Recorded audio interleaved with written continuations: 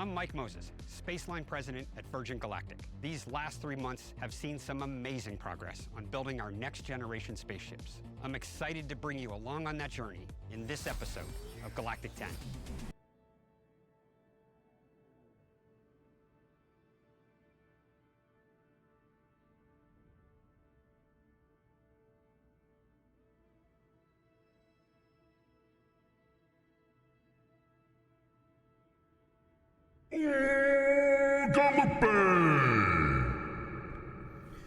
So, Onka, how long did you mess around with KSA last night?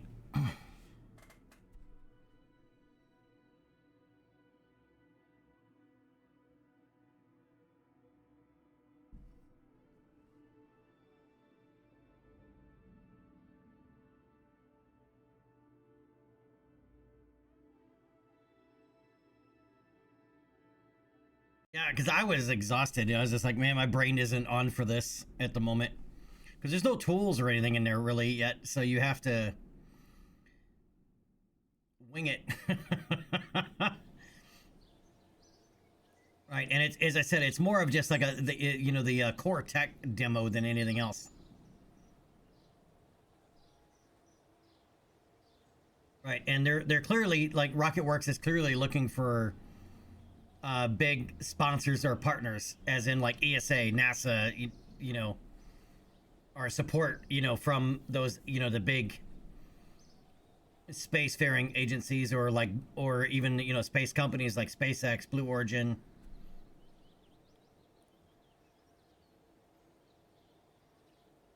Which would be huge. I mean, it would be awesome to also see some of those guys get involved. You know, like ULA, whatnot.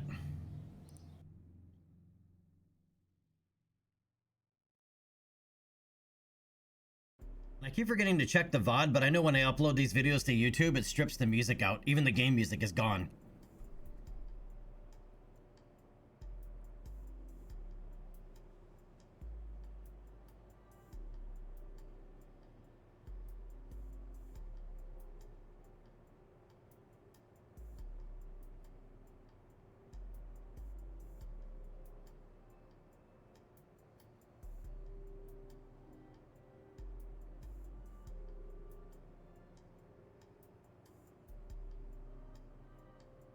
Now, let's go ahead and get started here. All right, welcome back for episode 9 of our UnKerbaled Start Career. And yes, I know these episodes have been coming out quite fast. A few people have let me know. But that's because next week there's a lot going on with Star Citizen. So we'll slow down a little bit. In fact, tomorrow we'll probably do... Well, actually, no. Tomorrow will be episode 10. I want to get 10 episodes out and then slow down. Centurion, what's going on? Well, as I said, I wanted to get the first 10 out because I know next week, or the next 2 weeks, Star Citizen's going to be a big distraction, right, from playing Kerbal. And now we have to, you know, we have KSA to look at and mess around with a little bit. Maybe we'll do that tomorrow and then do, well, because I don't know if there's enough there for KSA to fill a stream. Right, and a lot of it doesn't matter anyway, because it's they're going to build out a fictional a fictional star system, right? Currently it's our current solar system because it's easy to grab data, publicly available data, but it's not going to stay with it.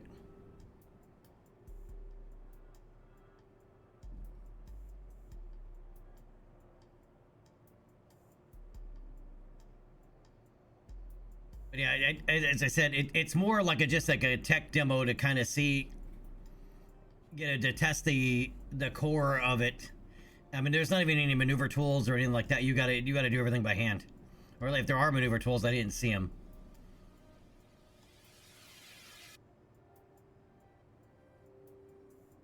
Yeah, Centurion, you're not the only one. It's Galen said something, and a couple of other people have sent me a message saying, "Hey, slow down. I can't keep up."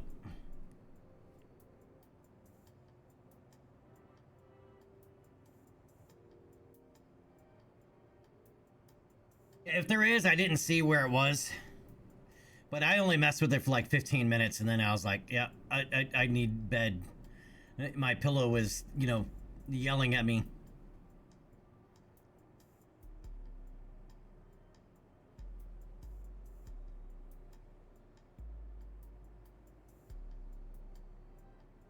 Centurion, like in KSP, the maneuver planner, you know, the maneuver tool,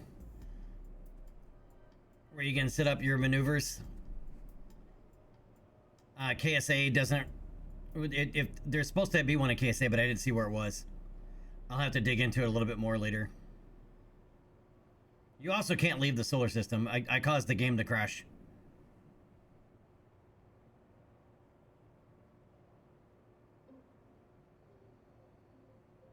Yes, where you have the little ball, you move the little arrows around. That's the maneuver tool, right? It plans. It's your maneuver planner.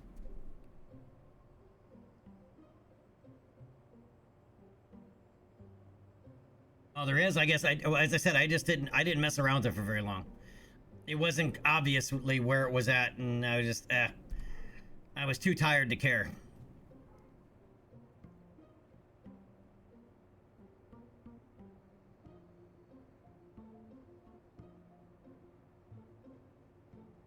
MGB, there's already mods for it. That being said, I would be careful about how much time you put into modding it this early on. And if you're just making parts, it's not ready because there's no part editor yet. But yeah, there are already mods for it. I haven't looked at them, but I know one of the developers has already made some mods on the side for it.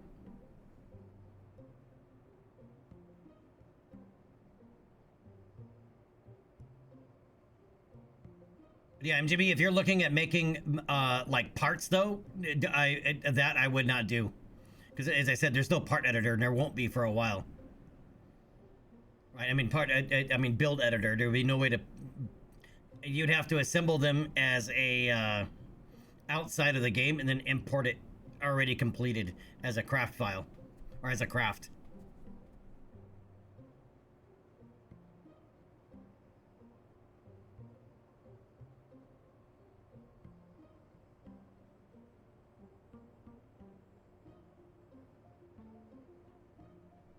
And even the UI is not all there. It's not all there yet.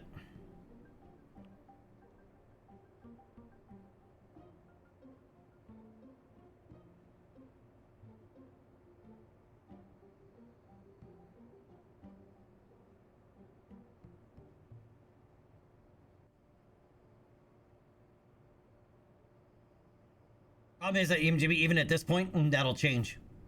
What it is today won't be what it is, 6 months from now.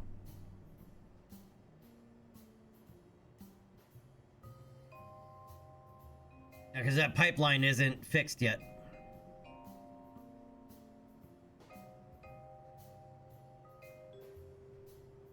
I mean, it won't. I'm sure it won't change staggeringly. Well, I mean, I could be wrong in that, but the details are likely to change.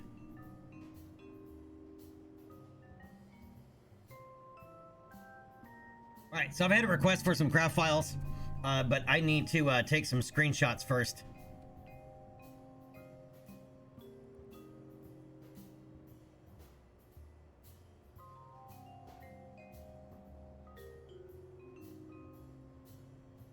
I don't need that up. I need this. That'll work for a top-down shot.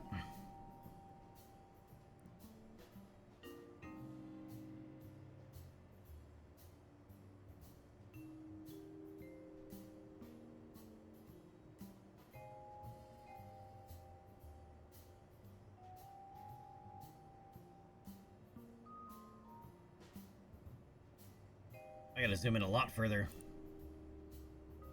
The distance marker here is useless when you start moving the vehicle around.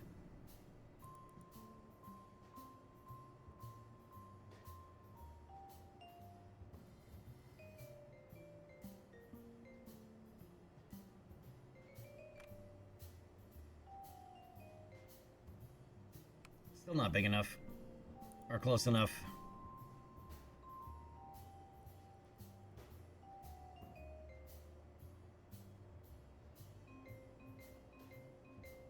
Alright, let's try 12. 12 works. Okay.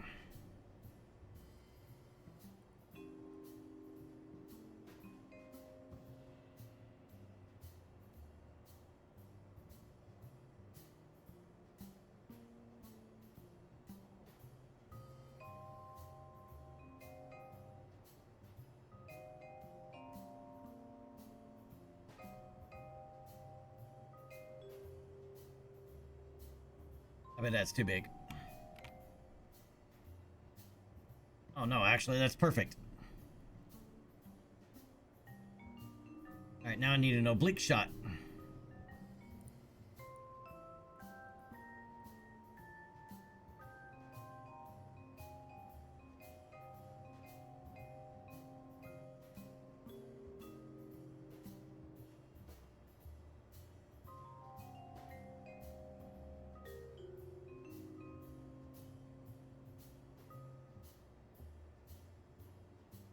I'm not even sure what total resources are in KSA just yet. Obviously, there's fuel of some type or propellant, but I think it's just literally propellant.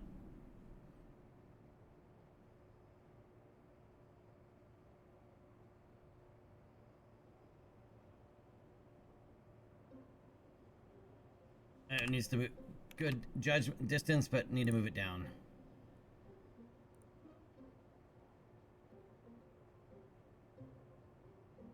All right, that'll work.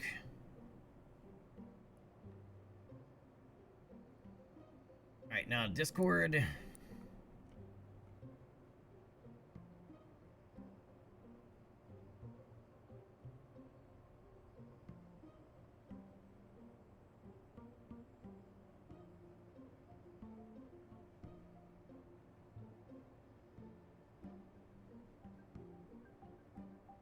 The craft file.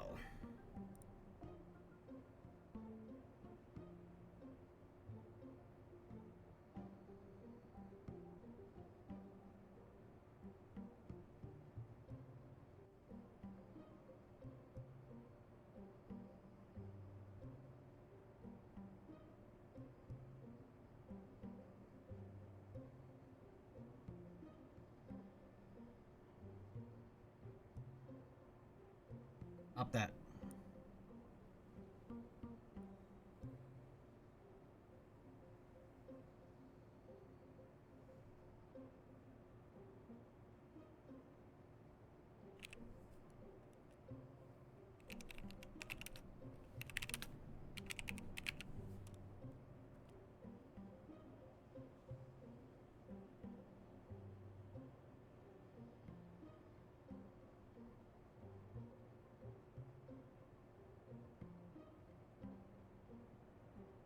All right, so what that does is this. It takes screenshots like this. Societies, what's up, buddy? How you doing, man? All right, but it allows you to make screenshots like this.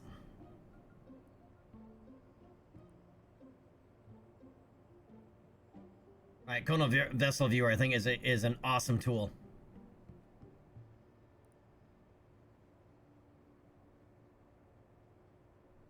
All right, now I got to do this again with the other one.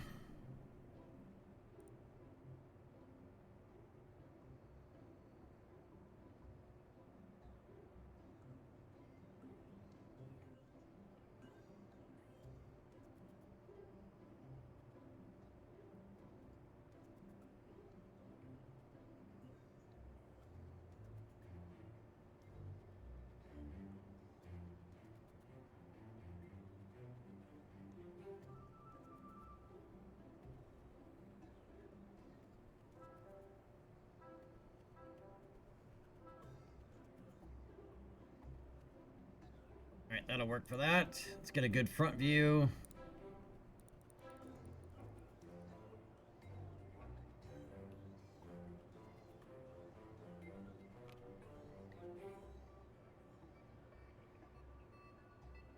All right, we can zoom in a little bit more.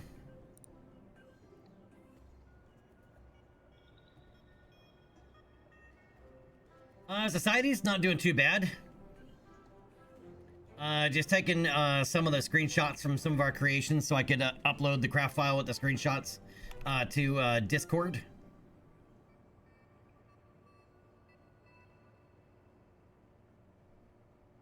All right, slightly closer.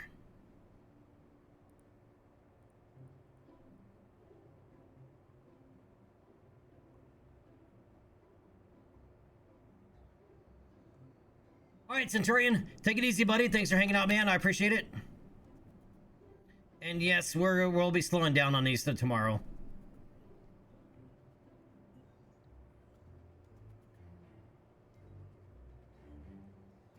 So what are you up to, societies? How is life? Or what are you doing today? I already asked you how you're doing.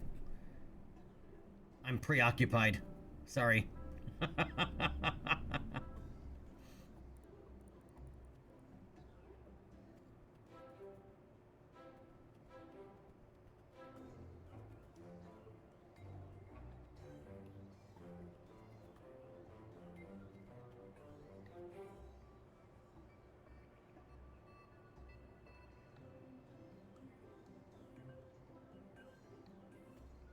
Perfect. Okay, so I have the side, the front, and the oblique. I just need the top.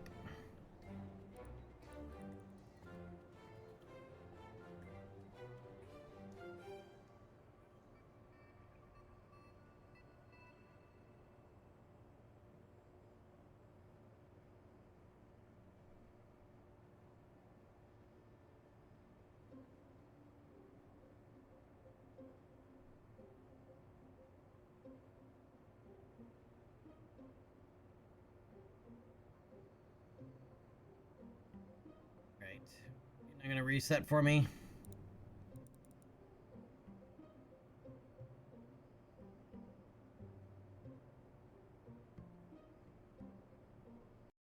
I needed to reset. Let's exit out of the editor here real quick. I'm wearing my easily distracted by airplanes t-shirt. Dude, I should actually do some t-shirts again at some point. And that is actually a good logo, right? Is easily distracted by airplanes. Rocketology, easily distracted by airplanes.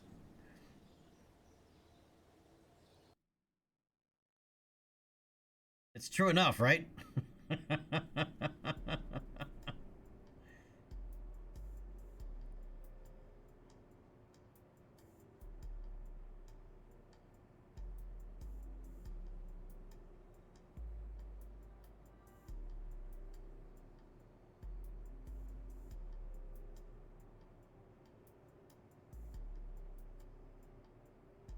There we go. I just needed to reset the editor.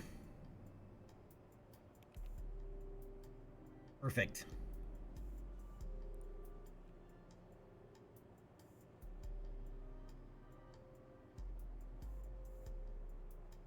And that is not what I said to do, but all right.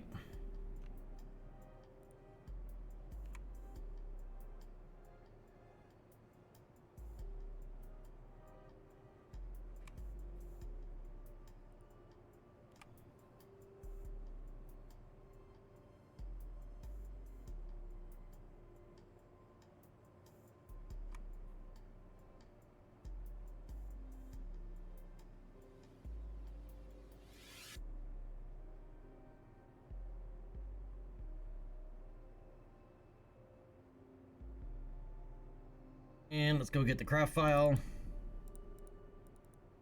No, I don't want to rename you. I just want you to open.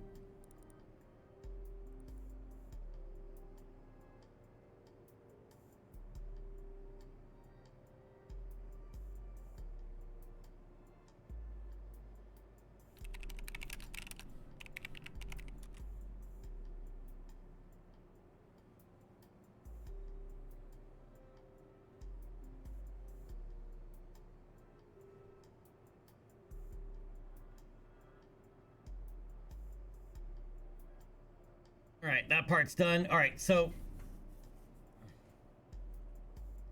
I did that. Yeah, that's a good idea, dude. I need to do that.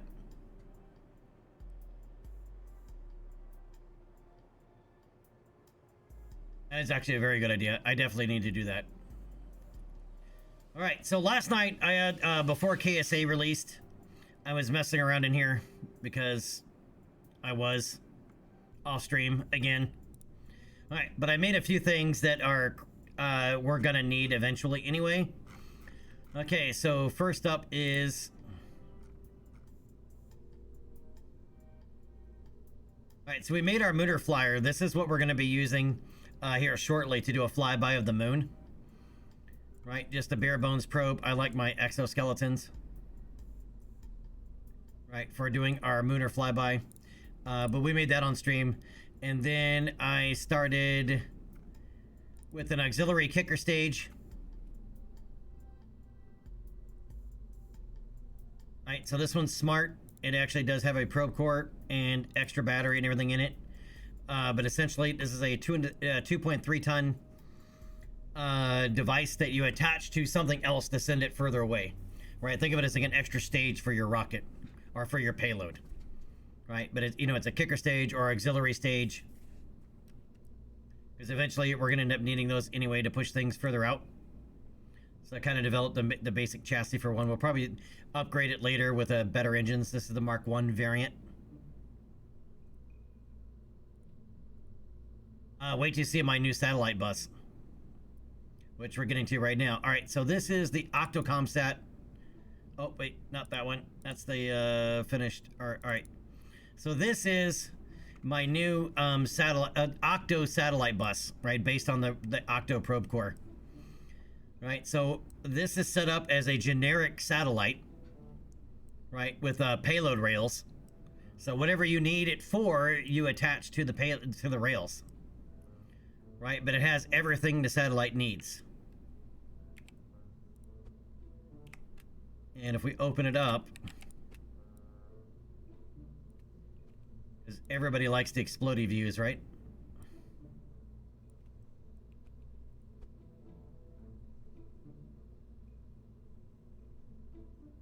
Right, you'll see it's got all of its fuel, RCS. I left the reaction wheel at 10%. Plenty of battery. In a temperature gauge just for, whatever science you may need around there.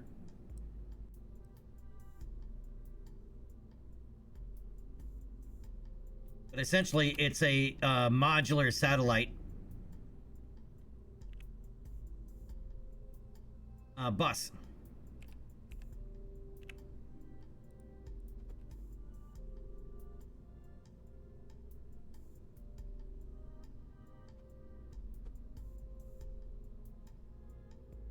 I don't know why I'm doing that. I don't need it.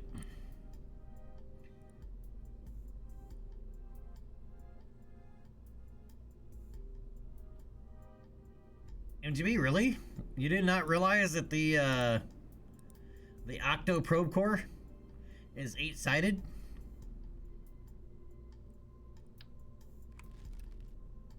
It's kind of surprising.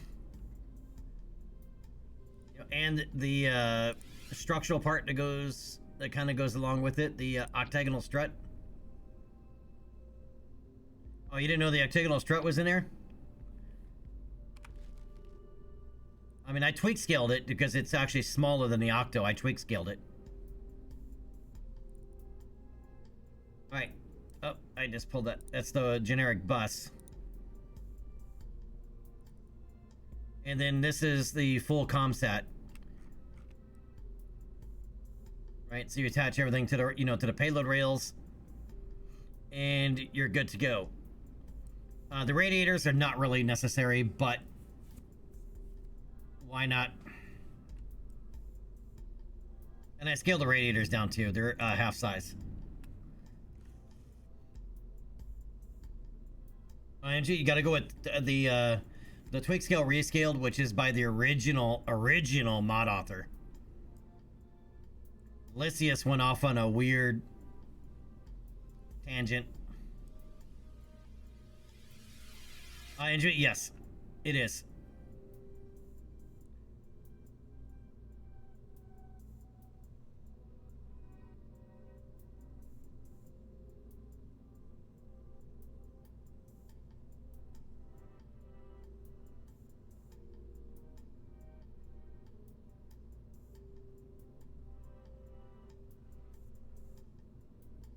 J-Speed, you seem to have done some research on the subject. Your nickname when you were a teenager didn't happen to be Octopus, was it?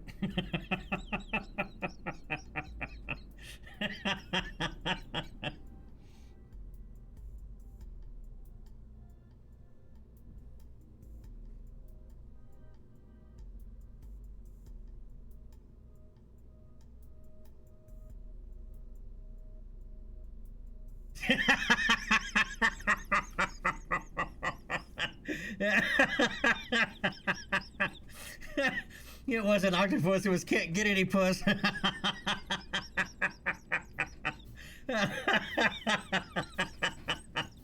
Oh.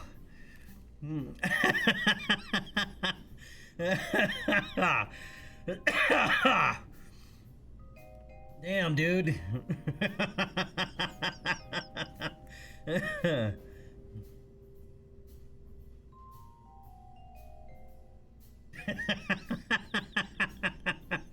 I can't stop laughing now.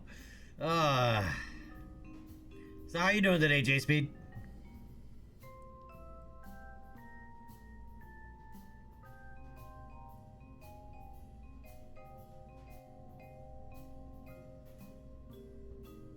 So later on, as we unlock different probe cores, you know, more advanced probe cores, my modular satellite idea, and I've done this something similar to this before, we'll change to where we'll actually, you know, even the fuel segment will be modular, so you can decide how much fuel you want to put on, so that way everything's already pre-built. You can just slap it together, you know, add what you need, and then send it. So we're going to use this to replace our our crappy ComSat that I put up earlier. Right, that's in the orbit that I don't want it in. I mean, it's in a geostationary orbit. It's just not where I want it. And we can't move it because it doesn't have any fuel left.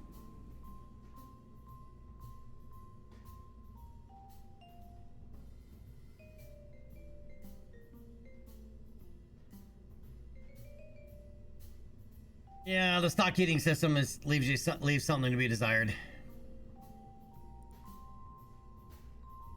All right, what else did I build? I built something else.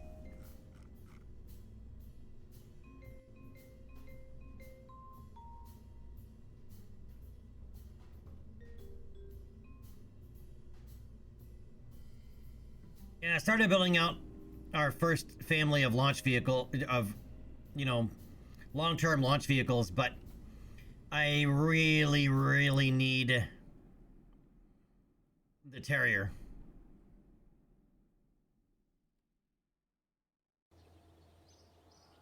Ah, no worries, Chief. The 3 Bravo is in there too.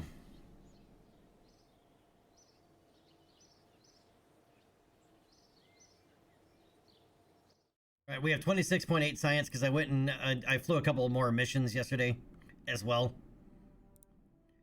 Right, but I really want the Terrier. The Spark also very nice, but more. So I need the Terrier. It's got a very good vacuum thrust to weight, and with a nice form factor. Right, the Pug doesn't have a good form factor. Right, with those little bulbous tanks. So we would need to go get 60. You know, almost 64 science. Chief, I made the beta because the alpha's engines will hit if you land in the wild. Unless the terrain is perfectly flat, the engines are going to hit.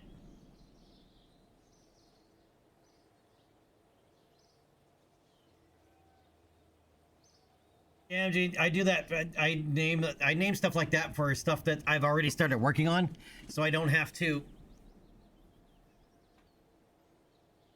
you know, redo it, or, you know, I don't want to completely abandon it or redo it. It makes sense. But I'll end up with, at some point I'll end up with Finish Me 1, Finish Me 2, Finish Me 3.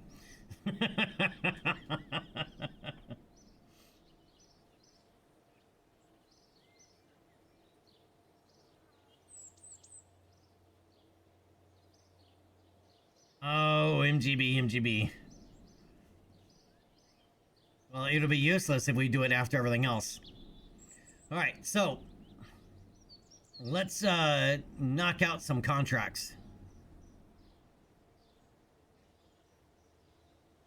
Chief, the Alpha will take off on its own. All you have to do is hit the throttle and don't touch anything. It'll take off on its own.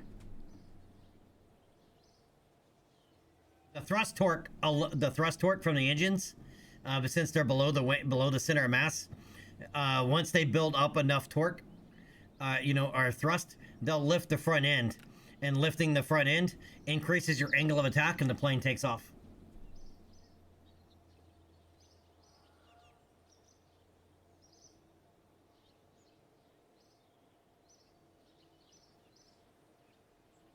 Okay, so we have a contract to get a whole bunch of different sites for the Badlands.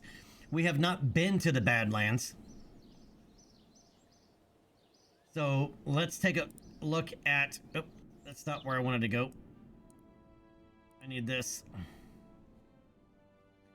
All right, so let's open up the biome map.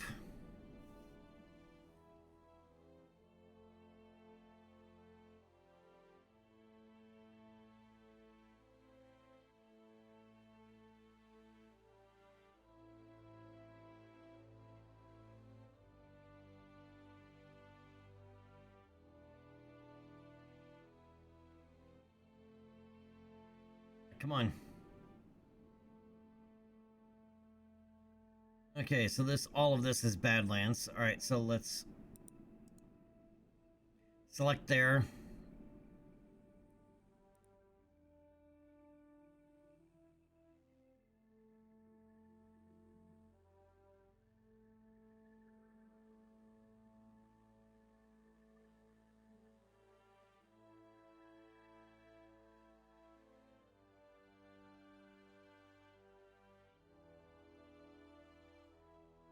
Are you not making a waypoint for me?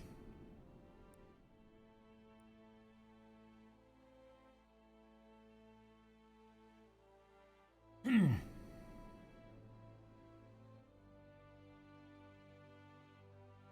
right, well, because I wanted to come in here to see where that waypoint actually is, to see if we have an air base that's close enough nearby, because we have not been to the Badlands biome at all.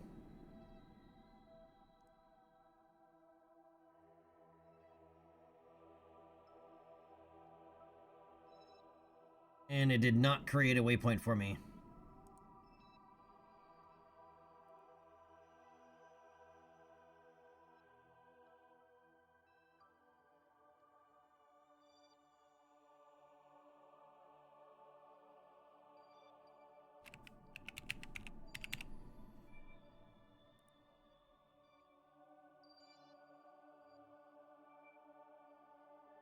There we go.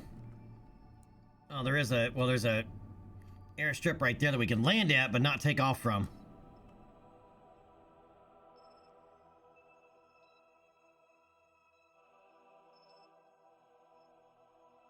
I think TSC 9 is already open. No, it is not. Is it the other one? 27?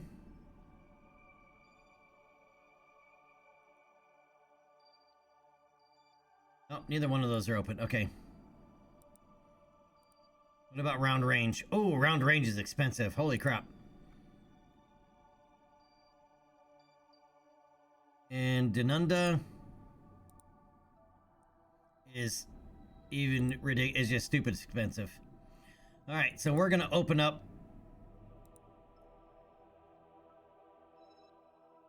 Interesting that you have to open up the runway separately, but all right.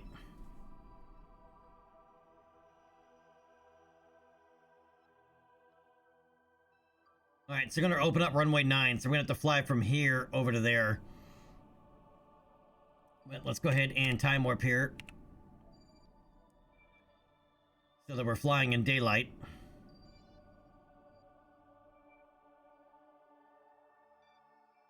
Hinkloff, it just looks like it. There's technically only 3. No, there's 4. There's 4. There's our first satellite that we launched up for our first orbit. There's the 2 ScanSat satellites. And then there is the our first ComSat in geostationary orbit that I want to get rid of, because it's not where I want it. And the colored lines, yeah, are available contracts that we haven't taken.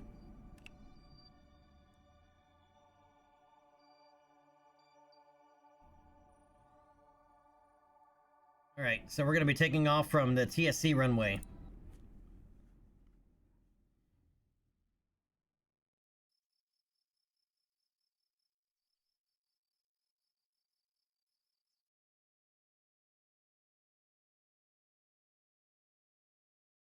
Yeah, Hinkloff, don't worry. Eventually, we'll end up with all kinds of shit in space.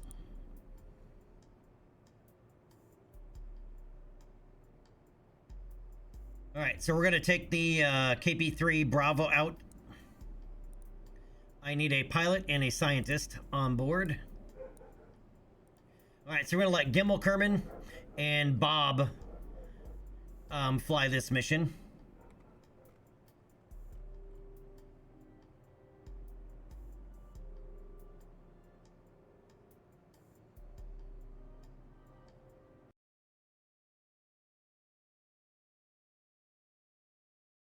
Hinkloff, for the most part, if the way comms work in Kerbal, geostationary, or what we call geostationary, but geo is literally Earth. So Keo meaning Kerbin, stationary orbit. I like to put my first satellite directly over the KSC. And so if you're not familiar with what a geostation or a geo or geostationary orbit is, it means that the orbital period, how long it takes that vessel to complete an orbit, is the same as the rotation of the planet, right? So essentially, it stays over the same spot of the planet the entire time, right? And a geostationary orbit is always at 0 degree inclination, just so you're aware, right? Because you can have geosynchronous, which just means the orbital period matches the rotational period of the body, right? But you can have an inclination. But geostationary is always 0 degrees inclination. Just a small little detail there. So when I say like literally over the top of Kerbin, it is literally over the top of Kerbin. It'll stay straight above it into perpetuity.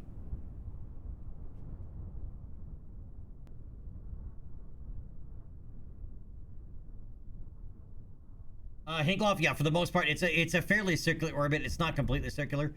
Just so you're aware, in game you can get perfectly circular. In real life, it's not an option. You might be perfectly circular for 1 or 2 orbits, but after that, different gravities, the solar wind, everything affects it. So what's more important, though, is the orbital period. Right, you want that to be exact. Right, but your apoapsis and periapsis will be they'll be very close together. Right, most people try to match the exact altitude, and they're missing the point. Orbital period is what matters. No, these aren't Lagrange points. Lagrange points are way further out. Kerbal doesn't have Lagrange points, at least not without mods. But Lagrange points are basically areas of space where the gravitational pull from different bodies cancels each other out. But geostationary is just an altitude, and for us, it's roughly, what is it, 36,000 kilometers? Altitude, I think, is what it is. Right, so we put satellites up there all the time for that kind of stuff. Weather satellites are always done at that altitude, as an example, because they're always staying there. You can keep them in the sun. You can put a satellite where it's always sun synchronous, where it's always looking at the daylight side of the planet, or always at the nighttime side of the planet.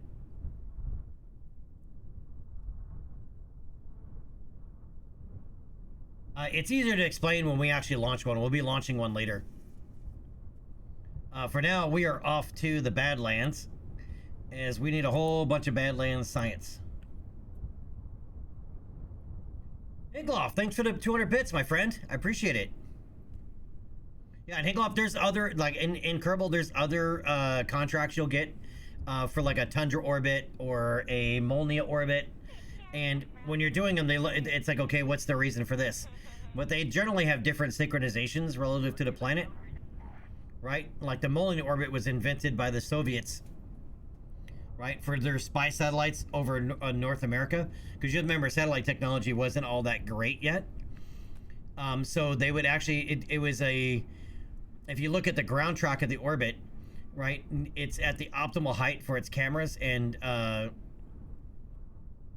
other spy equipment, you know, like listening to radio waves, all that stuff, right, directly over the United States when the US is awake. And then at night, right, it would be at a much lower altitude, right, to be able to burst transmit all the data over Moscow, right? So it's perigee would be like over Moscow, for example, right? And then its apoapsis, or apogee would be over the U.S. with whatever site they were doing, and so it's on that synchronization all the time. But that's a Molniya orbit, and you need a high inclination for a Molniya orbit. And then he also came up with the Tundra orbit, which is a little bit different. And they make more sense when you can see their ground track, which you can't do in stock Kerbal, right? You need something like ScanSat to give you this map. Right, so with this map, I can actually see the ground track, right, of the satellite. There's a tool in here to be able to see it. I gotta move this over. It's not what I wanted. Where is...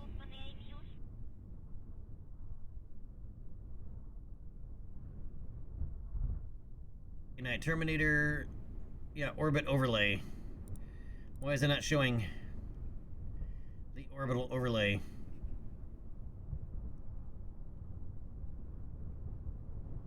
Well, normally you can actually see the ground track of the satellite, so you can see how it's passing over the ground, right? And you'll see that they got Tundra orbit and a Molniya orbit. They do like this figure 8. We don't have anything in that orbit, so I can't show you, but they'll be doing like a figure 8 is what it'll look like on the ground track. And at one side, it'll be low altitude, and the other side will be high altitude. Anyway.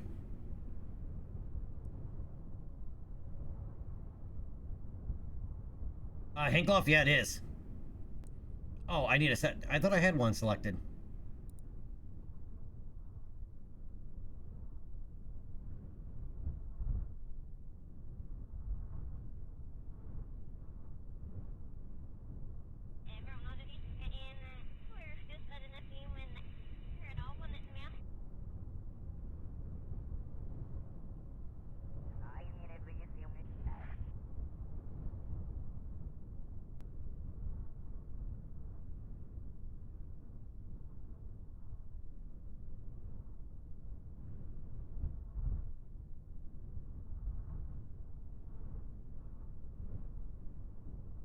I didn't realize you'd have different... I don't even think I've ever messed around with the different projections.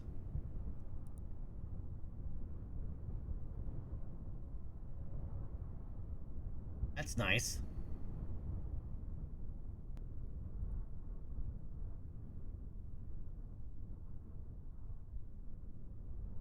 Oh, yeah, that's right. Okay, I have to be... Yes. I have to be in control of that satellite. Yes. All right, so if you're in control of that satellite... then you can see their ground track. And a lot of times, what they're doing makes a lot more sense when you can see their ground track. Alright, we seem to be slowly drifting off to the side here.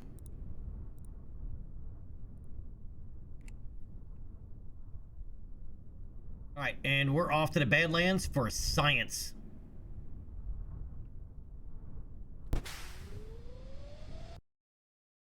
That's gonna be loud. We're gonna turn that down.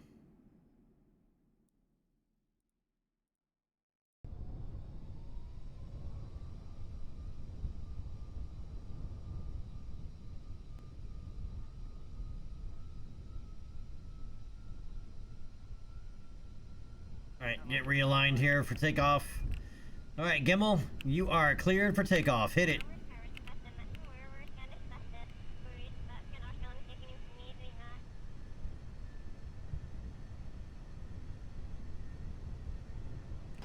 Alright, positive rate, gear coming up.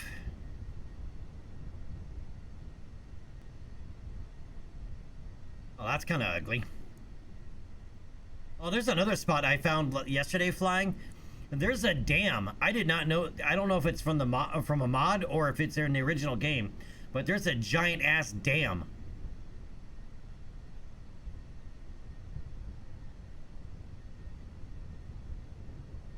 In fact, there's a air base right next to it.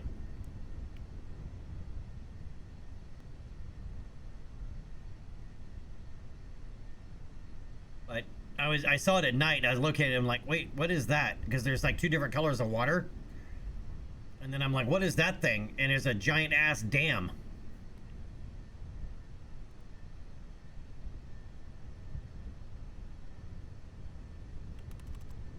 All right, I'm gonna go ahead and set up autopilot here.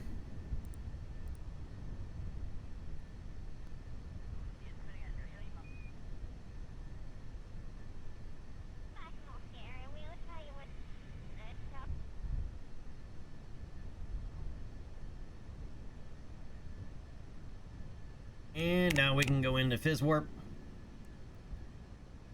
We climb up above the clouds.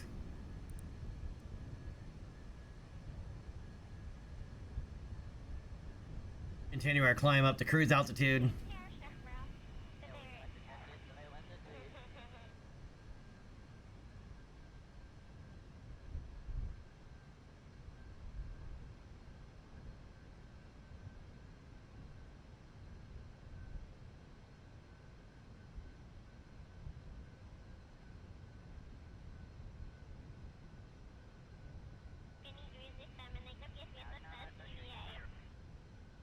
All right, now our speed will come up.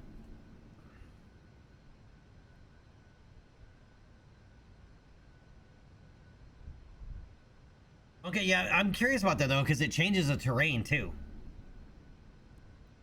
Right, there's like a reservoir on one side and then a river starting from the base of the dam. I wanted to go see it in the daytime because it was at nighttime when I was there.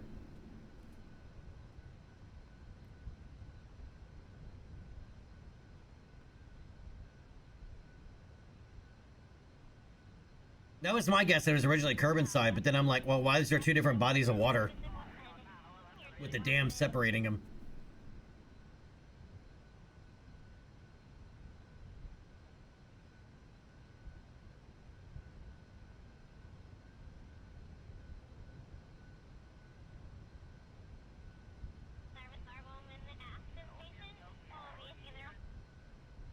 And Chief, the alpha version of this flies higher and faster. It can cruise at 10,000 meters at 500 knots.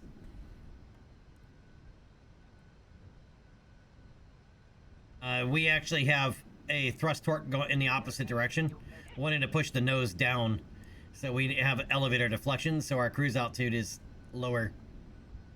And we get about 3.5 hours of flight time, where that one is like 5.5 hours. Or it's definitely over 5 hours of flight time.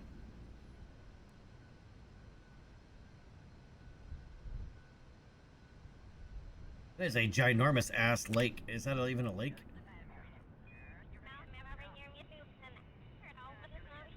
Oh, it's the ocean. Okay, it's a giant bay. Where is it? Is this a bay or is this the actual? I can't tell because of the cloud, right? Because this obviously spills out to the ocean, but I can't tell if this is an actual inlet, an actual lake. There is a little base over there. But that's the actual inlet. But this actually might be a lake.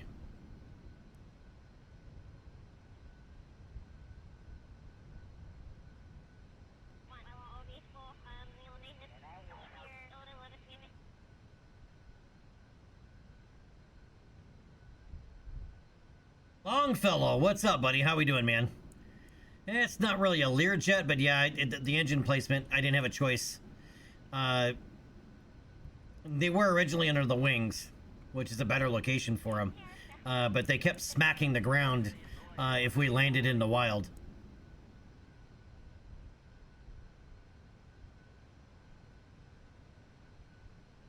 I had to get them up and away from the ground. So what's up, Longfellow? How you been, man?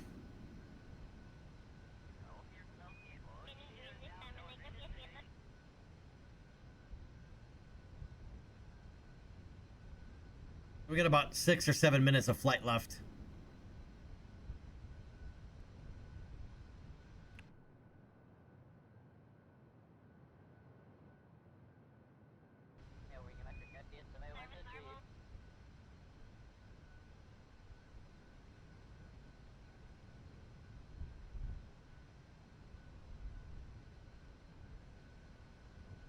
Like being able to see our Kerbals in there.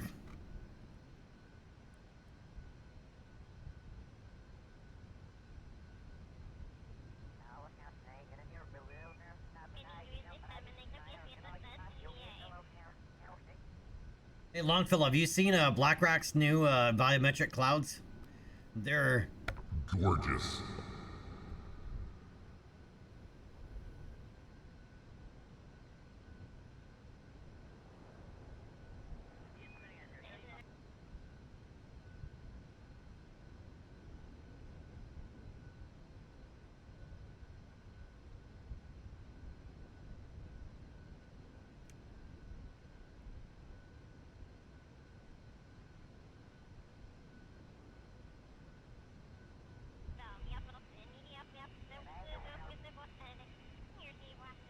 I haven't done a whole lot of flying on this side of the planet.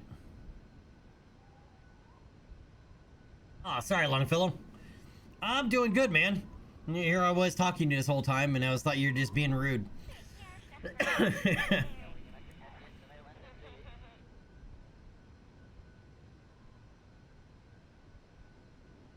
was asking, have you seen BlackRock's incredible volumetric clouds?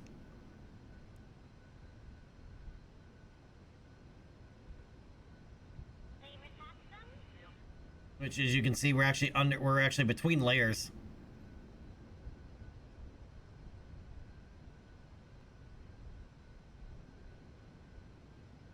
I'm just giving you a hard time, you know that. So how you been, man? I haven't seen you in a hot minute.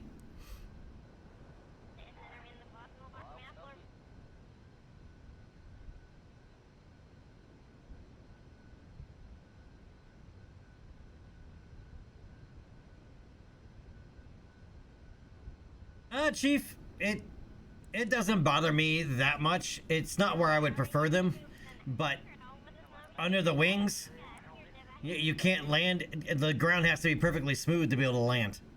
Otherwise, when the plane bounces around a little bit on landing, right, and wobbles, especially in the wild, the engines hit.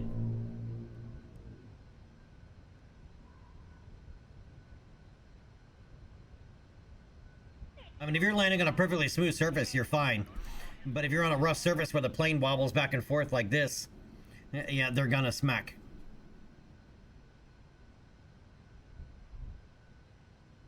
Cheap, no. Can't put them above the wings. Well, technically it's Kerbal. Yes, you could. In real life, there's issues with that.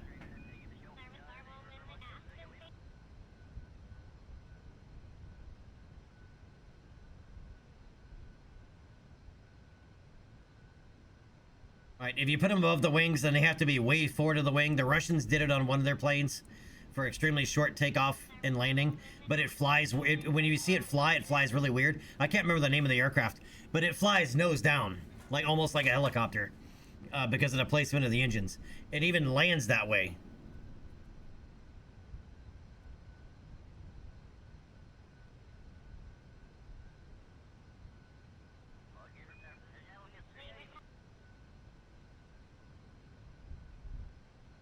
Longfellow, yeah, it is.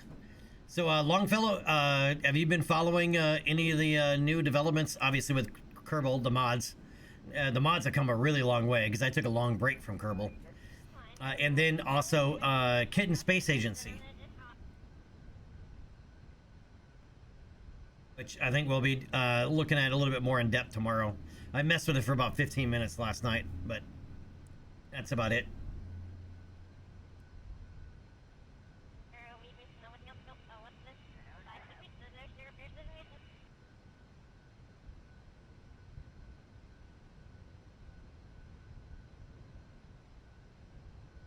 All right, so this waypoint is just a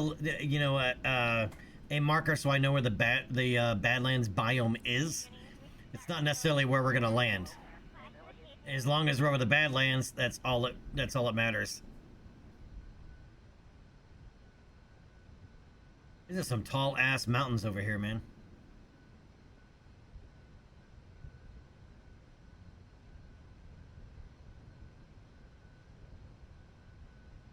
All right, bring us down to 3,000 meters.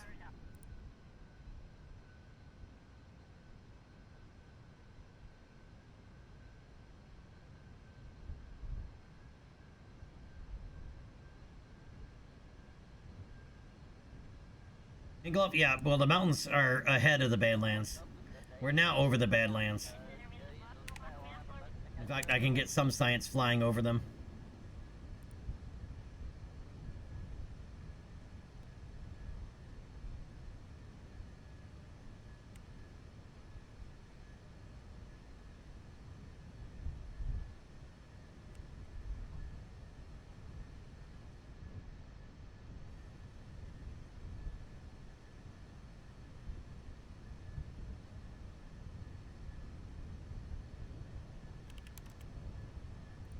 Alright, let's drop down to 1800.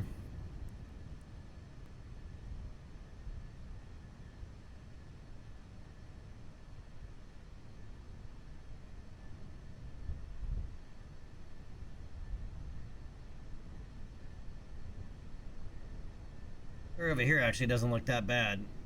Alright.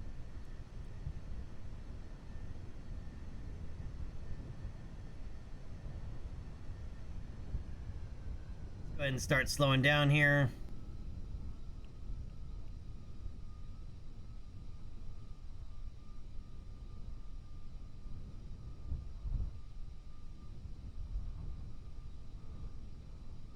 A big brake turn.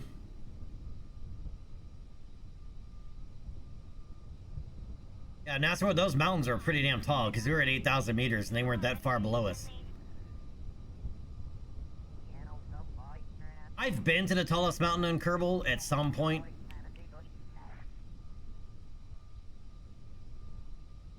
I just don't remember where it is. Alright, gear down, flaps down.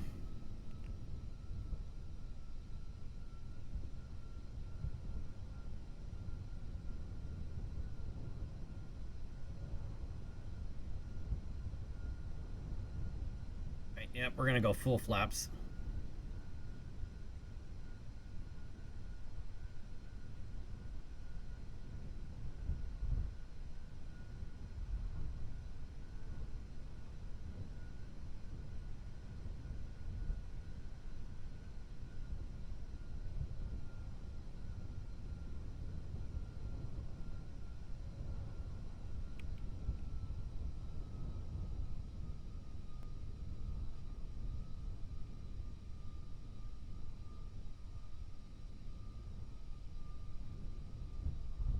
And stop it. Yeah, that little wobble like that on the alpha version, the engines are guaranteed to hit the ground.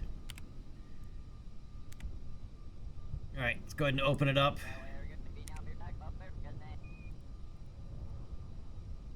Get all the science.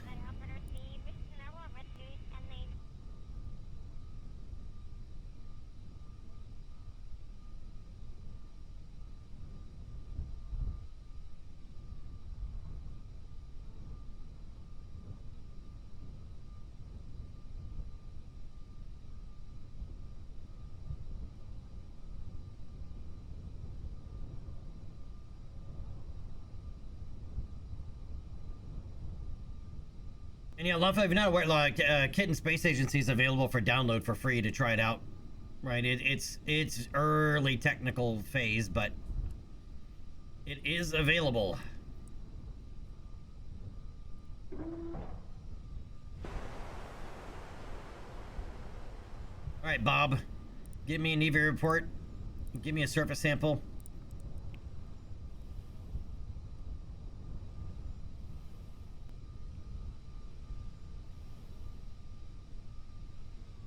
All right, store that. Oh, don't push the plane around, dude. All right, take another surface sample.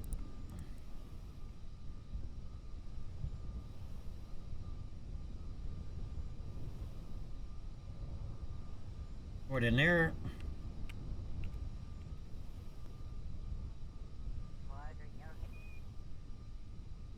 Let's plant a flag. Let the world know that Bob was here.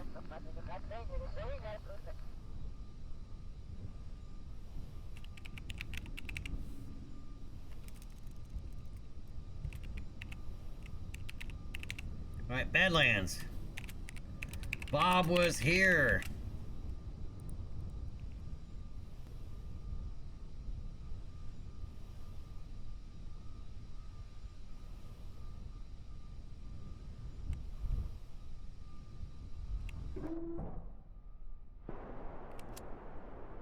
All right, Bob's all back and buckled in. All right, let's close that up. Oh, there's an airport right here. We can fly, but we don't have to make that big old long flight. We can land right here. It's just, I can land at these, but I can't take off from them. Or I can't spawn. Correction, I cannot spawn in at them. That's only 28 kilometers away. Barely gonna have to take off.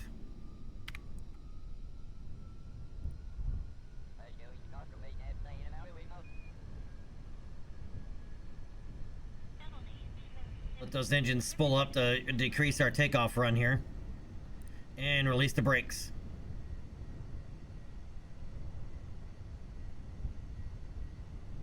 Yep, don't do that.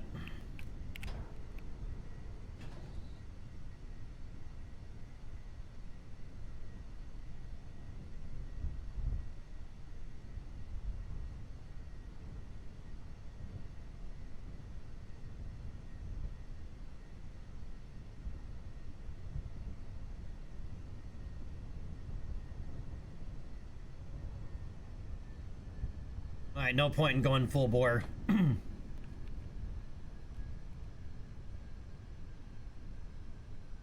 is gonna be a very short flight.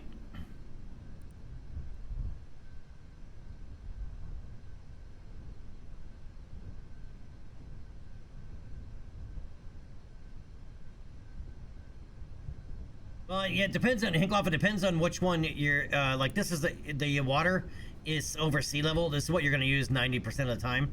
But if you're flying low, you're gonna want your radar altimeter, right? So you'll want to just hit the button to turn it so you see the mountain.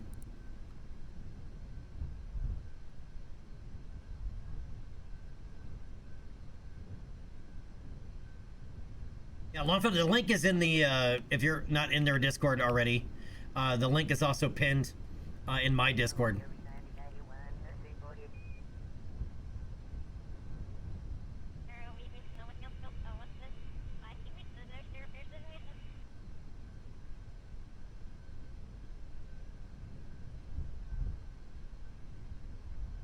All right, runway is in sight.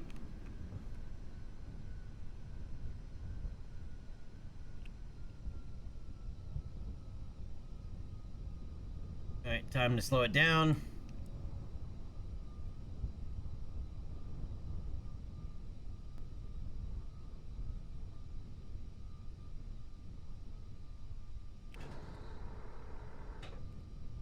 All right, gear down, flaps down.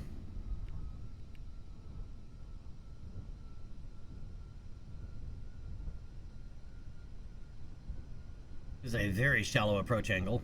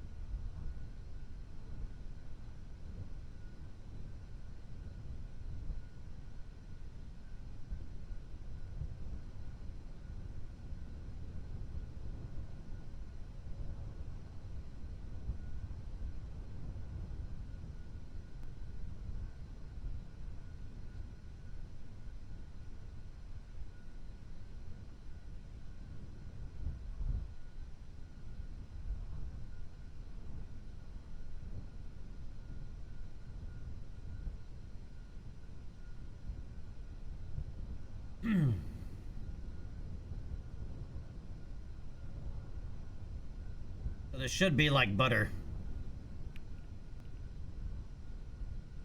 What the?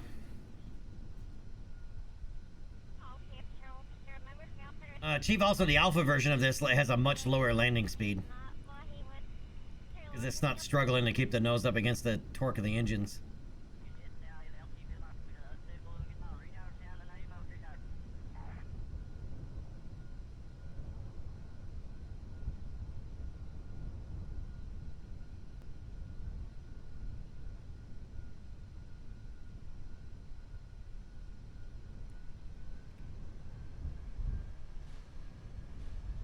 I forgot it does that on this one.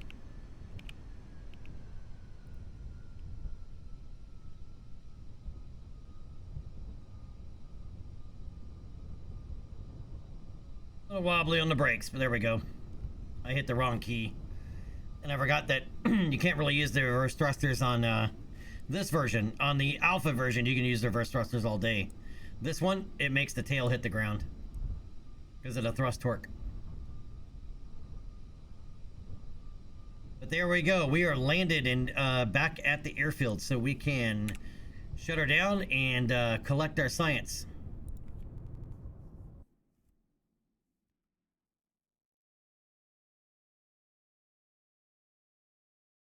Stretch my back out.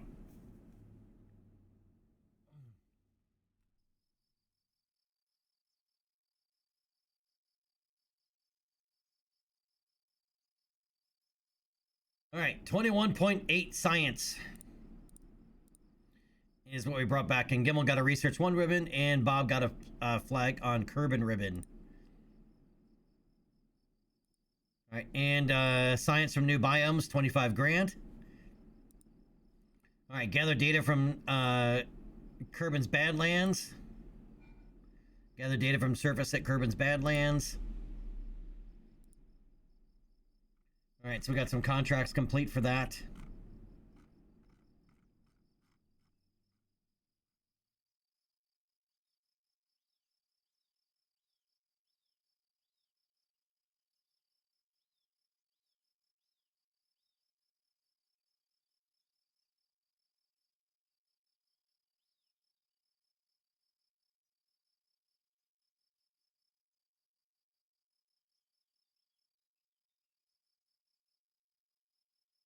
Oh, I forgot we have a reach the upper atmosphere crude contract. We technically have already done it once before. Actually, a while ago. But we can start the day, you know, the Kerbal day with that.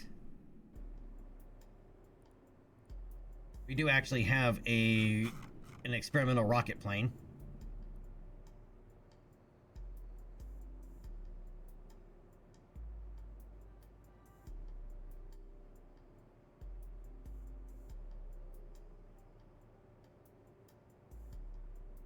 This one. All right, and we're not gonna need that fuel.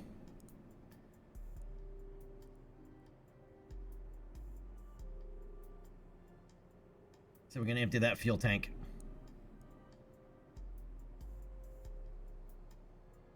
For this flight. Because we don't actually have to go somewhere to be able to do it. We can do it right here.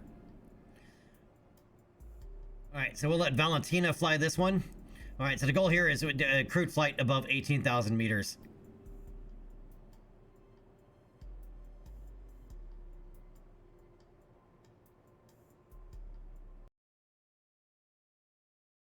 And then we just got to come back and land it.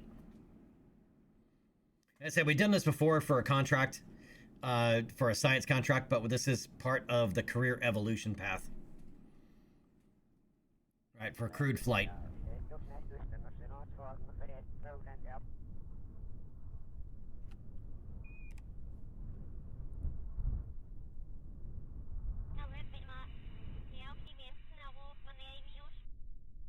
All right. Valentina is ready. Valentina, you are cleared for takeoff.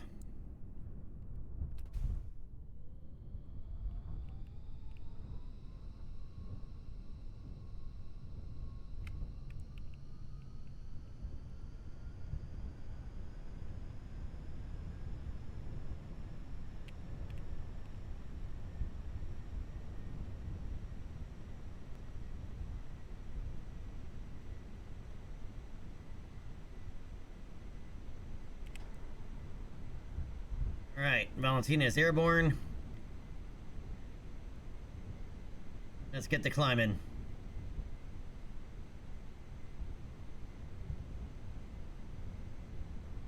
Right at the sun.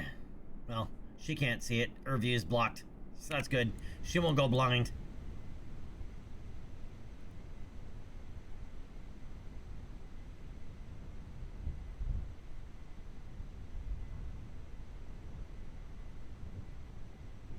Well, it is me, J-Speed. You know that, right?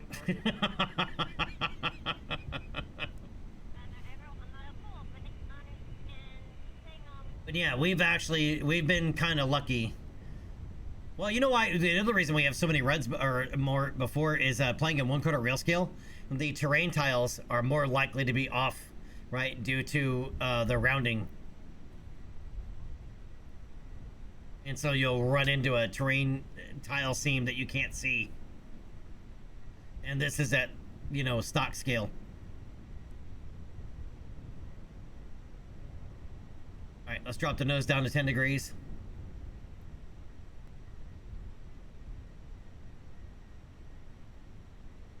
But on the other part, though, J-Speed, is I have plenty of practice now. You know, with building aircraft and landing them out in the wild and making sure they survive.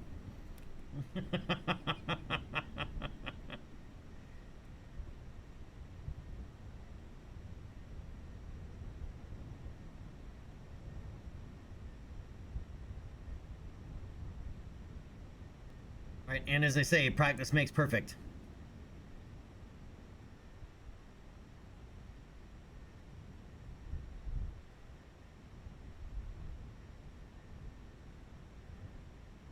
Don't need that waypoint anymore.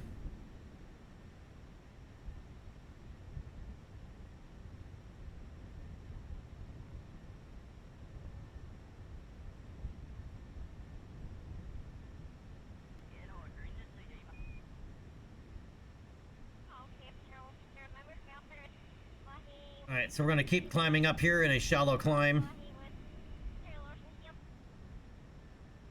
I'm going to go ahead and drop the nose to a 5-degree climb and begin a slight turn. We don't want to get too far from the KSC because we'll be landing back there.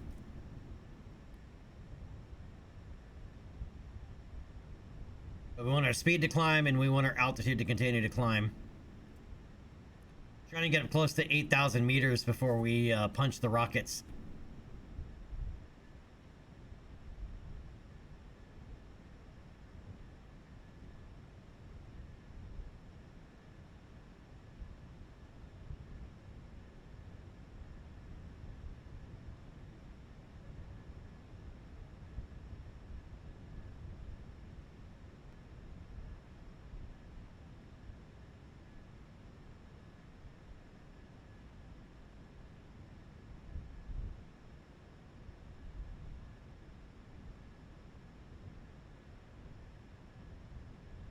Gonna do kind of a lazy turn.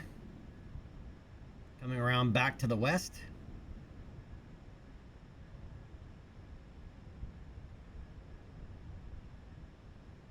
All right, coming up on 6,000 meters altitude.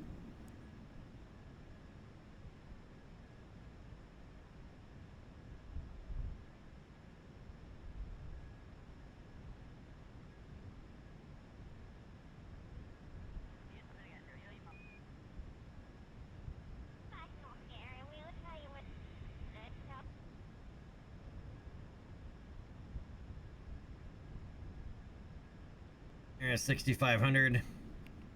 Drop the nose a little bit. As we want to keep accelerating. Even if it slows our climb down just a little bit.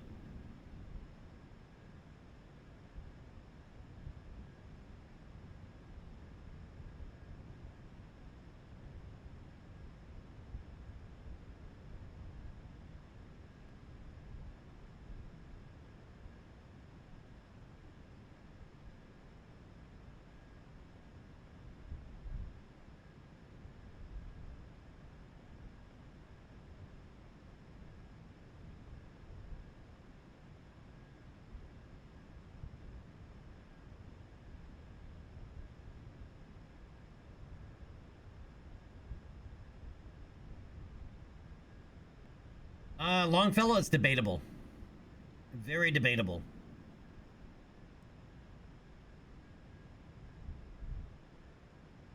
Would you feel better if I busted out the plane to do this? You remember the plane? I think everybody remembers the plane.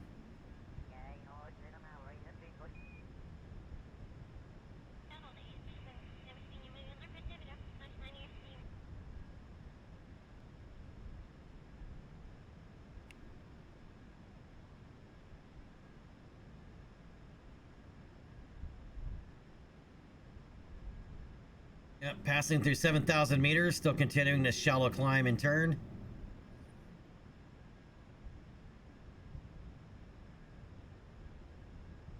Coming back over the top of the KSC. That looks so good, man.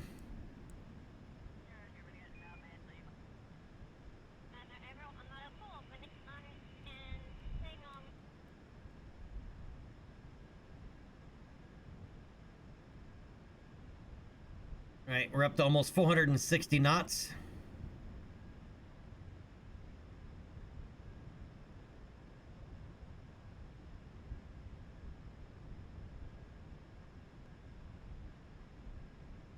Well, we're running on Junos. You know that, right? We're flying Junos.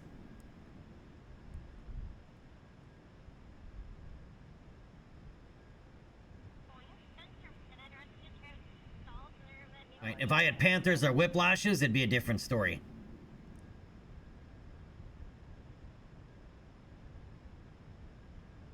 We're still a very early career. But this is the aircraft, the first air we went supersonic in.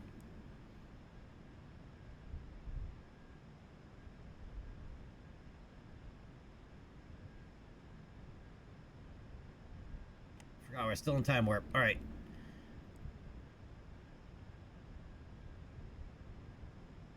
Put it back in a 5-degree climb.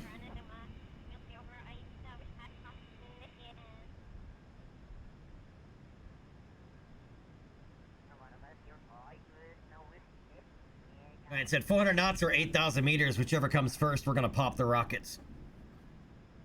And then pull up.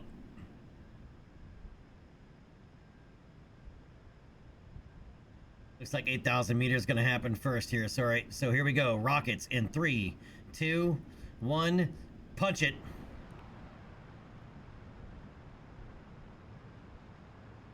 Bring it up to a 60-degree climb.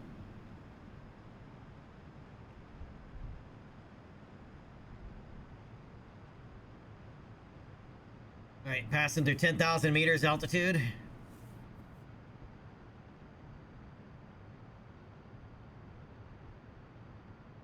There's 500 knots, passing through 12,000 meters.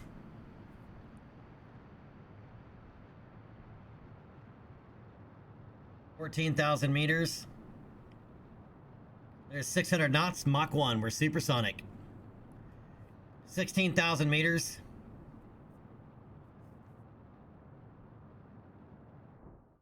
Nearly 700 knots. There's 18,000.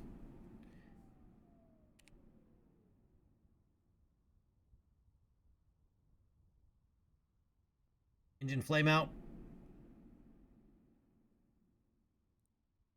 Really? I didn't have high altitude science before? I need a high altitude science plane.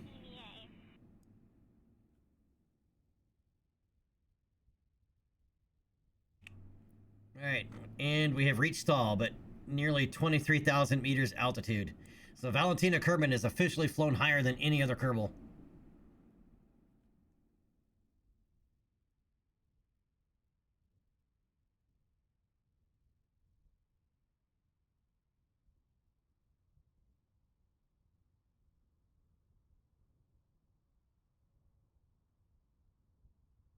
Why does this have monoprop on board?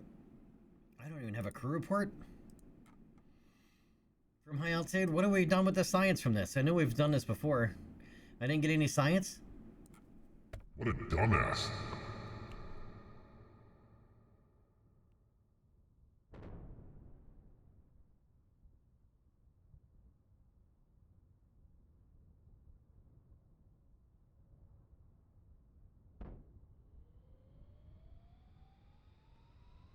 All right, engine restart.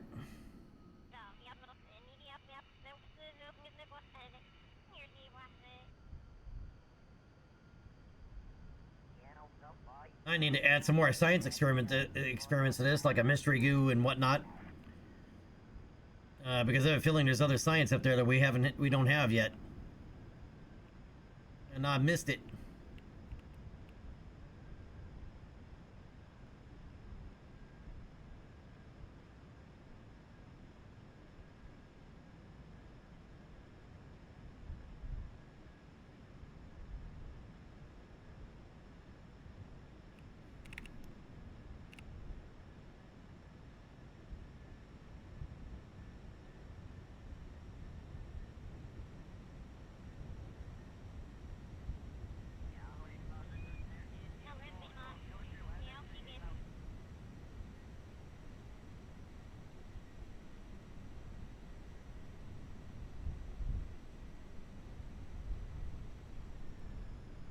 All right, throttling back. There's speed burn off here.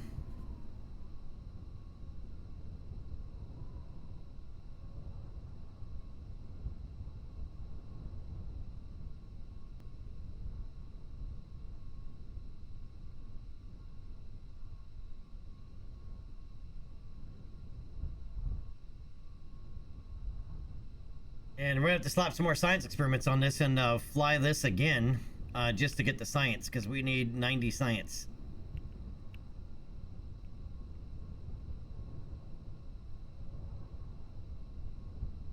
We got our good first stage engines. We need our good second stage engine.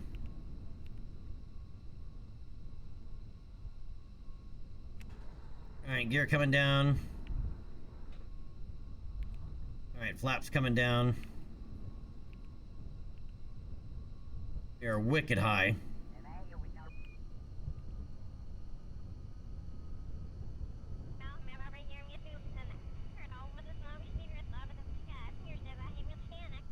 I'm going to lose a little altitude here for our approach.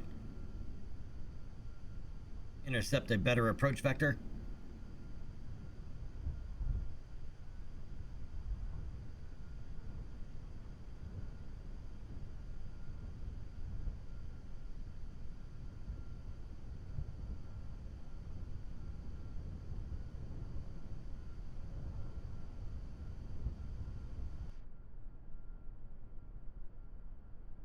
This would be really hard to land from this view.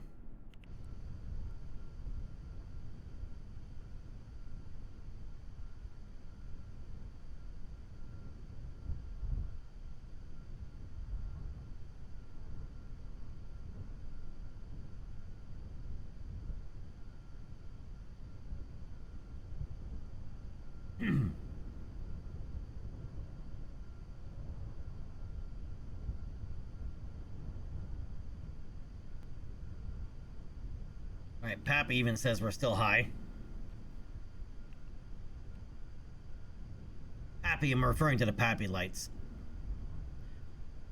But the Pappy lights always say we're too high.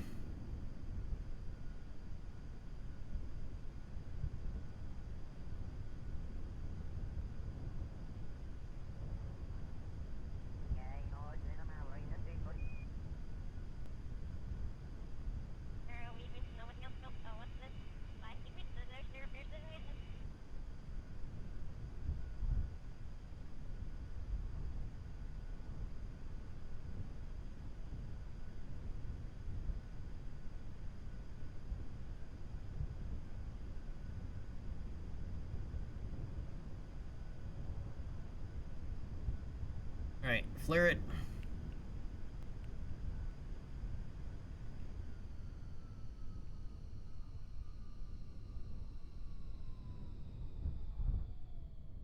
And we are down.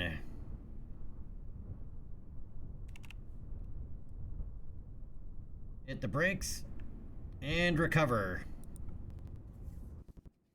Ouch! Ouch! Seriously? Ouch! What you talking about, Willis?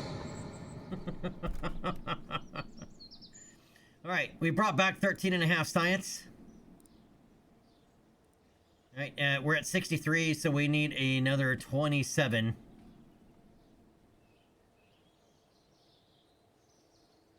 And that is contract complete to reach the upper atmosphere accrued. We got 1 extra science from that. But let's modify that airplane, because I think we can get more science. What's wrong with my landing, Maki? What was wrong with my landing? What did you not like about it? I had a sneeze. Okay.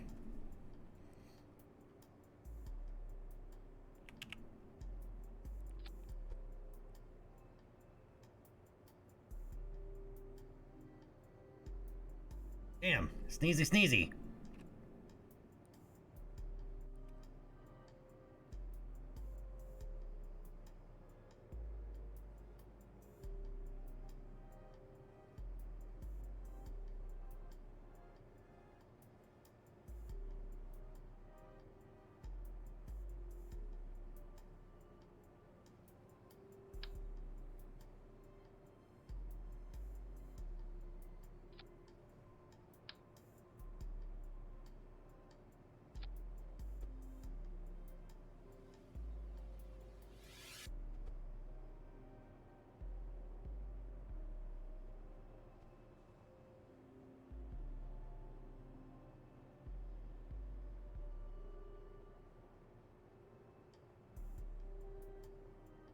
Nothing else to be had from up there.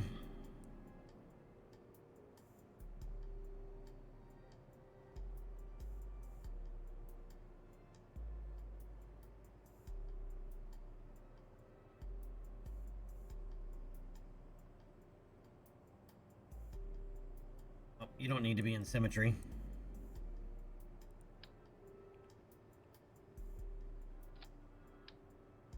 Or you.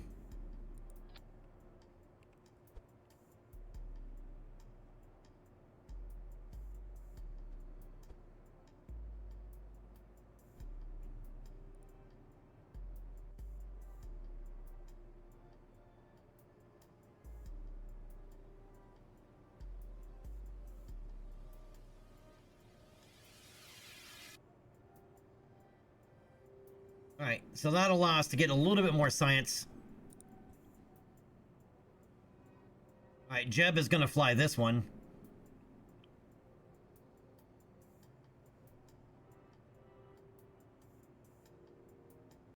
And we'll see if we can't get the altitude to trigger a little bit faster.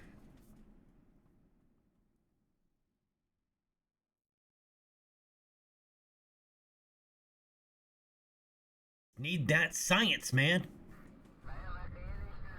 Always need more science.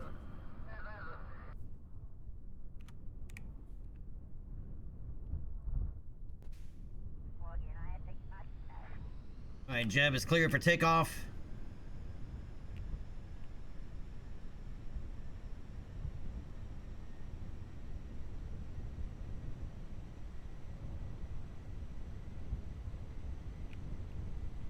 Rotate, and we're up.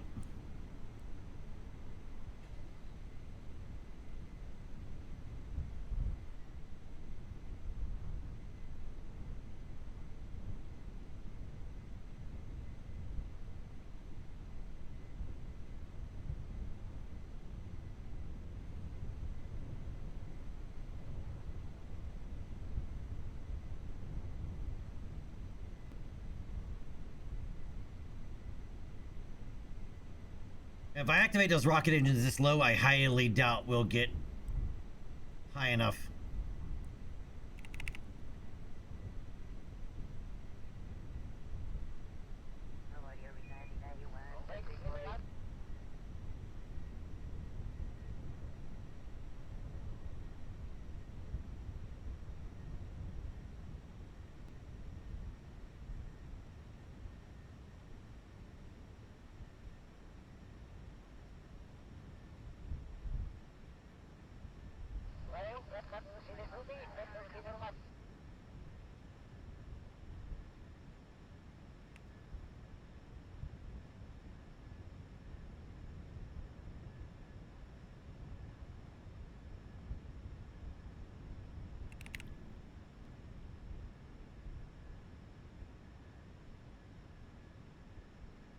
Alright, slight turn.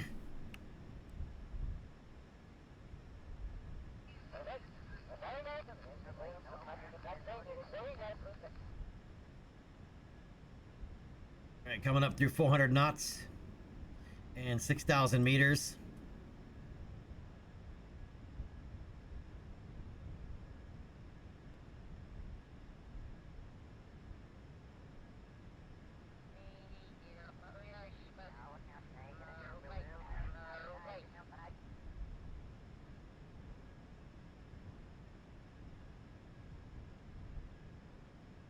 And we have a KSA flight. No, not a KSA. UnKerbaled Airlines, a TKA flight, to come over here and open up this airbase, this naval air station. All right, we're passing through 7,000 meters.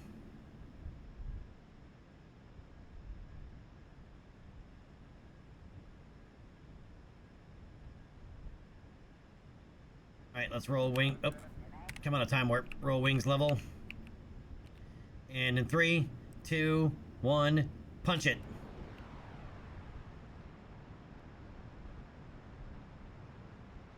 All right, 3.5 G pull to 60 degrees. Pitch and let her climb.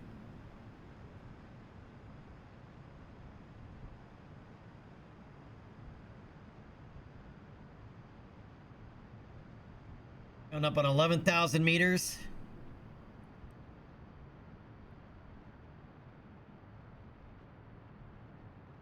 For 13. Mach 1. Jeb is supersonic. 16,000 meters. 17,000. We have engine flame out and shut down. Over 18,000, 19,000 meters. Did he break Val's record? Is he going to do it? I don't think he will. There's 20,000.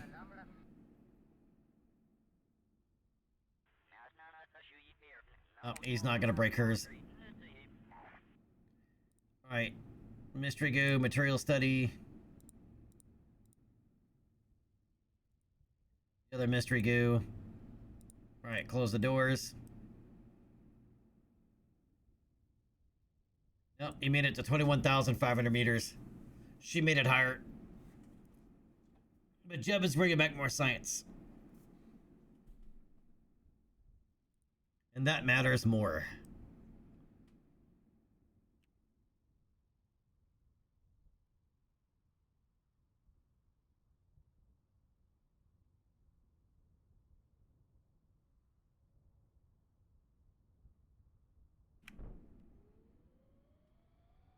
All right, engines restart. Jeb is still supersonic in this dive.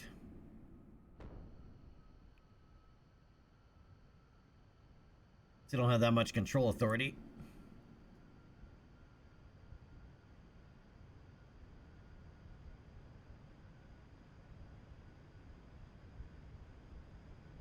All right, Jeb, overfly the Kola Naval Air Station.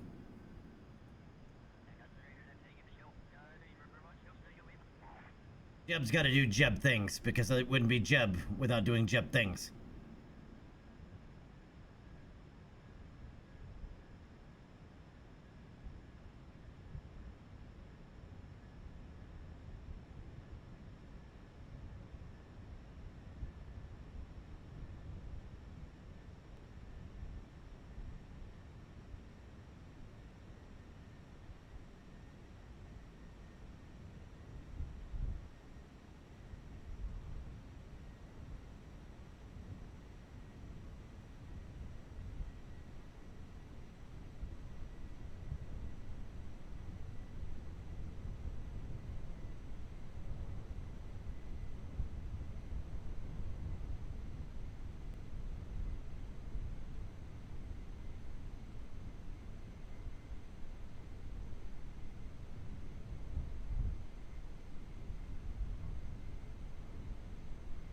Jeb coming in to buzz the tower.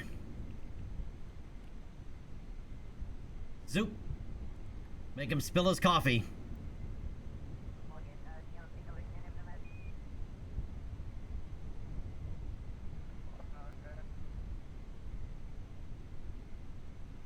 I want some butts. Hinkloff, no, that's from one of the mods. That base is from one of the mods. But there is an island airfield on the other, on this island over here that's in the vanilla game.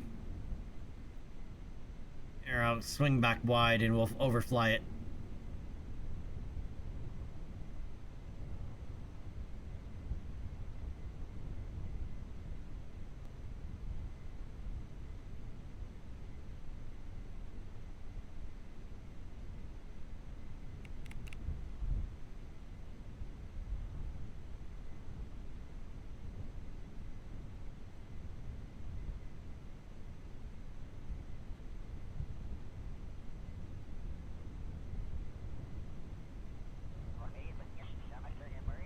Yeah, so that's from Curb Inside Remastered, that other bear base.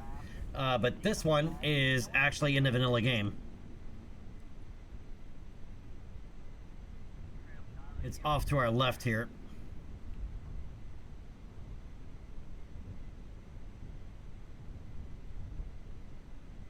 Right there.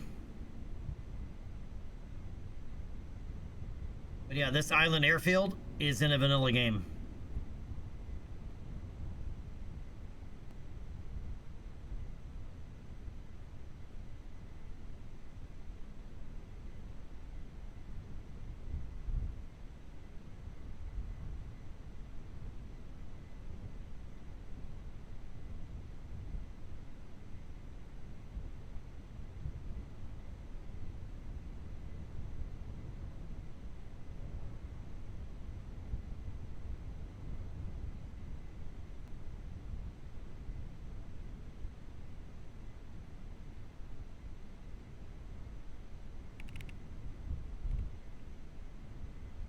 I forgot we designed this plane before we had auto struts. Nothing is auto strutted on this plane, so 4x fizz warp is a dangerous proposition.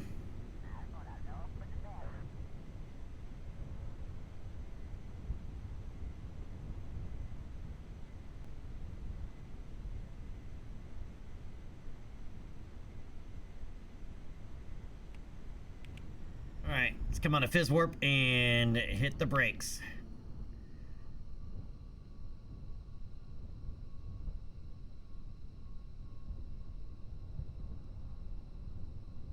All right, gear down, flaps down.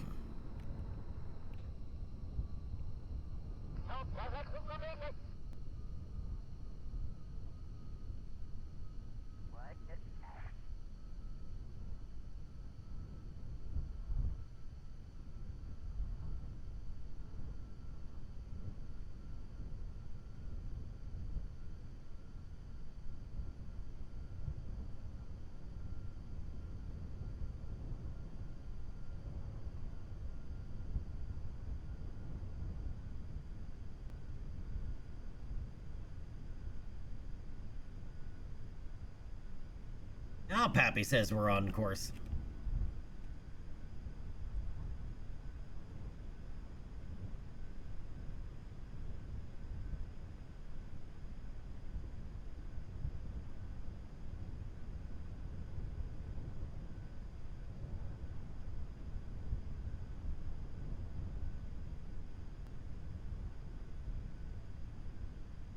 Right, and flare.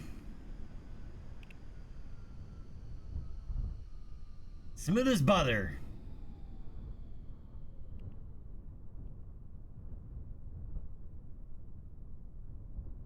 Ouch. Eat shit and die.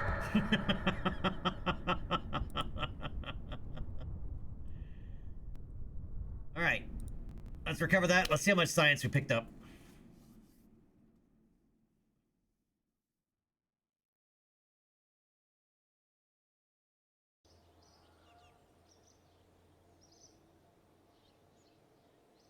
Eight science.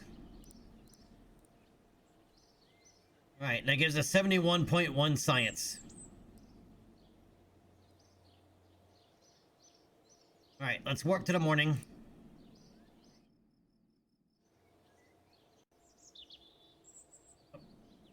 That is not what I want. I want that.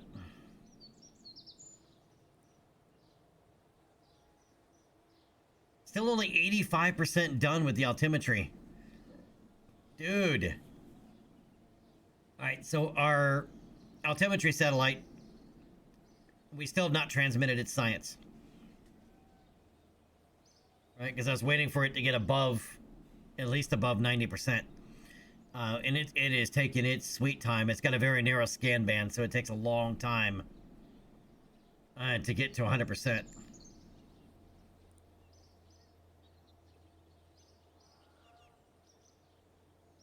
Yes, we need propulsion systems.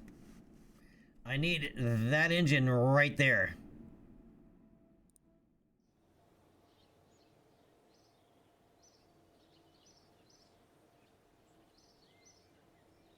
And we need another 18 science.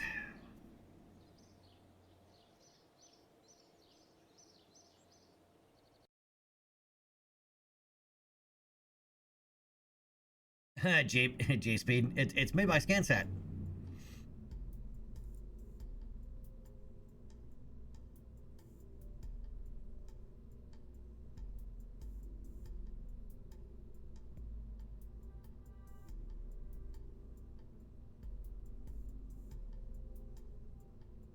All right, we're gonna have to launch this on our cheesy rocket because we need the science, and this is for a lunar flyby.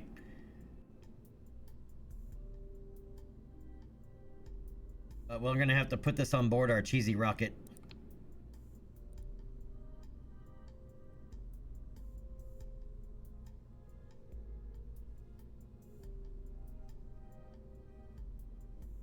Oops, that's not what I wanted to do. Go back.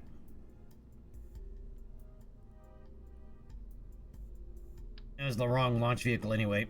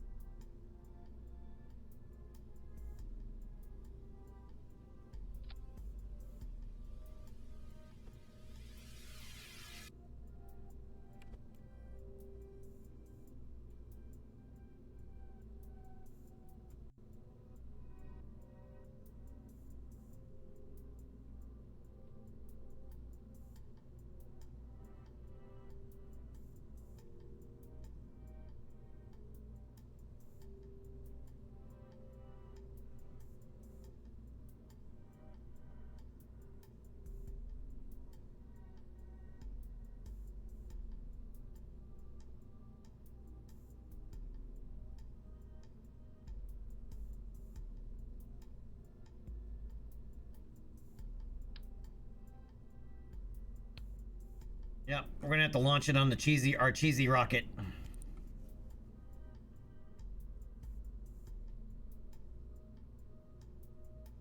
right, so this is for our first lunar flyby, and we're probably gonna do this a little bit differently than what some of you have seen before. Unless some of you have seen me do this in the past. No maneuver nodes, we're going lunar direct.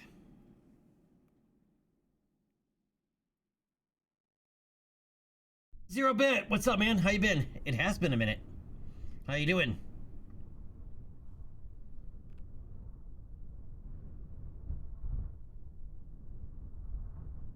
All right, let's get guidance here set up.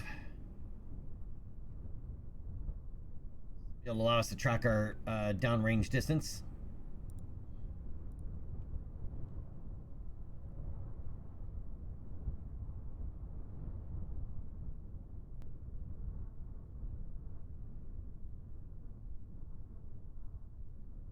Needs more boosters? Yeah, it does, really.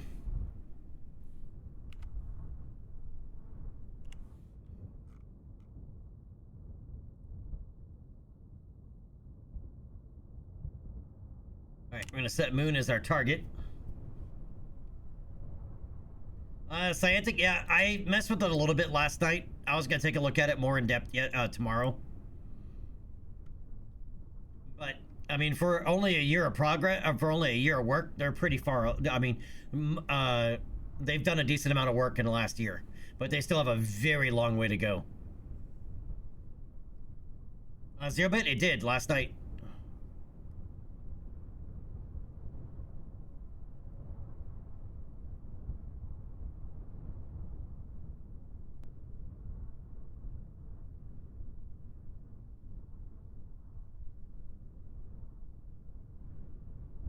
Zerbet? No, it's not on Steam. In my Discord, if you go to the pinned messages in the KSA discussion and KSA announcements, either one, it's in both. Go to the pinned and it has a link to it. It's something called Ahoo, a website called Ahoo or something like that. Yeah, they're not going to release it on Steam. Oh, there you go. JSpeed linked it for you. Yeah, they've already said it won't be on Steam.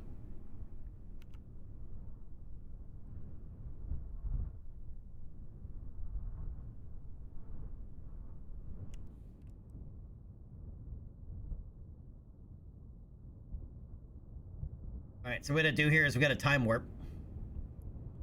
Because I need the moon to be in a specific location. Typically for the moon, you can launch it anytime. You just make a maneuver node to go there. But if you're going lunar direct means like no, like single shot to the moon. Right, so the moon already has to be in position.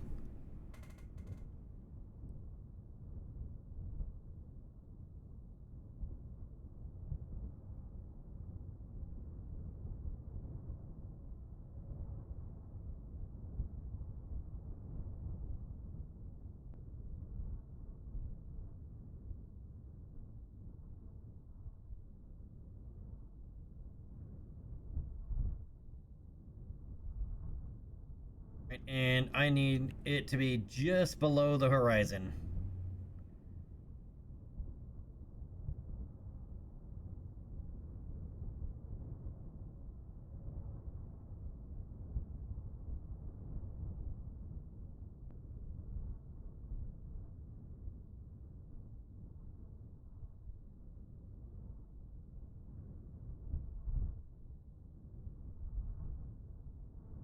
Right there should work.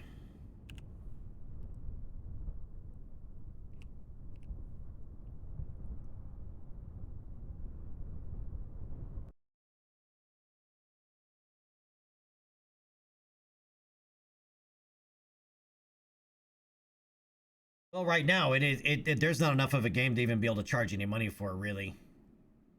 Even though I saw some of the contributions that people were making, some people were very generous, let's say.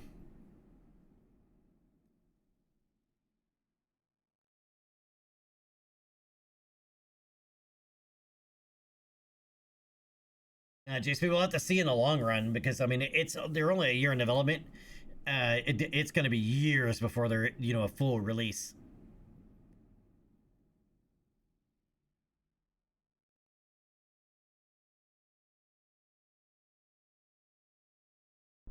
All right, let's resume flight. Guidance is go. Lunar flyer is go. Launch vehicle is go. Range is hot. Stand by for count. In 10, 9, 8, 7, 6, 5, 4. Major to start. 2, 1, punch it.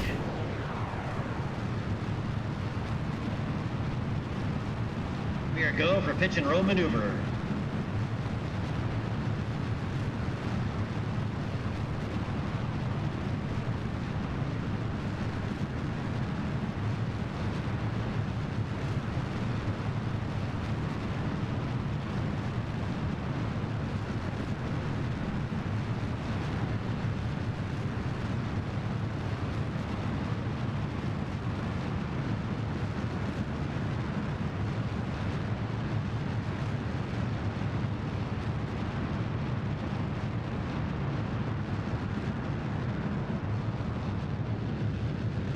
stand by for booster cutoff and separation.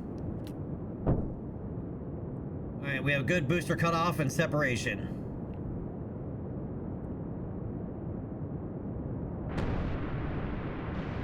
Vehicle is now supersonic, passing max Q.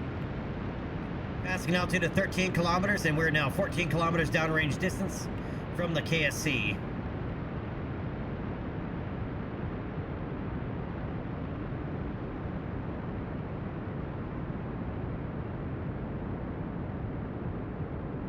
And there's our target.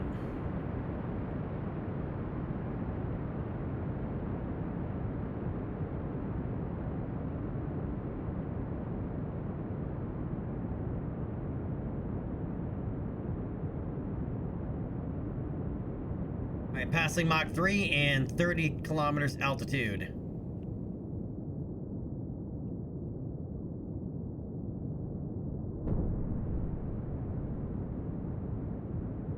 All right, stand by for main engine cutoff, and we have main engine cutoff. We have good stage separation. And upper stage ignition.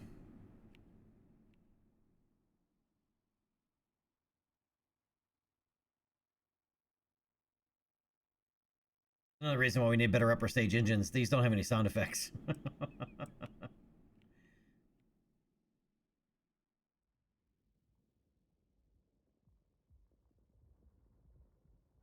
Yeah, our fairing's getting a little hot. I might need to adjust deadly reentry again a little bit.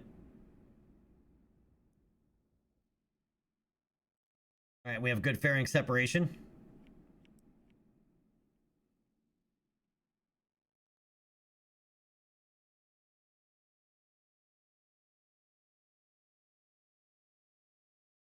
Now we just aim it at moon and let it ride.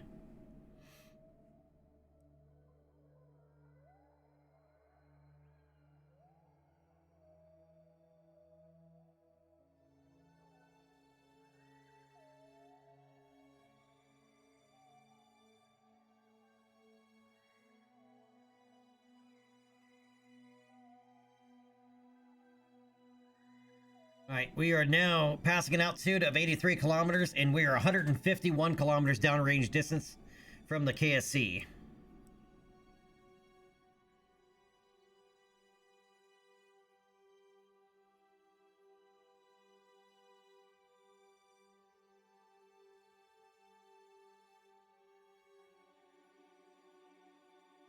All right, stand by for SECO, as I don't want this stage in orbit.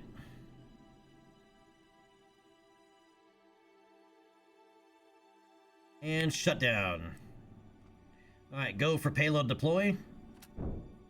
Mooner Flyer has been released. Mooner Flyer is going active.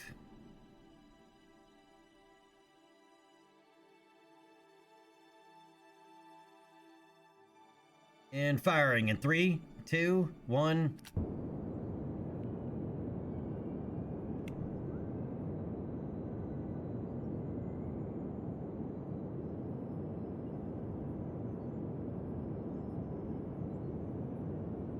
Any science to be had here? Nope. Oh. I didn't think so, but I want to be sure. It's called check, double check, and recheck.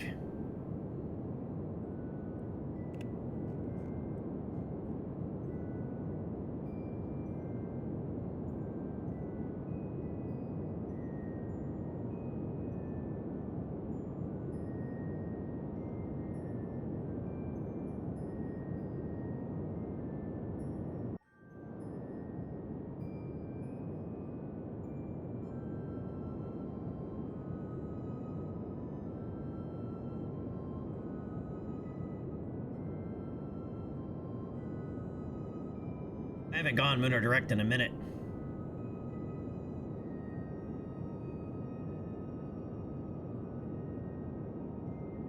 Galen, the only one I have so far is science from different biomes, where I get paid extra for science from new biomes.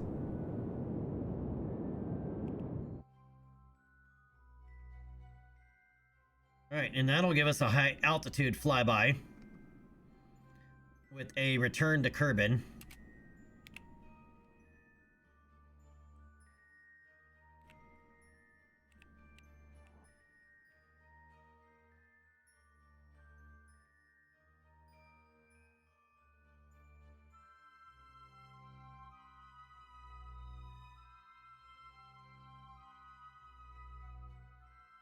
All right, that'll have us returning high in the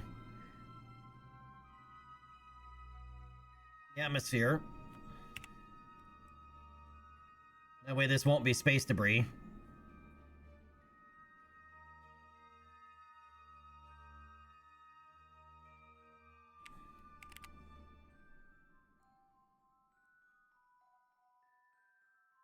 All right, and now we just go for the ride. All right, passing 250 kilometers altitude. I'm not seeing anything. Give me an indicator light for science.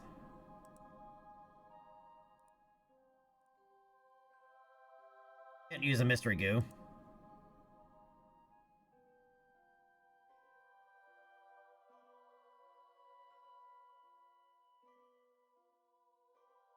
I'm gonna transmit that anyway.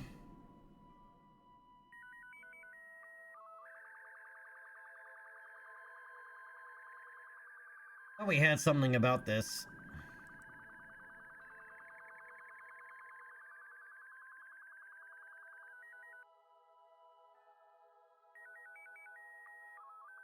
From high science, but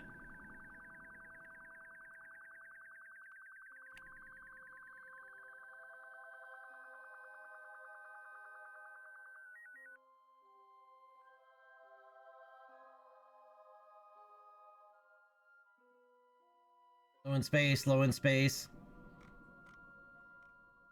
Yeah, atmospheric pressure scan high in space. We just transmitted it and it's not giving it to me. Simple atmospheric pressure scan. We just did it right there. And we transmitted it back.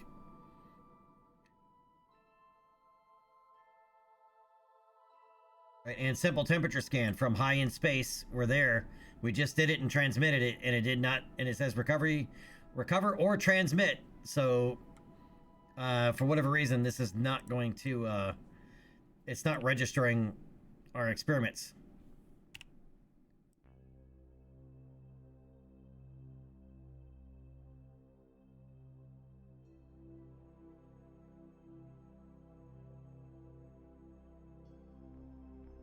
All right, so this is our one ComSat that is out here in geostationary orbit.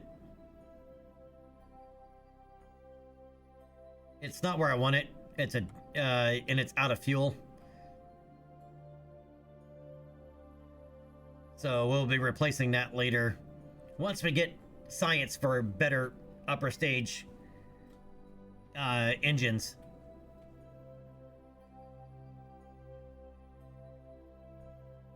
Galen, are that from what? Because I don't have it. Like whatever experiments those are, the same with the visual camera observation, I do not have them unlocked.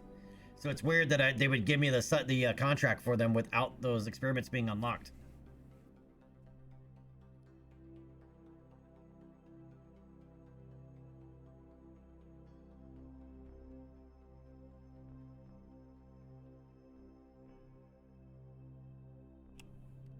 Our panels facing the right direction? Yes.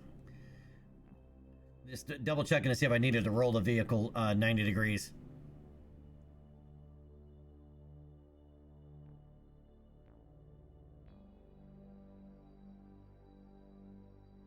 I'll take a look when we get back.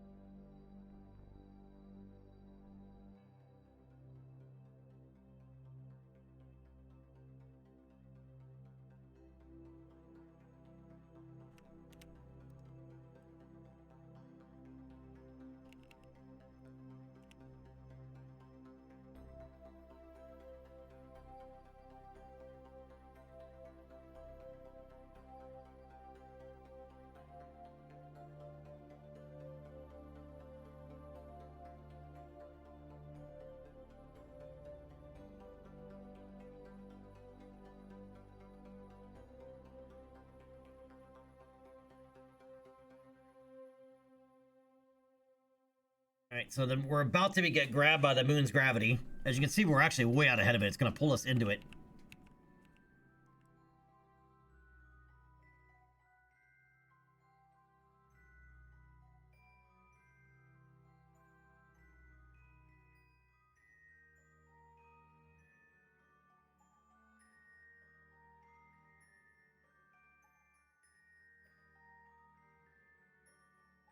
And there we go. We just crossed into the moon's sphere of influence.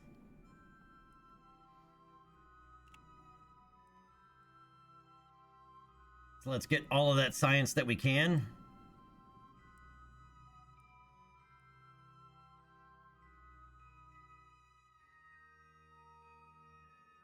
Transmit.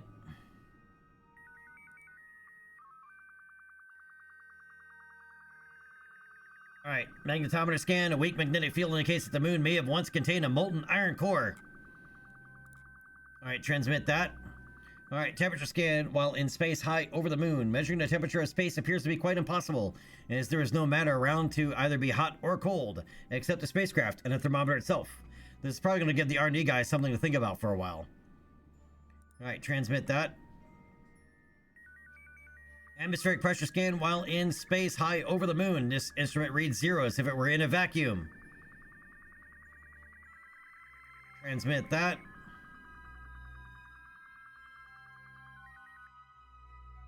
All right, and here's our other mystery goo.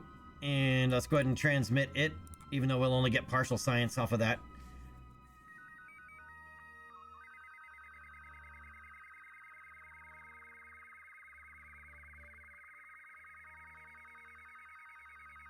Universal Storage Micro Sat Wedge. I have that. Okay. I just didn't use it because it's expensive.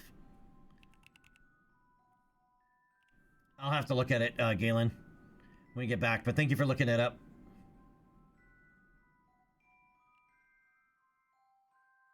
I could have done a low altitude pass as well, but I want to see another contracts we have. And this one is, we are for certain going back to the Kerbin to burn up in the atmosphere. But it also means that we can use this trajectory with the science return unit and actually bring back some of that science instead of just transmitting it. But for that, I need a better upper stage engine.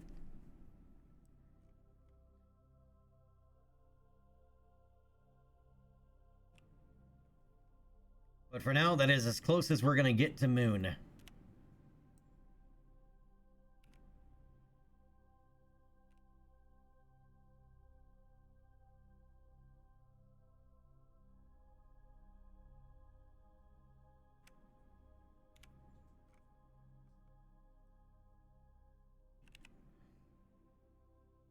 Everybody say hi, moon.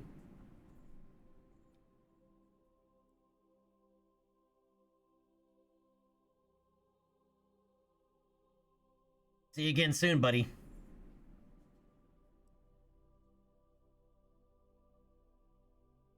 Hi-yo, what's up, man?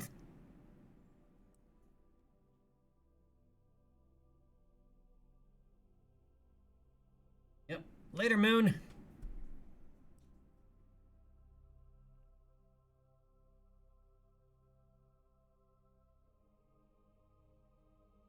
But our probe did its probe things. And is now done.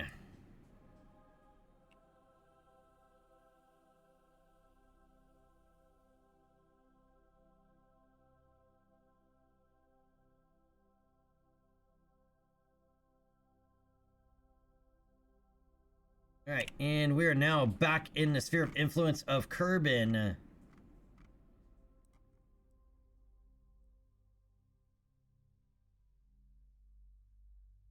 Let's go ahead and use warp here. And as we fall back towards Kerbin.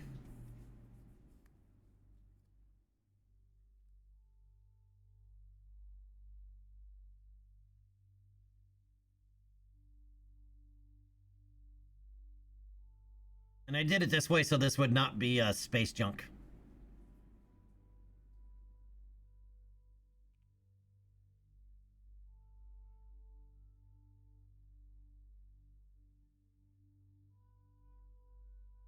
And we just happen to be coming right back at the KSC.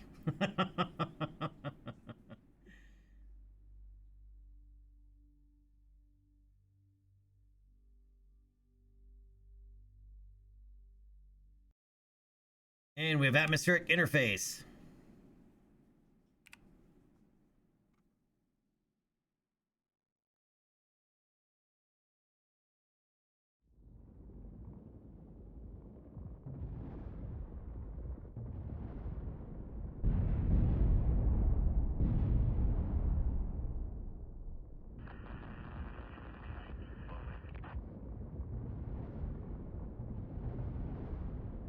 Fireworks over the KSC.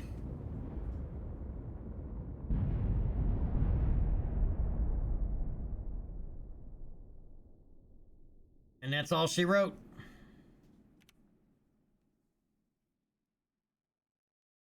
And before it survives re-entry and destroys the VAB. That would have been kind of funny.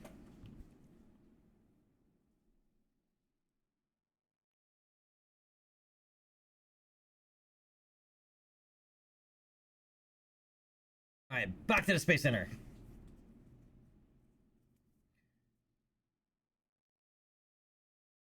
That's why I haven't seen that, but I have seen a meteor, a decent-sized meteor break apart and then burn up.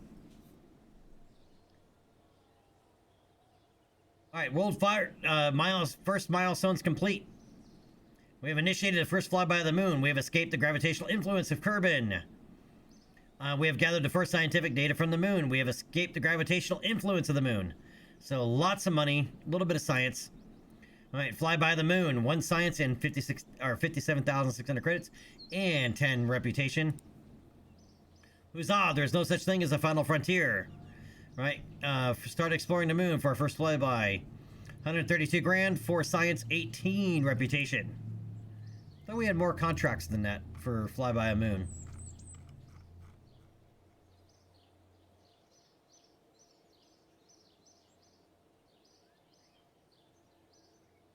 Yeah, perform an unmanned moon flyby mission. Oh, we did not go below 500,000 meters. We didn't go low enough on that one. All right, let's go check out. Well, now we got 101 science now. Let's go unlock our propulsion systems. Next is going to be fuel systems. All right, 25 grand. Those parts are unlocked because we need the larger tanks.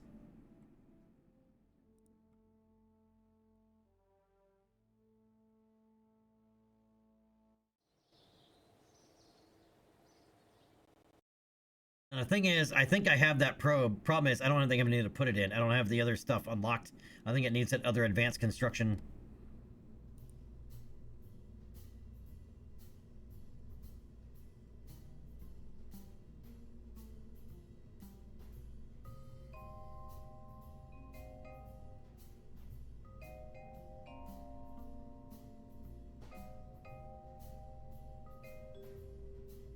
All right, we have this remote operations system.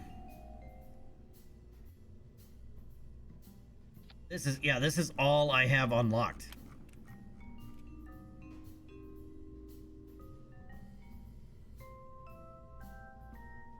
Oh no, I have this one too. Oh, 20 grand for this basic satellite.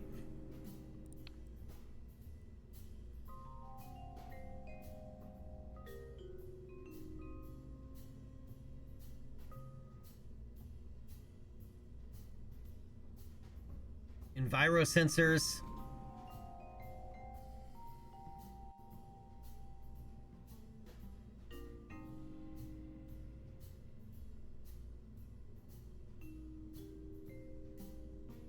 And then I had the advanced one, but man, the advanced one, look at the cost on that, 61 grand.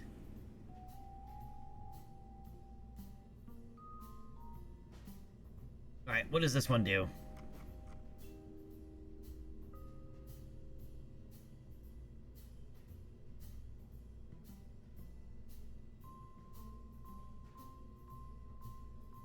Why does it have propellants? And an engine?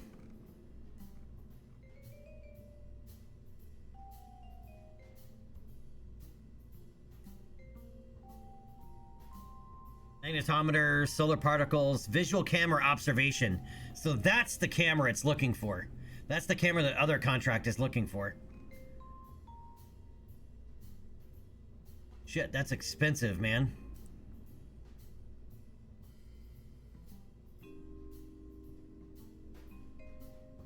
This one has an Enviro sensor. I don't know what that is. Log temperature, log pressure data. Okay, so this is the other one that it wants.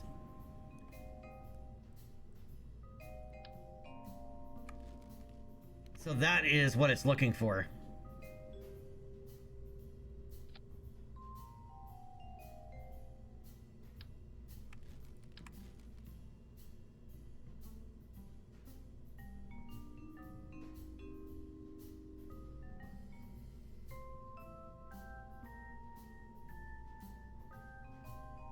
And the universal storage Vostok fairing. I have the 4-way core.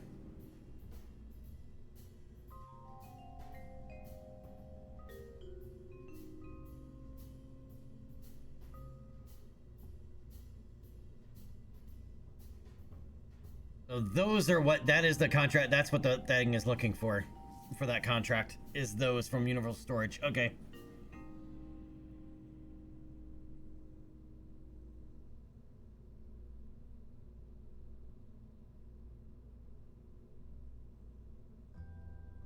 But we can now work on Finish Me.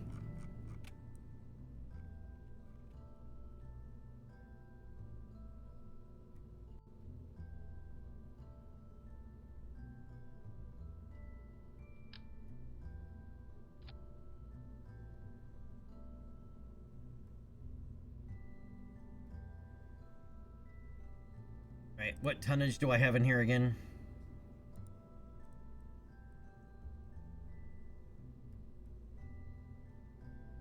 I have to lock these.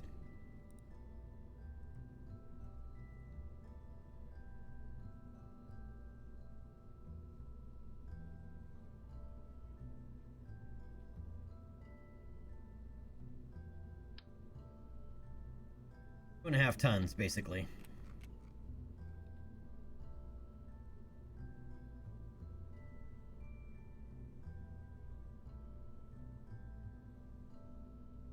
Alright, so this is to put up 2.5 tons into orbit.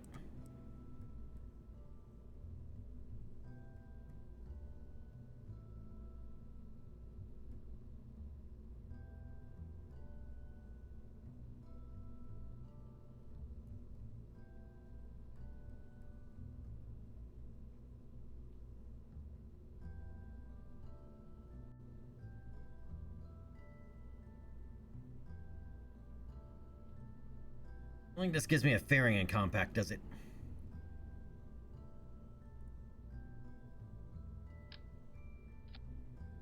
Oh, it does. Sweet. All right.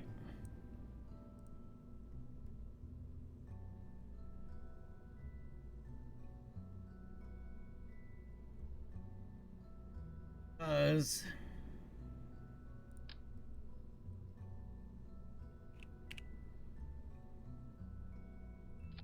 Want this to have RCS.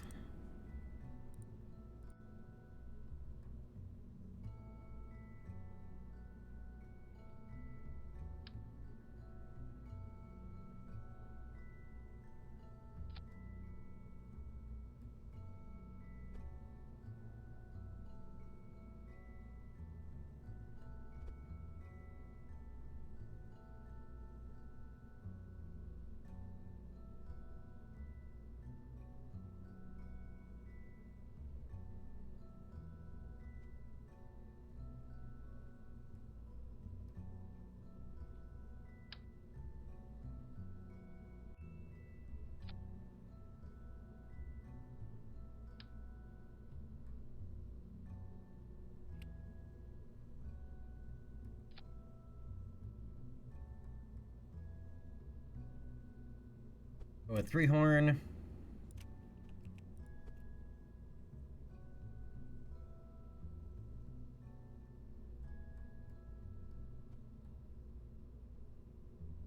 Make sure they're inside. Because if they clip into the decoupler fairing, they'll be problematic.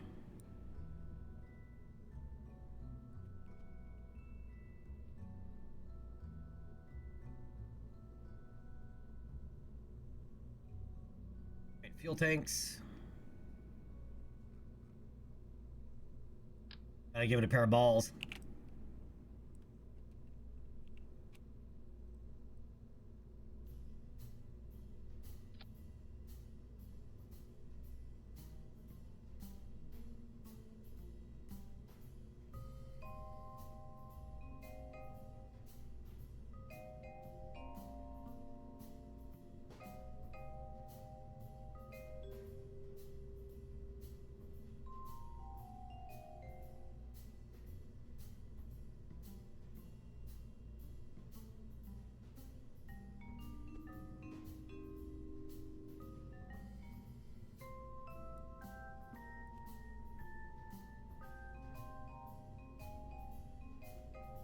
Alright, doesn't need a whole lot of RCS. A little works just fine.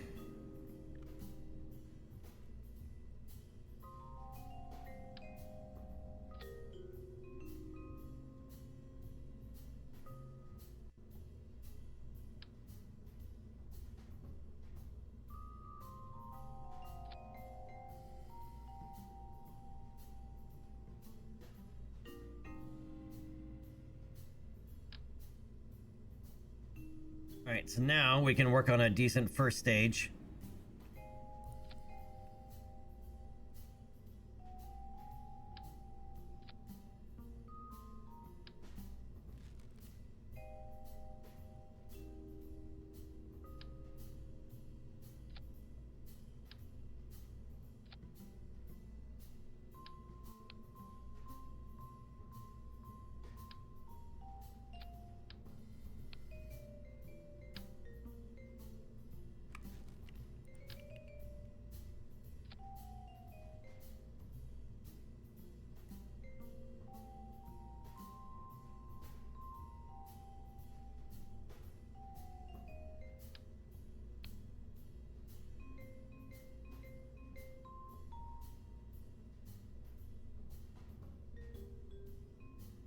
Alright, now...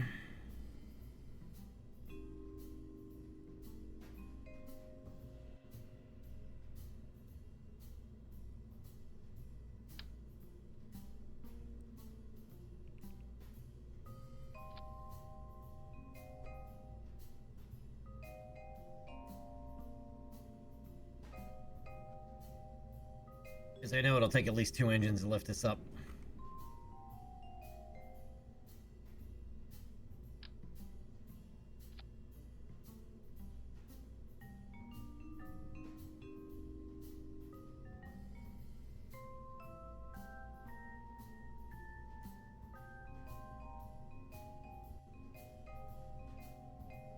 And we have the thrust to weight, but not enough fuel.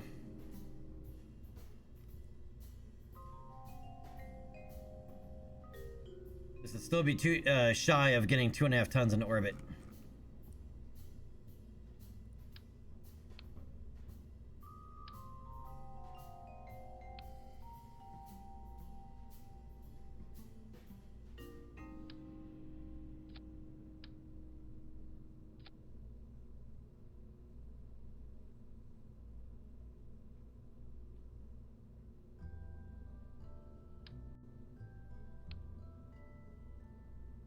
Alright, so that has the fuel.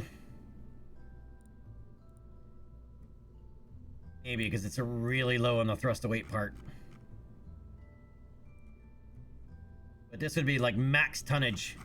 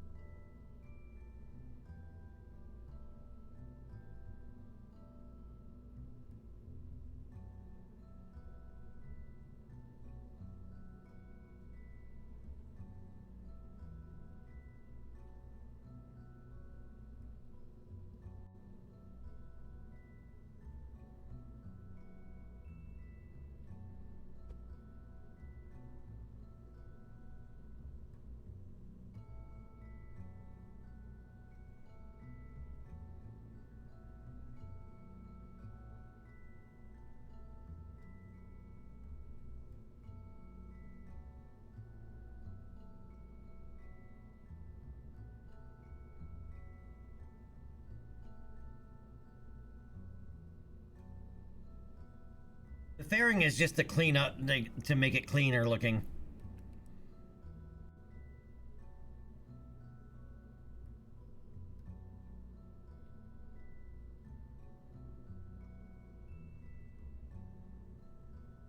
Okay.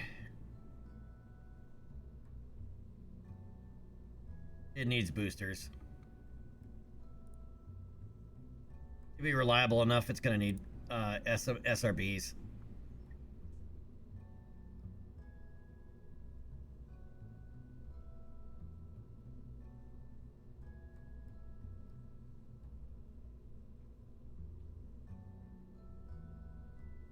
I forgot we have thumpers, but thumpers would be a lot. It won't need thumpers. I think shrimps will be plenty.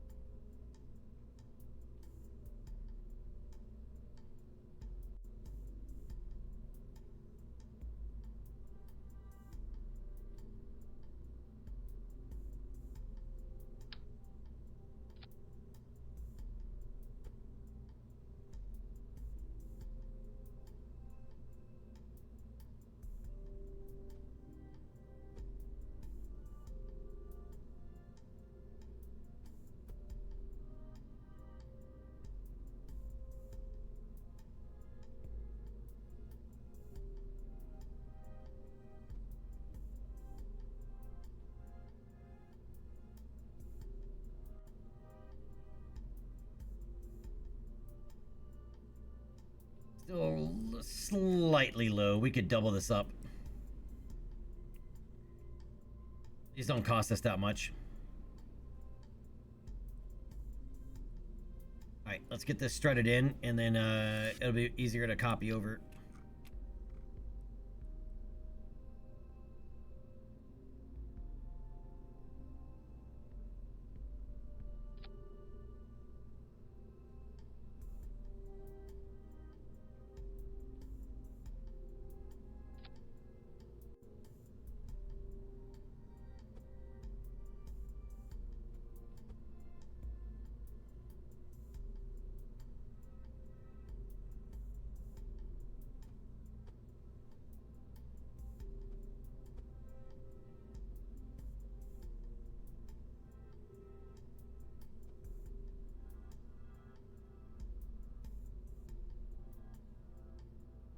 Oswald, what's up, man? All torso with little legs? Yeah. Welcome to 1.25 meter rockets.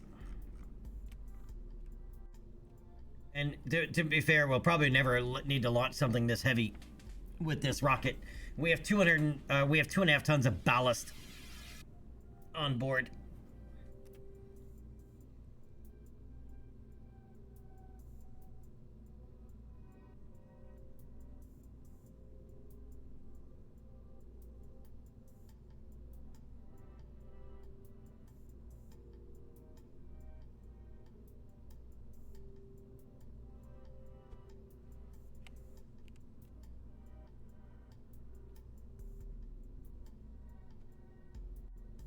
And I'll just have to move those struts again later.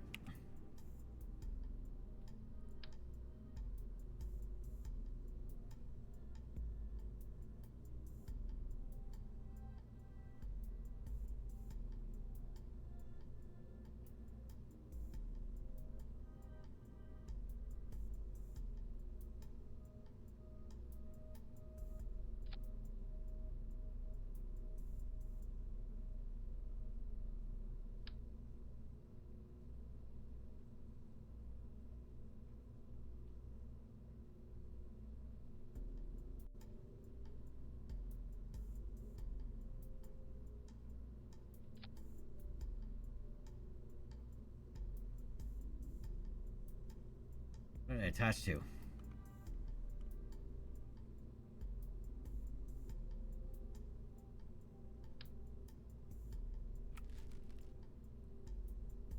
I didn't grab the decoupler.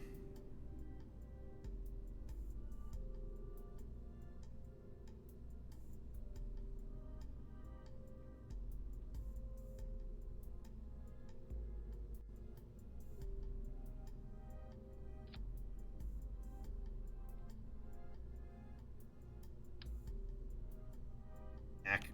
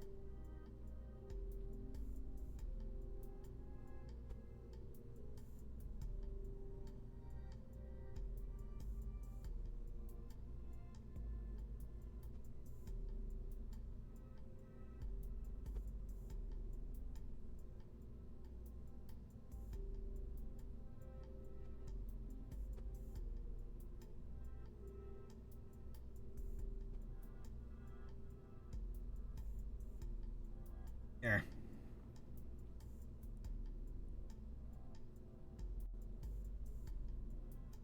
Now we can see what it really does. Oh, very nice. Very nice.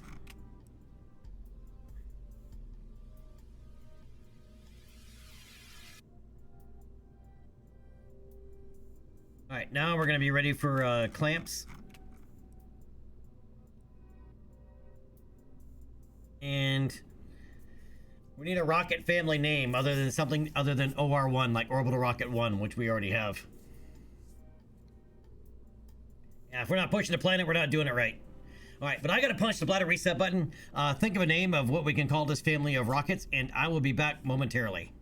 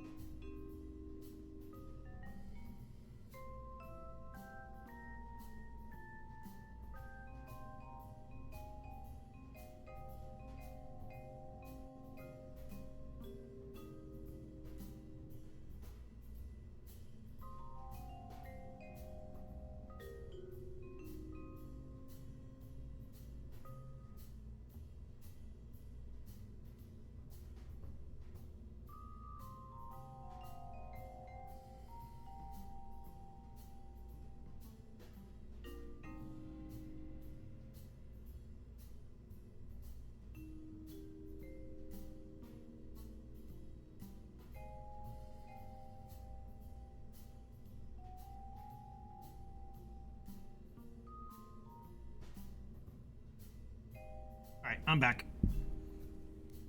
I decided to make myself something to drink and start heating up some food. Because I didn't realize I haven't eaten yet today, and it's like 1 in the afternoon. I'm getting hungry.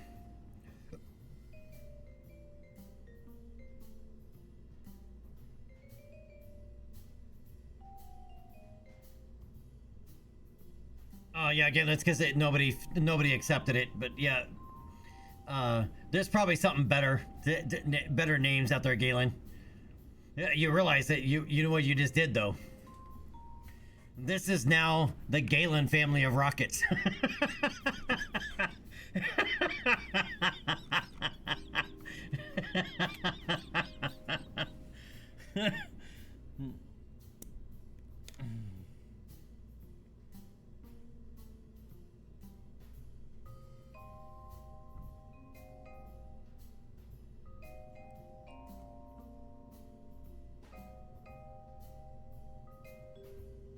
Oh, the Curbator, the Sonova. All right, we need stickers.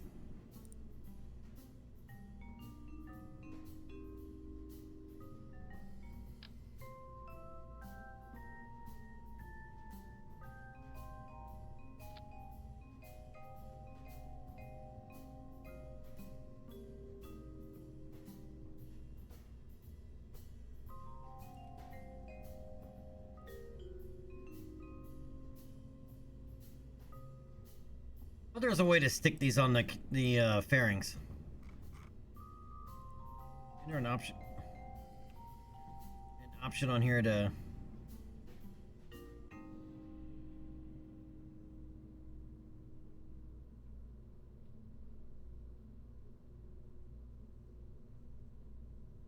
Yeah, there we go.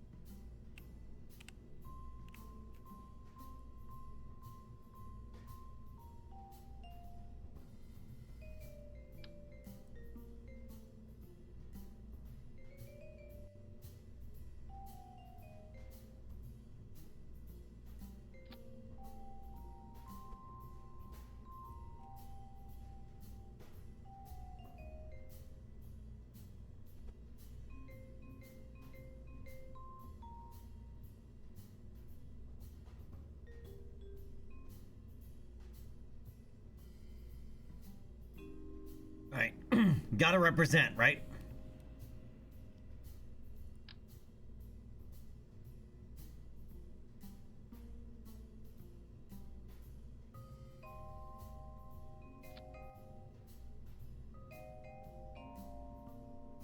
Dude, you know what I need to do? I need to set Pinky and the Brain as flags.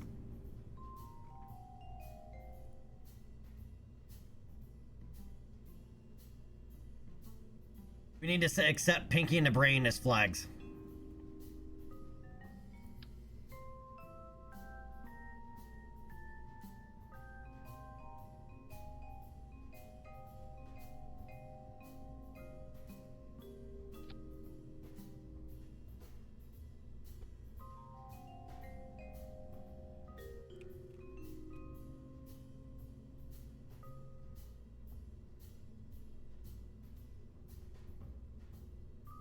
Yeah, we can get pretty. You can get pretty crazy with the stickers.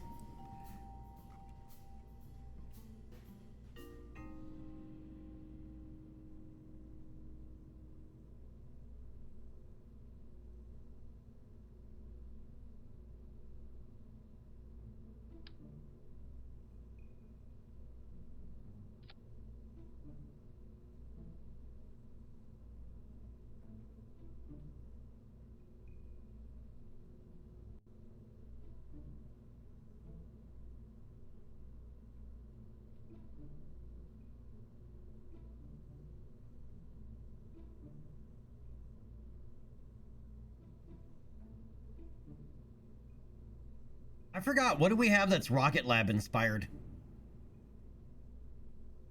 in here? Because I know the Arian Space is there, the B612 Foundation, but Electron, I don't remember anything about the Electron rocket.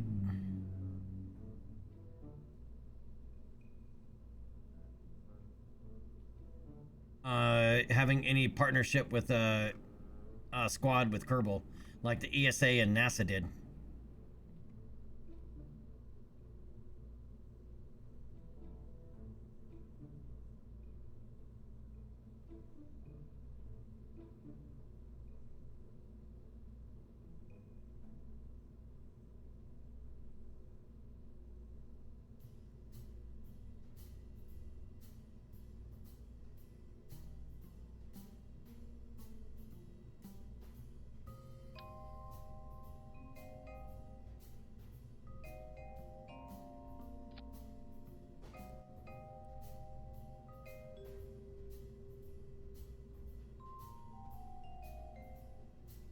We're always about collect science.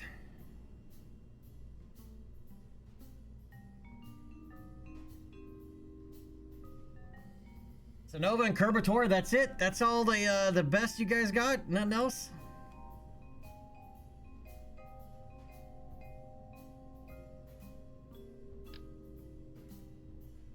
I miss Alpha Mensei's launch clamps, man, or launch pads, man. A lot.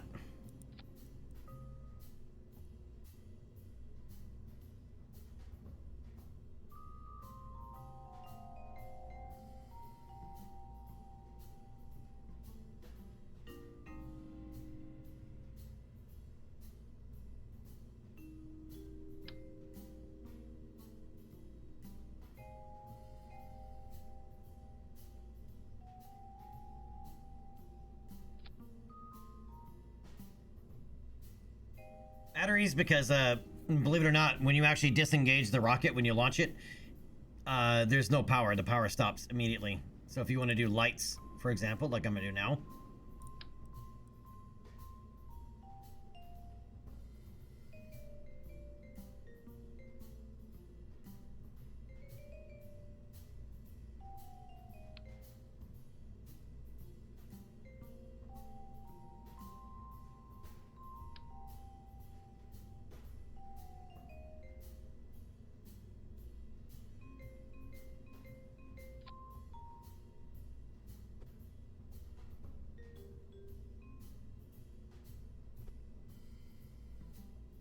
Oh, thank you. Sweet. Thank you. I have food. The goo carrier.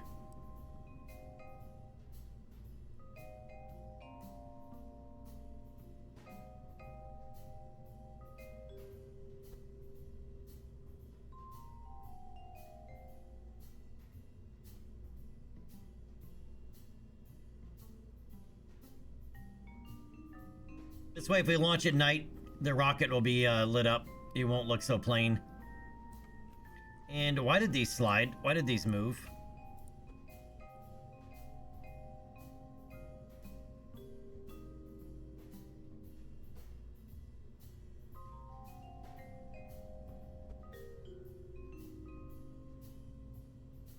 What the shit biscuits? Oh, come on! What is this?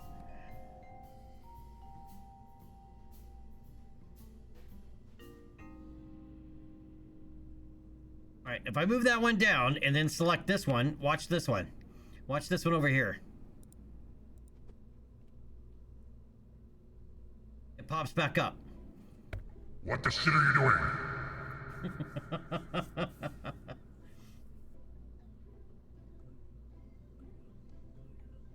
In orbit Eve, we call it Adam.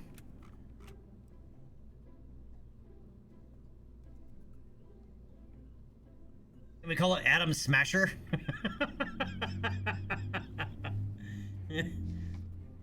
I got little pizza squares.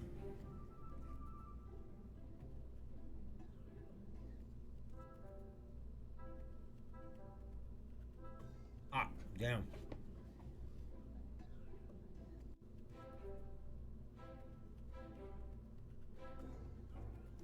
Gail, yeah, Adam smash her on the way to Eve.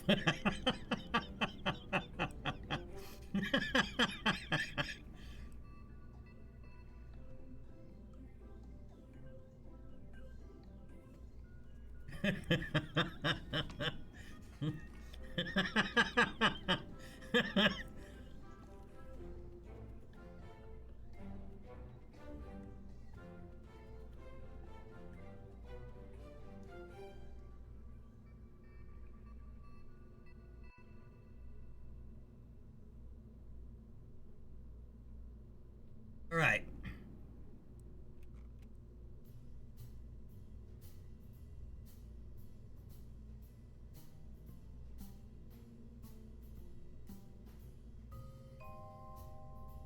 All right, 2.5 ton payload. Oh, you know, we're missing something big. No, we're not. It already has it built in.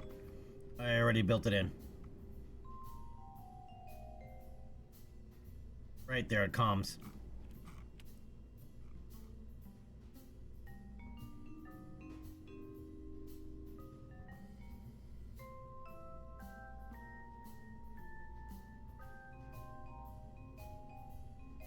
Ash, yeah.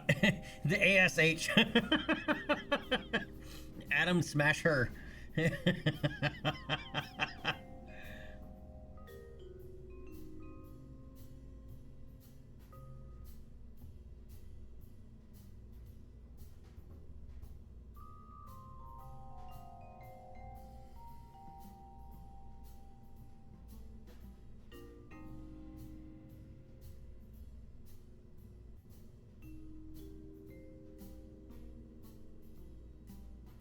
Better ass advanced spaceship. Call it the Allergy. I get it. I see what you're doing there, MGB.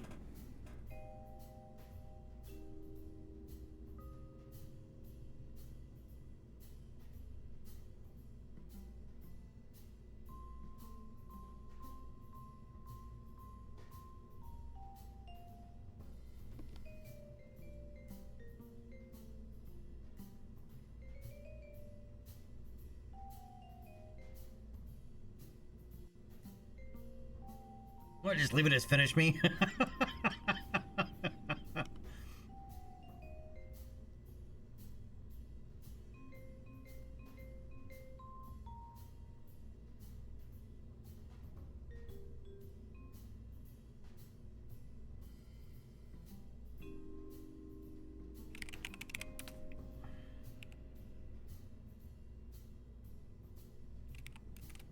All right, the Rocket 1 Mark 1 is what it is for now.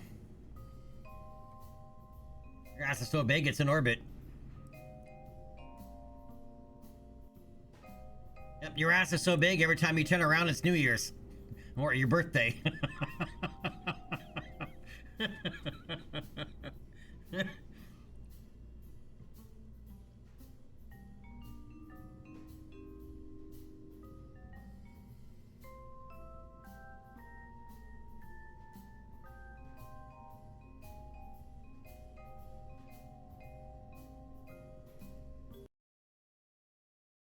All right, let's test flight it. Test flight it.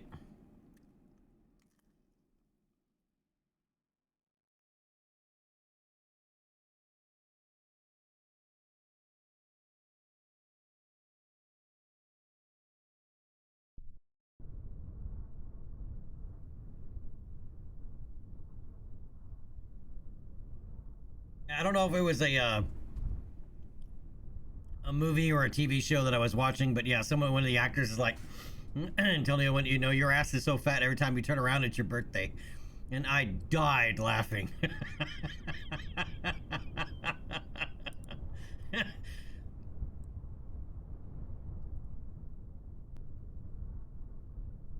Can't not go wrong with the adolescent jokes.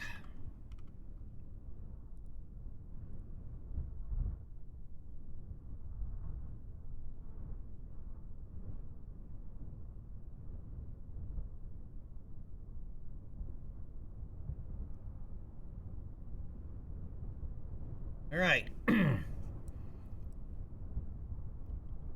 We are launching a dummy payload.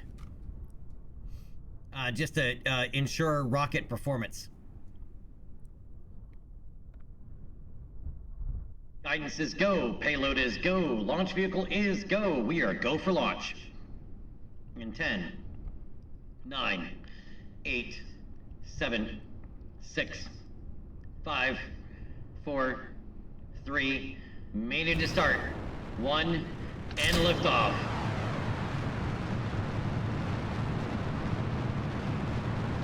Go for pitch and roll maneuver.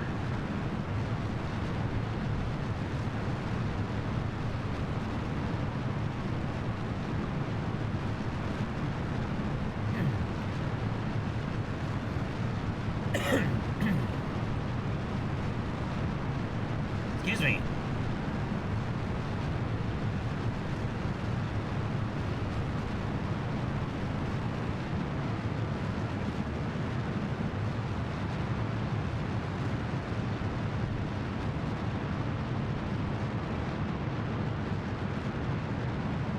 Coming up on SRB shutoff and separation. All right, we have good SRB shutoff and separation.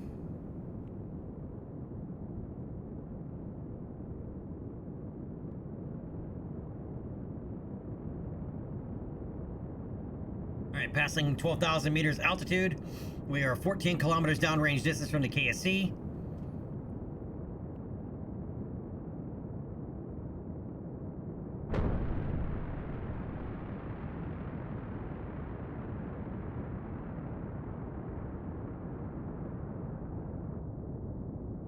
Alright, 2.5 G's of acceleration. Go ahead and start throttling back here.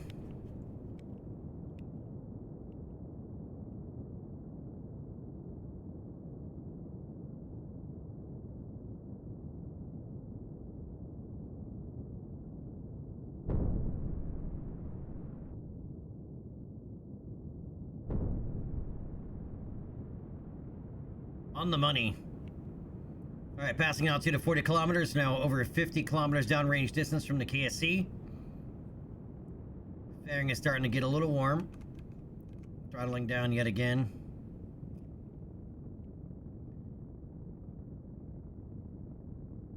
Should be over here. What else is getting hot in there? All right, we have main engine cutoff. We have good stage separation. We could use some ullage motors.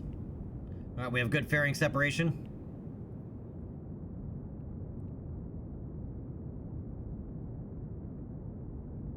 We could use some ullage motors.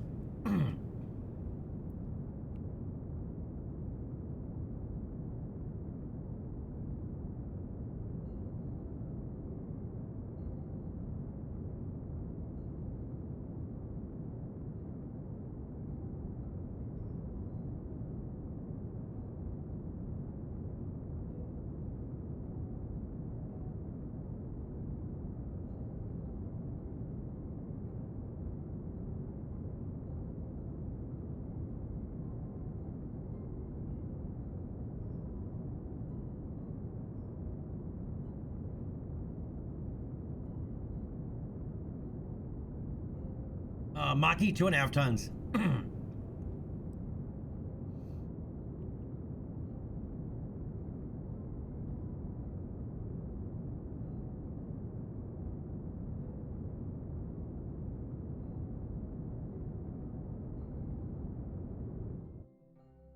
And there's an apoapsis at 251 kilometers. We still have 500 meters per second of delta V remaining. More than enough to be able to circularize at 250 kilometers and then deorbit the upper stage so it doesn't stay in orbit.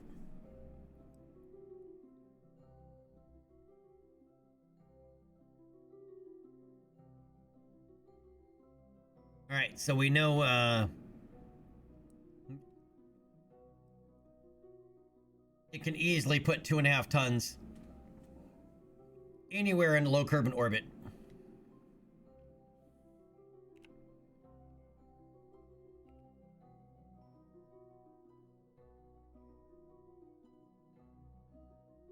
Now we can just let it come around and burn up on re-entry.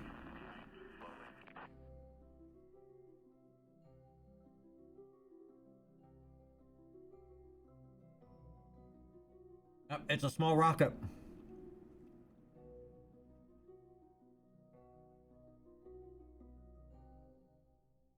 But we're not launching anything heavy yet, so.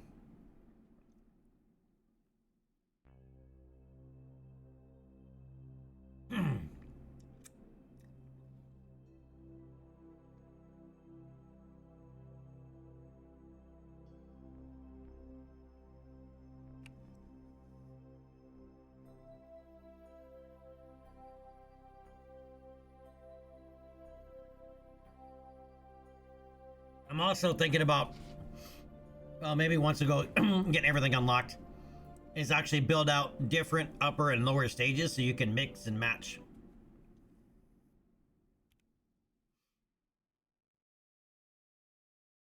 Right, based on, you know, the payload you're launching.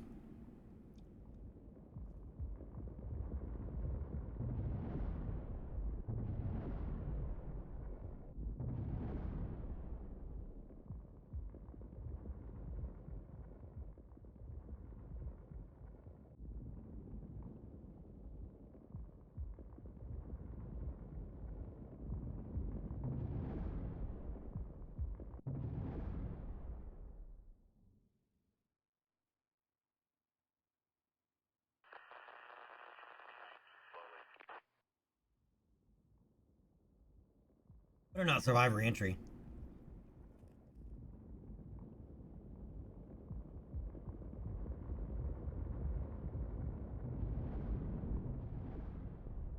Nope.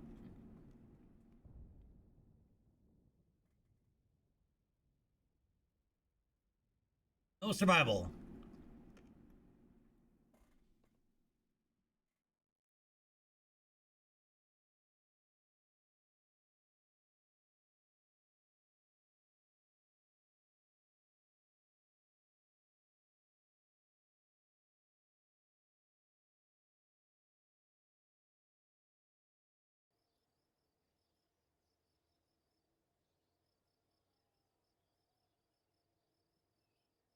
All right, let's warp to the morning.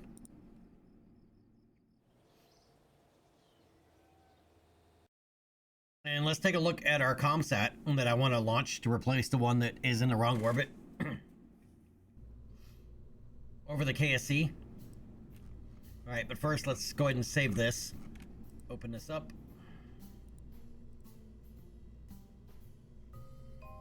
Reroute.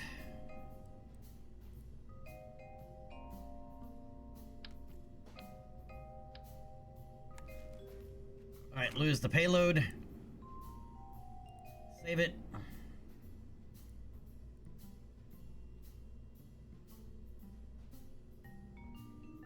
All right, much better looking ComSat. So this weighs 1 ton.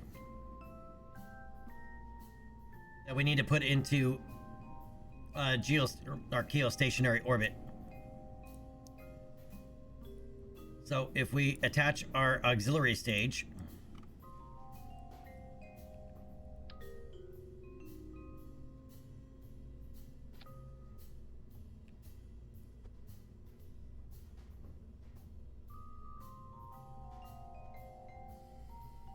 this combined unit weighs 3.4 tons, which is too heavy for that rocket we just built.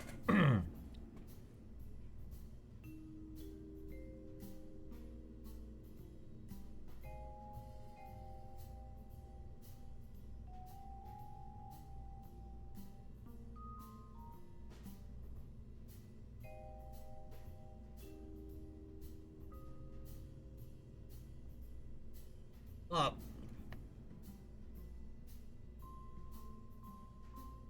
If that rocket's only launching the satellite.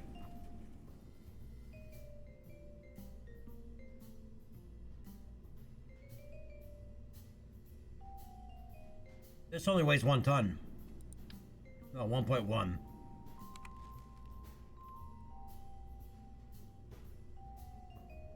Would it be able to put this into a geostationary orbit? That's the question.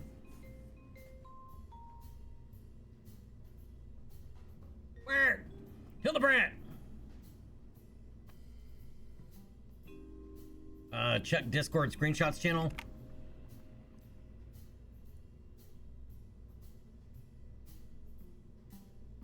Oh, Pinky the Brain flags. Dude. You're awesome.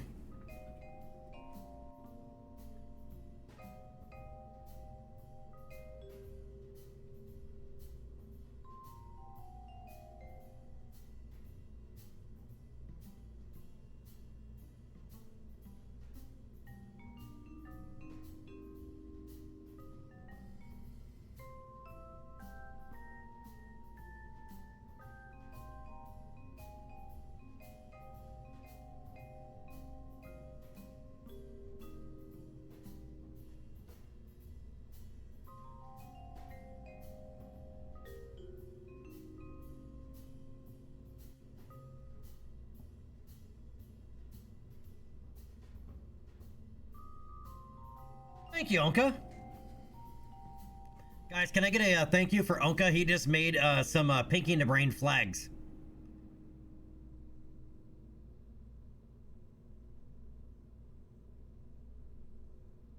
I just gotta remember where they go.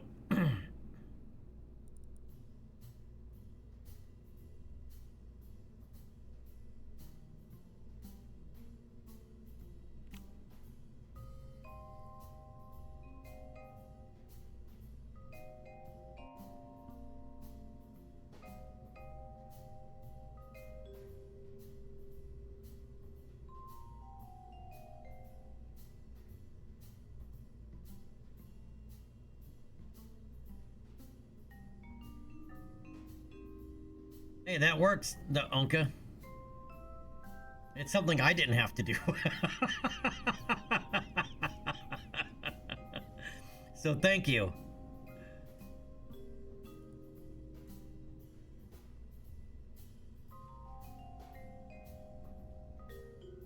And oh, there they are. Flags.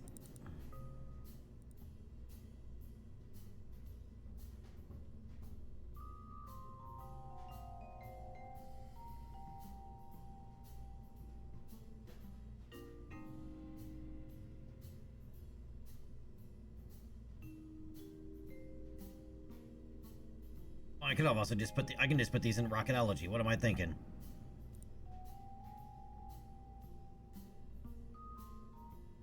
Where's it?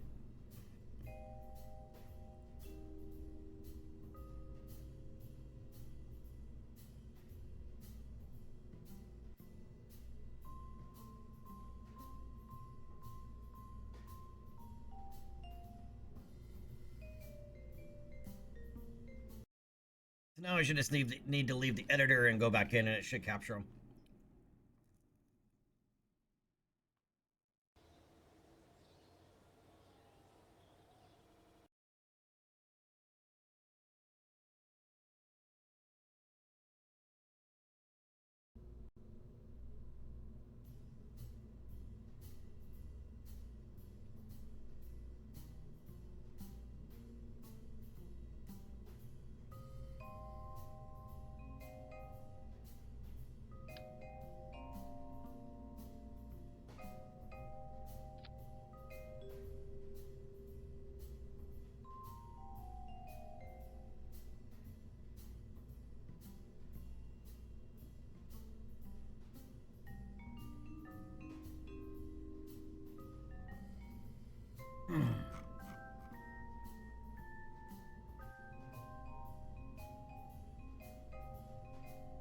Oh, don't tell me I got a game reload.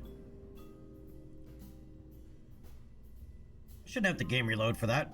A scene change should have brought these in.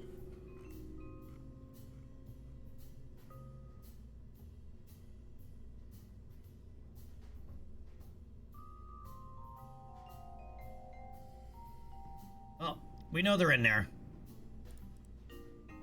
I don't want to restart the game just now.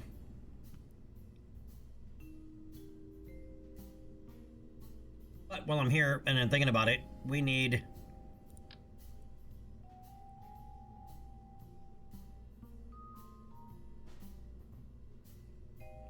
a pair of these.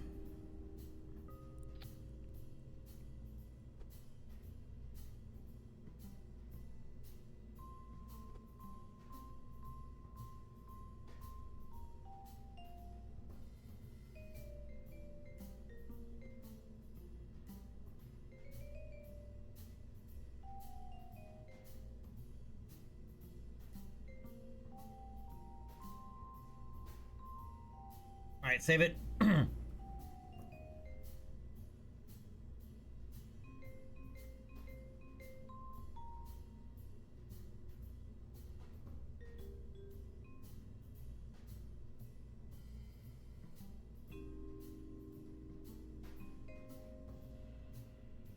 Anyway, so what I'm wondering is... so that can put 2.5 tons into LKO, any altitude of LKO, with enough to deorbit itself. Can it push a 1.1 payload, a 1.1 ton payload, to geostationary orbit?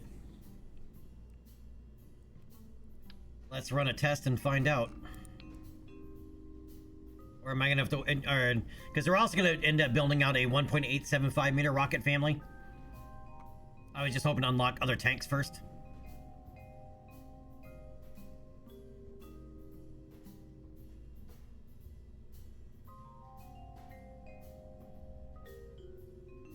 Alright, so rocket 1, merge.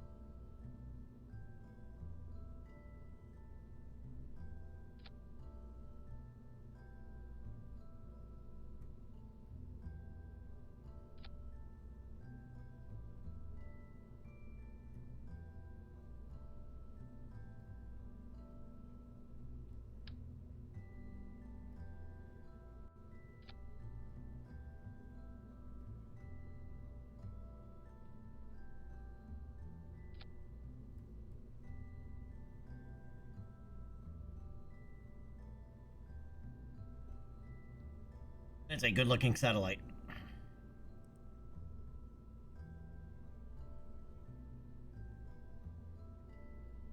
Alright, so this is going to be a simulated launch. Just to see if this is possible.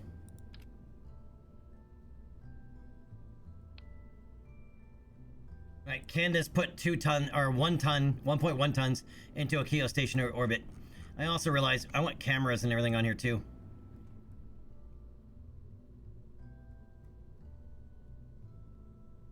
But let's do the simulation first.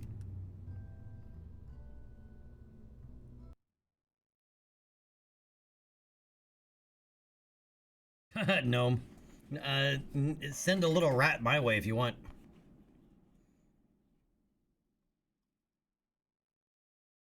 I'm surprised she didn't come when you brought this out to me.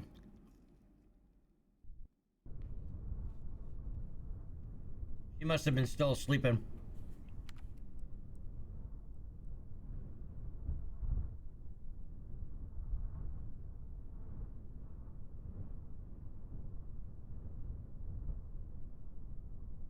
Hey, Angela. No. I'm doing it because there just happened to be attached to a piece that's angled with the way I built the rocket. And I wanted something just to slightly look different, but they're actually less efficient because you have cosine losses. So anytime your center of thrust is not pointing towards your direction of travel, you're losing delta V. All right, these don't burn for very long. These only burn for like a minute, minute and a half, maybe like a minute. So there's not too much lost from it.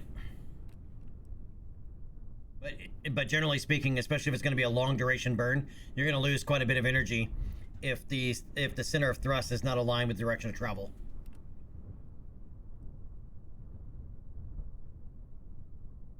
But depending on what you want to do with the SRBs, there are multiple reasons to have them aim through the center of mass.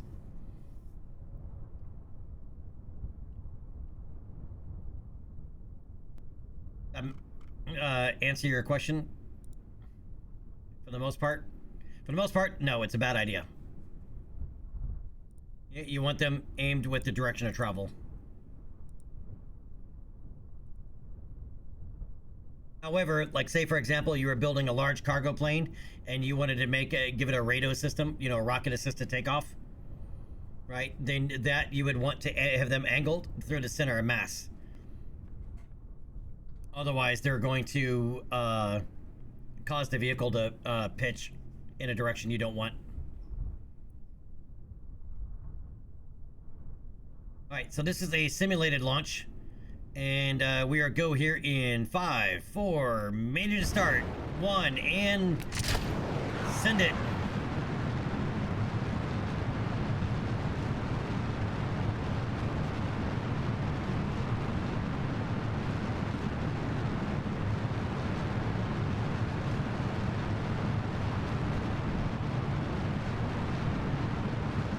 So we are simulating if this rocket can actually put a 1.1 ton payload in a geostationary orbit. I'm not sure it can.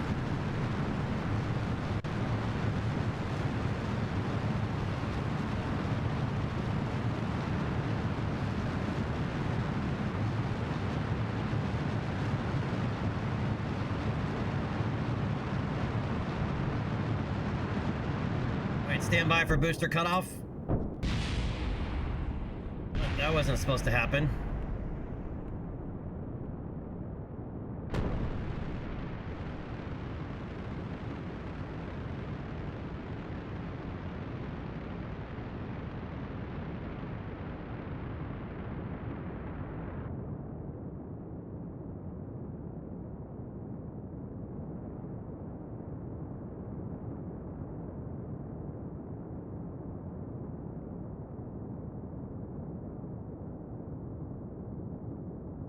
And I'm going to keep this at a slightly steeper trajectory to keep the nose cone from getting too hot. Because I really don't want to throttle back. If we're going to get this thing into a geostationary orbit, it's got to go full throttle all the way.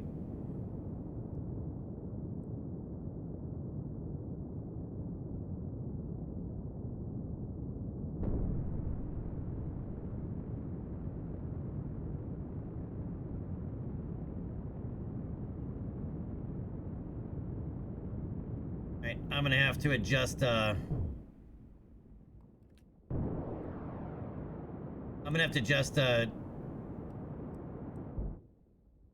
deadly reentry again.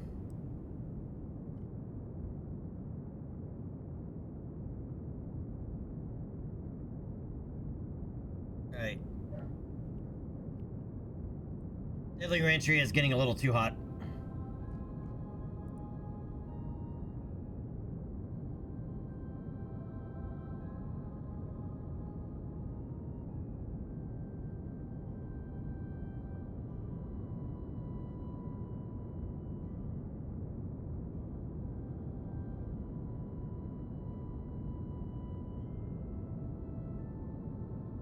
I just want it to have so that you can't re-enter without a heat shield. In the stock game with stock settings, you can re-enter without a heat shield from low curve and orbit. I don't want that.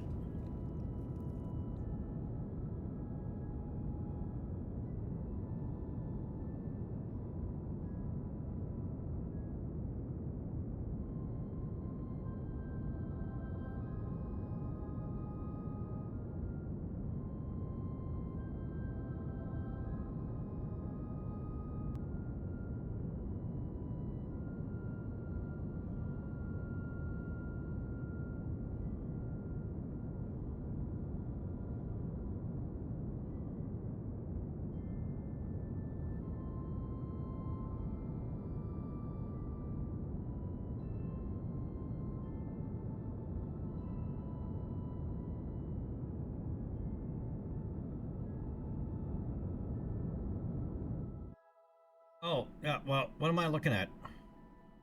So yeah, the answer is yes.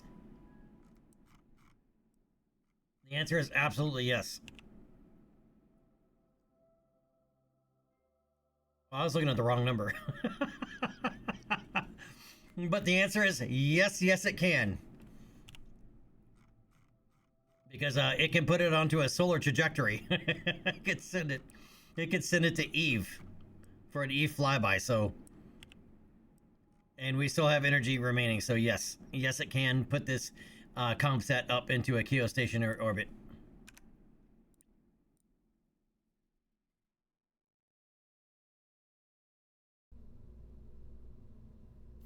Maki, yeah, that was pretty funny. I missed 1/4 real scale, man. A lot.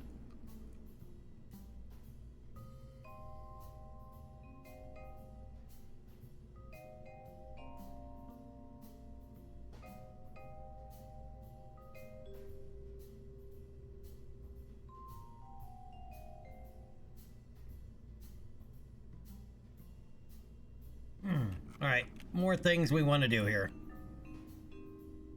Like cameras.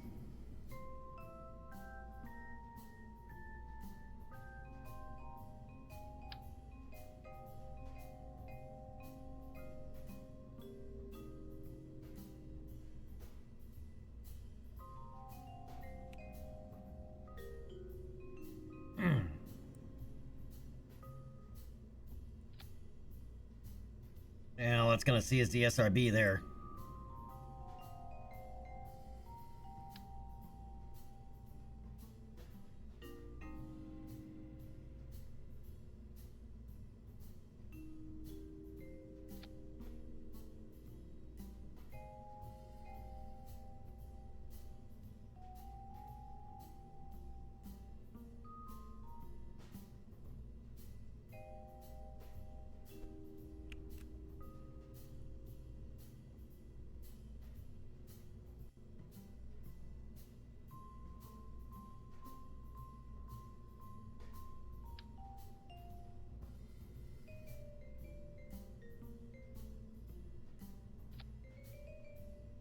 There we go. Better. You'll actually be able to see the SRB separate and everything from it.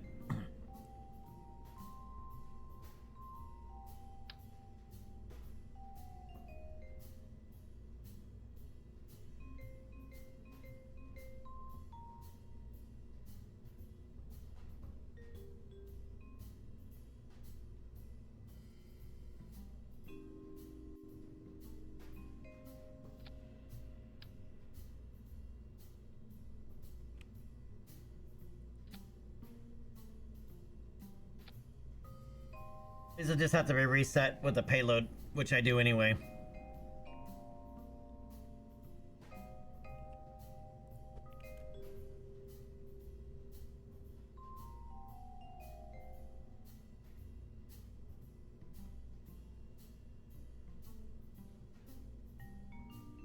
And then we'll have a camera that'll be able to see the payload.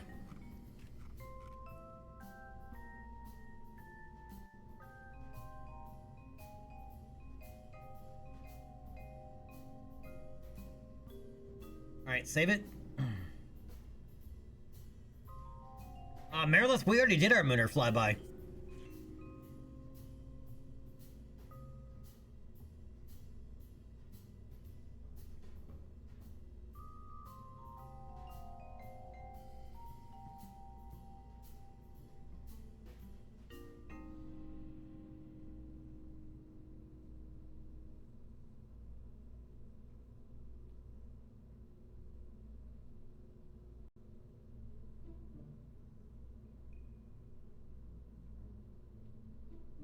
Yeah, here's the Mooner Flyer on its way out to Moon. Here it is at Moon. We didn't do a low altitude flyby. It was a high altitude flyby. But we did do our first flyby of Moon.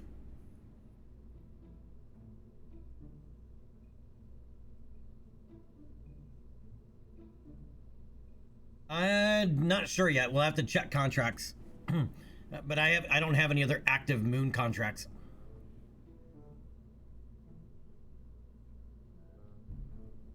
At the moment, or do I? What is that other one?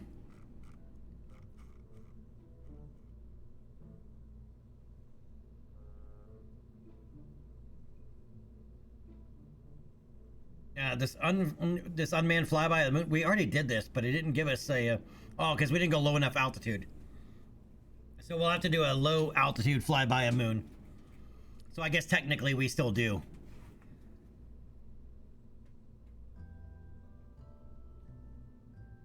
That means, yeah, this would also work for that too.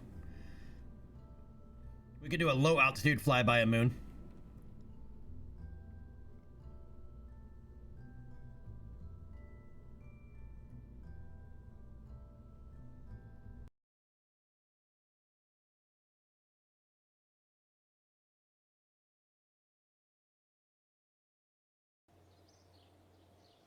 Merely, yeah, 5 meters. Yeah, except you're not coming back from that. Just saying. Just so you're aware. You won't come back from that.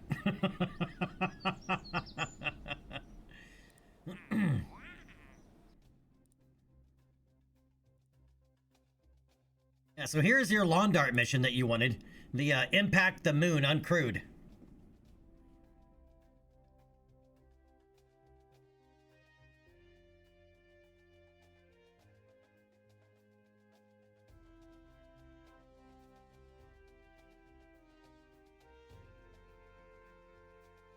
Any one of the following: destination or altitude below 10,000 meters, altitude below 50 meters, altitude below 10 meters. All right, so we can take that. A soft satellite of the moon. I don't want to do that yet. Miss exploration. I don't want to do just yet. Crude milestones. Not there. Not ready for that yet.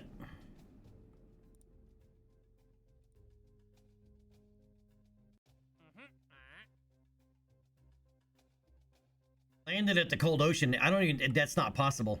The cold ocean is the water. How are you going to land on it? You can splash down, right? Where here it says like splash down to tundra. You can't be landed in the cold ocean.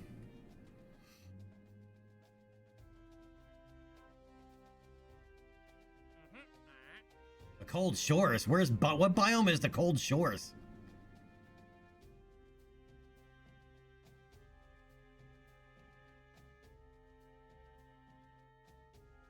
I'm going to take this contract. I mean, it's for the Southern Ice Shelf, the cold ocean, but it also says landed at the cold ocean. Maybe off the cold shores? Maybe, I don't know. Let's take it and find out, I guess, at some point.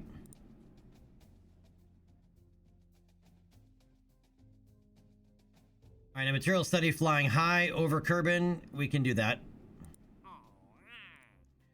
Gather rarest science results from Kerbin's grasslands. That's just easy money. Situation, splash down.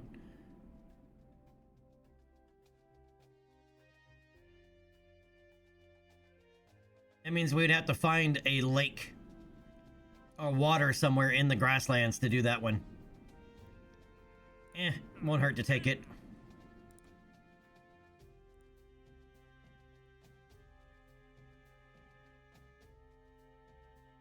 Nope, not that.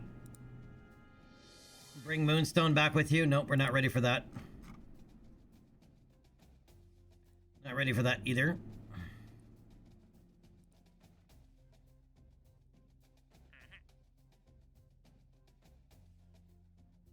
More surface surveys.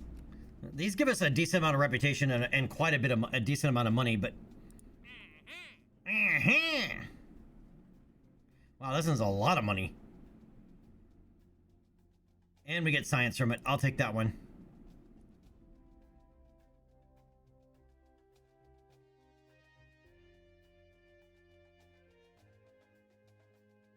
And these are on Kerbin. For this amount of money, you'd think it's on Moon.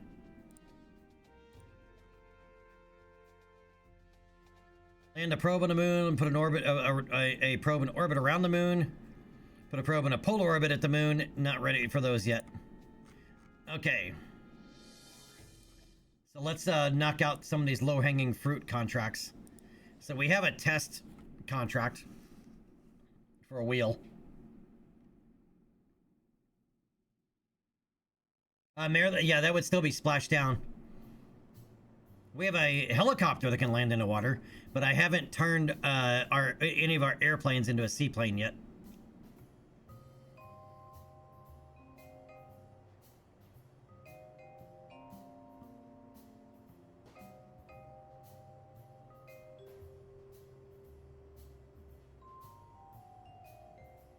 Okay, the TR1L 25-inch ruggedized vehicular wheel.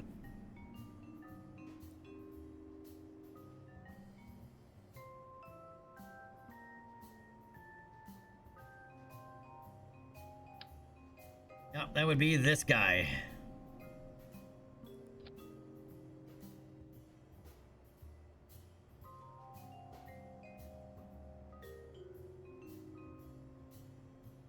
Go to the horizontal test stand.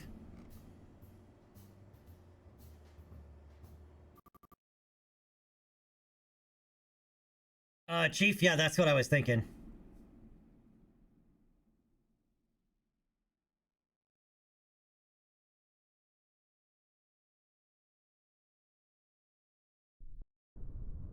But again, it's splashdown, not landed. But yes, it is a possibility. All right, run test. That's it. Contract complete. Easy peasy. Recover that.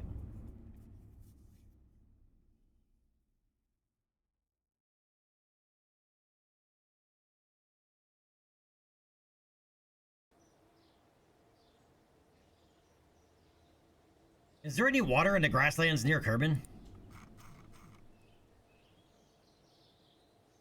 Are there any small any pools of water nearby? I don't think there are. Our part about having clouds, you can't see some of the surface details where you want to see them. But yeah, I don't think there is for us to be able to fly a helicopter out there, because we do have a helicopter that's already proven that it can land in the water and take off in the water. Problem is range. It's very short range.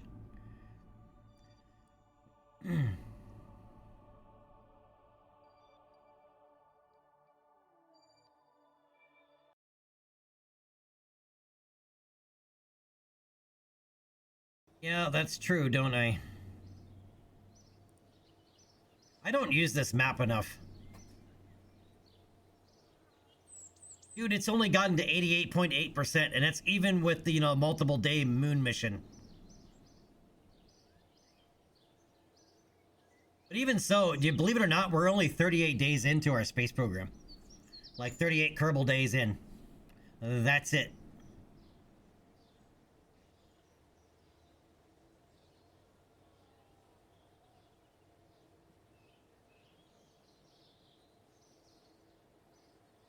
Marathon, I'm sure we'll end up with a more...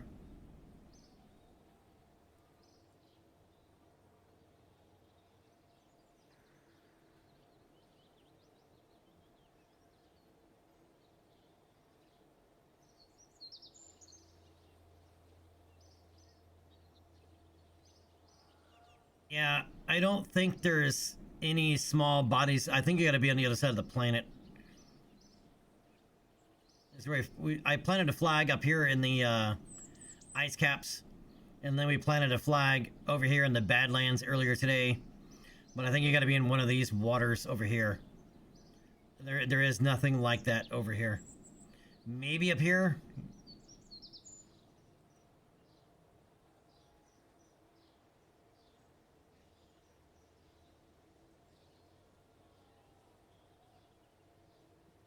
Yeah, there's a few small bodies of water that are way over here that are in the grasslands.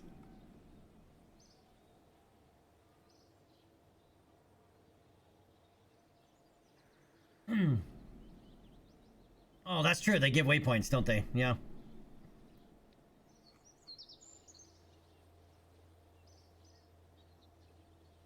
All right, so we need to let's do a plane flight to go certify the Kola Island Naval Air Station, which is right over near the island So we can fly our prop plane that we built yesterday. And then we're going to need to build a larger passenger plane.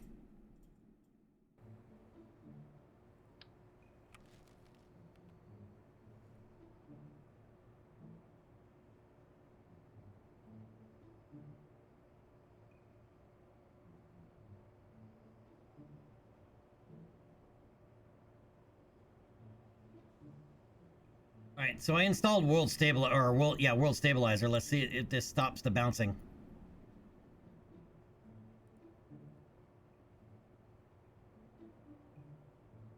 Alright, so this won't be a very long flight. This will be fairly short. But currently this is our only passenger airplane. Right, our only airliner. Alright, and we're gonna let Gimmel fly it.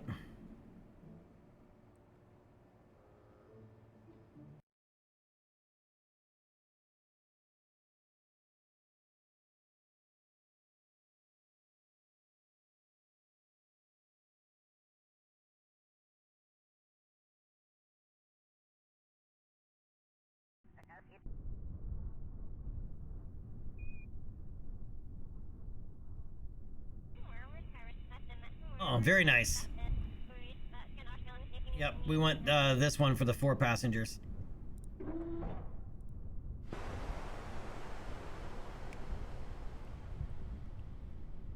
Alright, Transflight, you're clear for departure and immediate takeoff. Fly safe.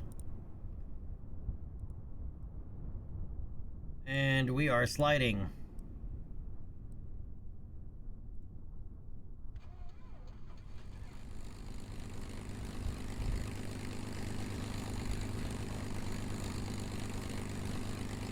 Alright. Let's get these passengers to go inspect the Coal Island to open it up for passenger duty.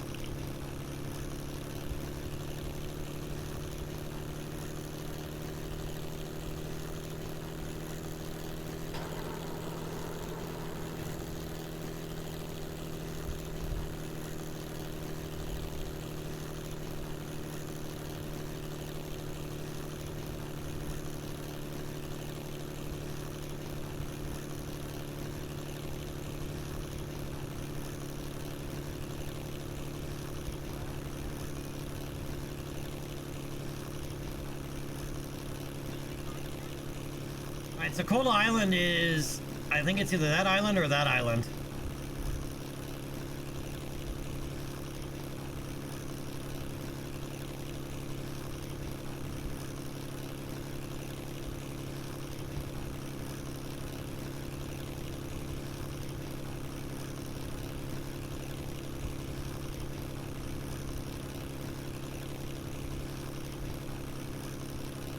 So we already have clearance to be able to fly our airline to the island runway. In fact, we already have 2 contracts for it. Problem is, we got to be able to carry up to 10 passengers. This can't carry 10 passengers.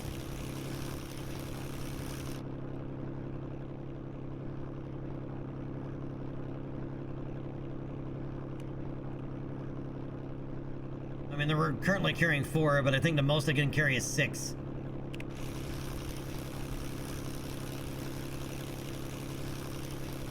Like 6 total on the aircraft.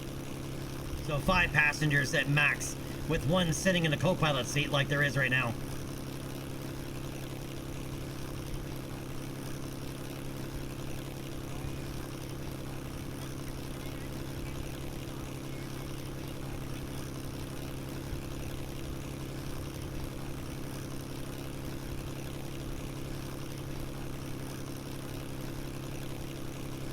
I can see it, it's right over there. Isn't there a tracking station up here? Like a tracking thing? I thought there was. Up here there was something.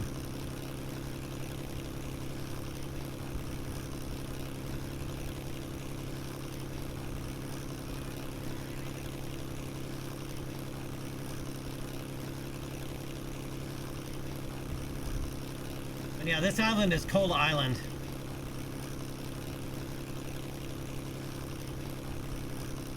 It's the one that Jeb overflew earlier today.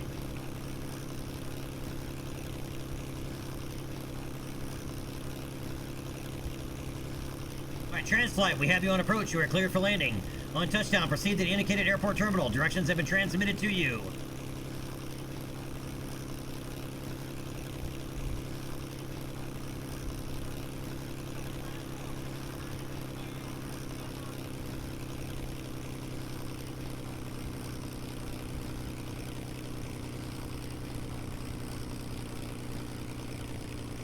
Alright, let's go ahead and slow down a little bit and start our descent.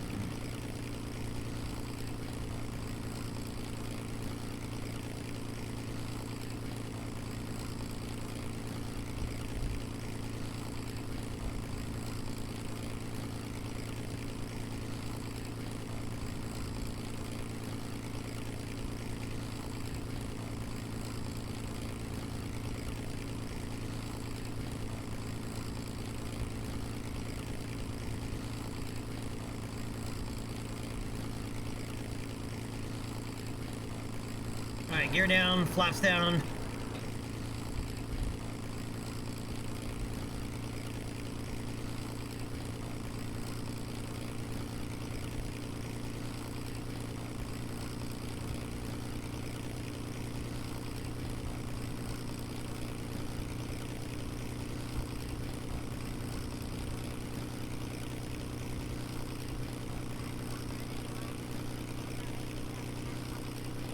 Alright, start getting this lined up.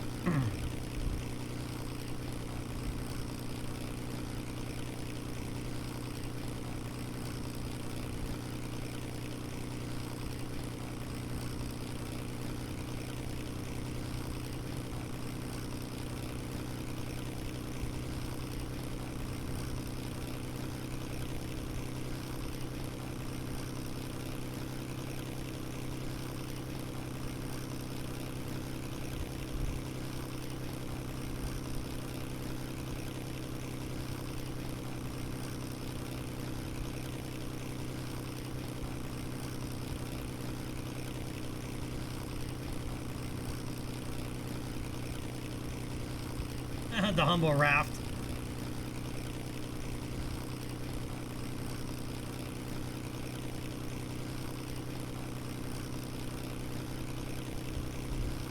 Hey, you're approaching stall speed there, Gimmel.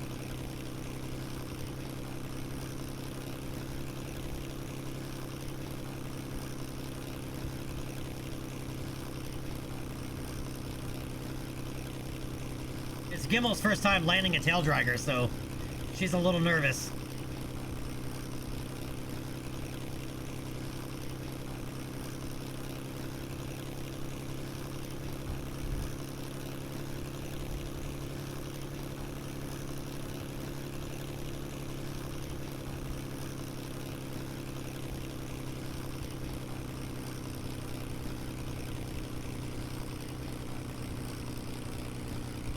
Oh, that's a big old bounce.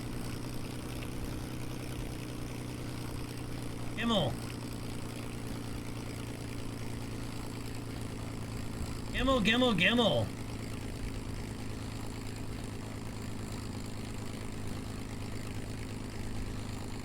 Before, man, we were landing this like butter. I wonder I wonder if that's World Stabilizer or this guy. Because we landed like butter, we didn't have World Stabilizer installed.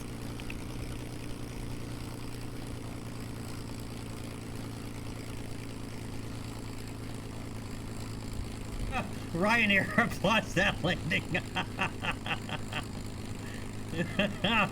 That's messed up, dude.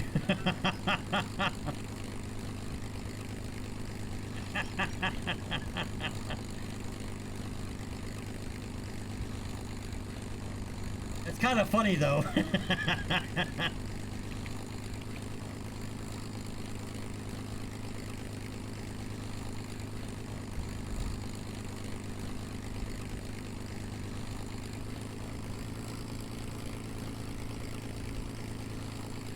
Well, landing tail draggers is kind of a pain in the butt.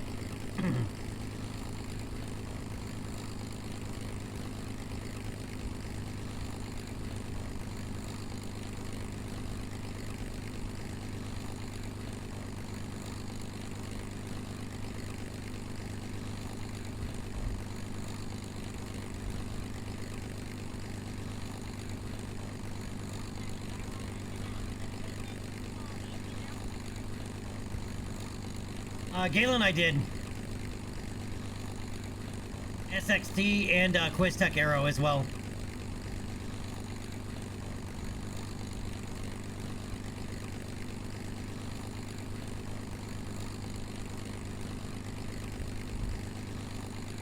All right, let's hit the brakes.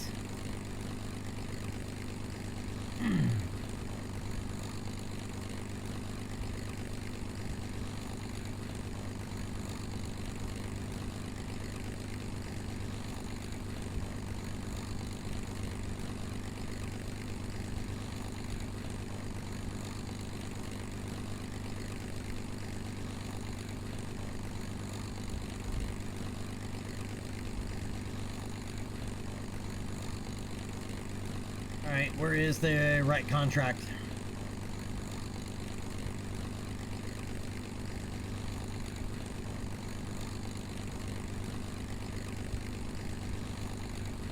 Oh, negotiations are underway. All right, now we got a requesting clearance for takeoff.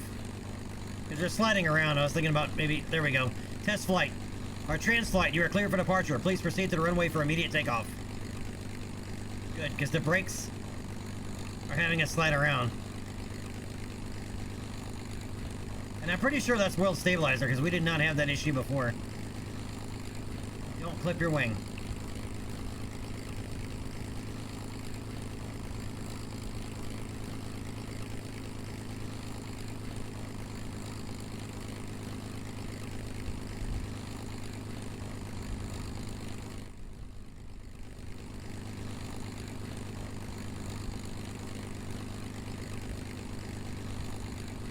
Flaps up.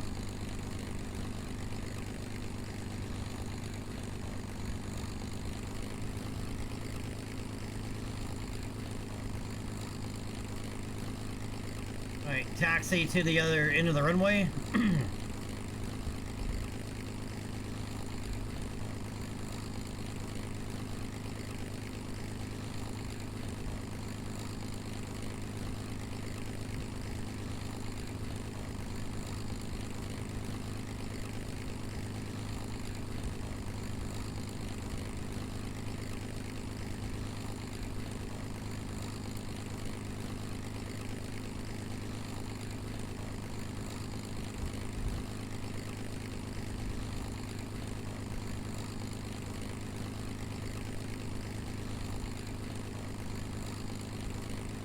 Try tuning that. Thank you, Unka.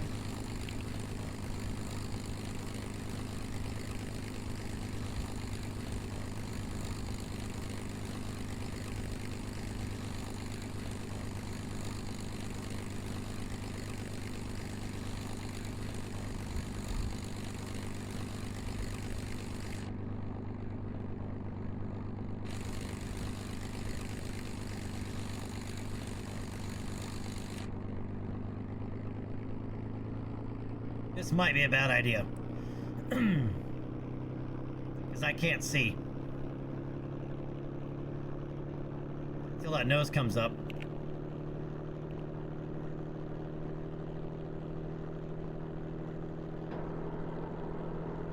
Alright, we're airborne. Gear coming up.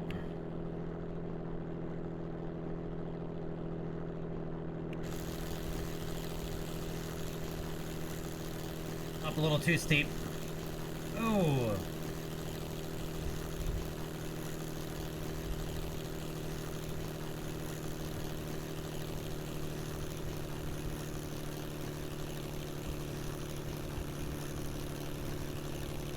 Yeah, pretty much. Yeah, that's what I meant. Natsmore. Got nukes. What's up, buddy?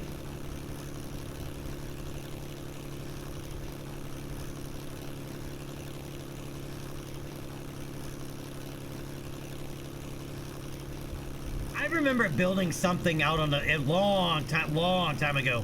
I remember building out something on top of this.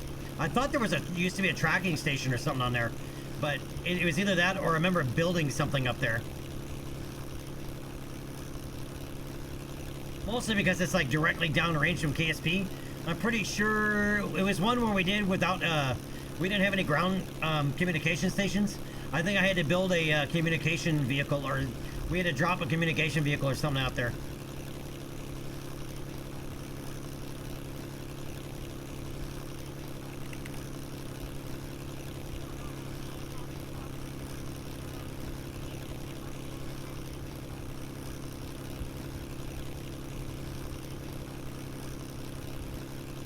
Is that a baobab tree? It is. There's a baobab tree on that hill.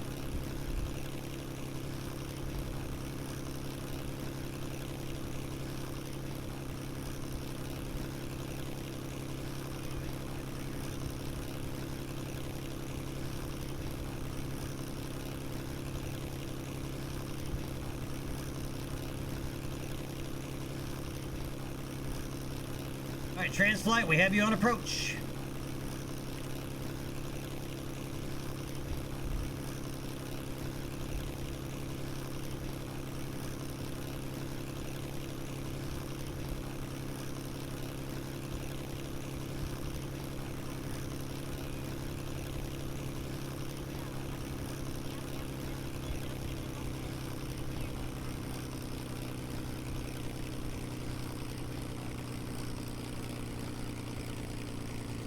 But yeah, that's what I meant to say until the tail comes up.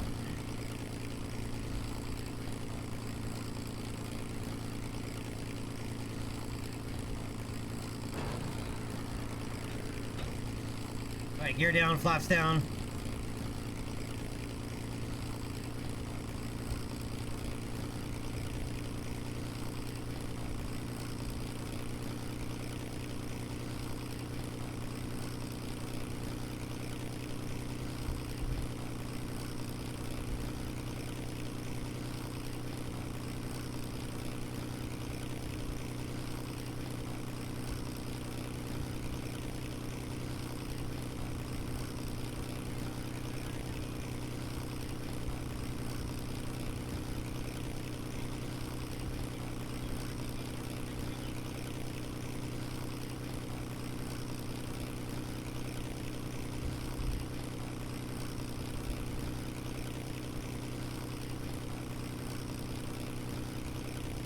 Galen, I like it too. Wait till we unlock bigger wheels, like the actual rover wheels. I'll make a different version of this. It's a bush plane that can land pretty much anywhere.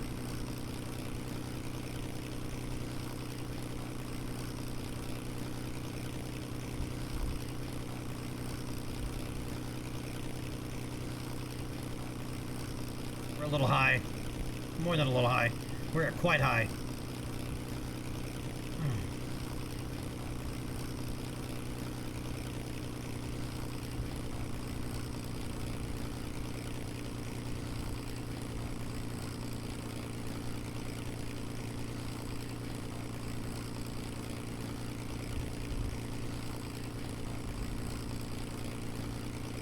Even Pappy says we're pretty high.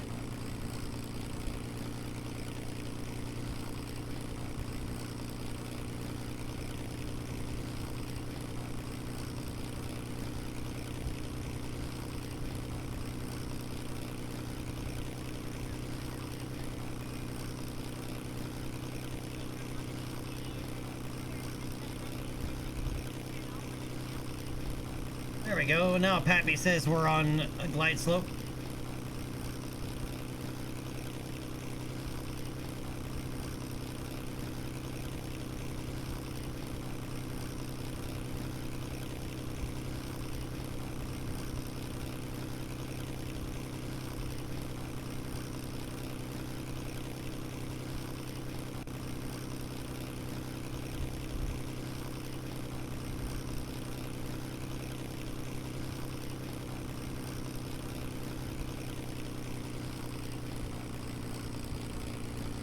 There we go.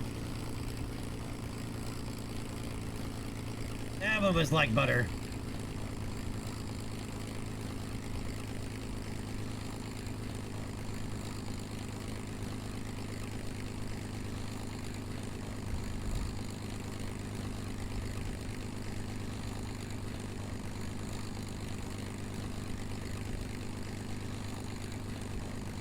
This always makes me want to go fly the P-51 in DCS World.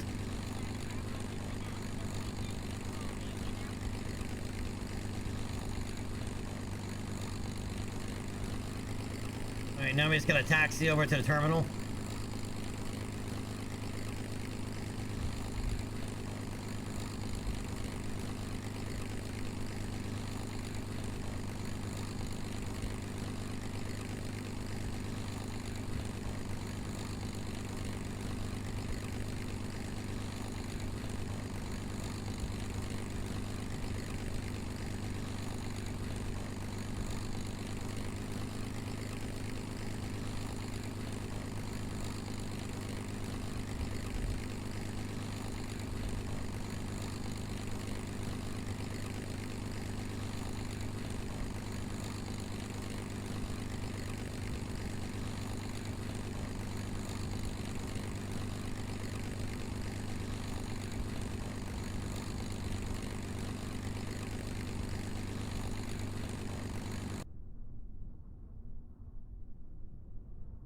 All right, now we just gotta wait. All right, ramp is being positioned. All right, ladies and gentlemen, Trans-Carbon Airlines welcomes you to your destination. The fasten seatbelt sign has been turned off for you, and you may now move about the terminal to collect your luggage and make connecting flights. Please use caution when opening the overhead compartments and removing items, since articles may have shifted during flight. All right, recover and contract complete.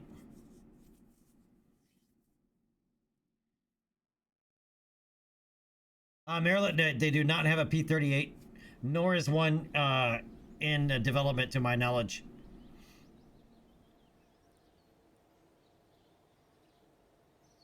Unfortunately. All right, contract complete. All right, we need a new passenger plane. Booyah! What's up, buddy? How you doing?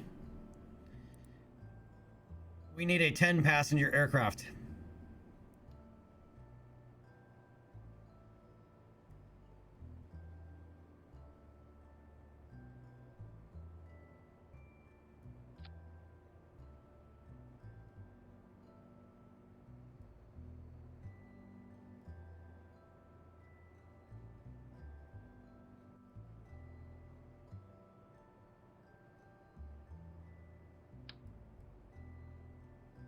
Oh, that's the next size up. I don't have any passenger sizes for this.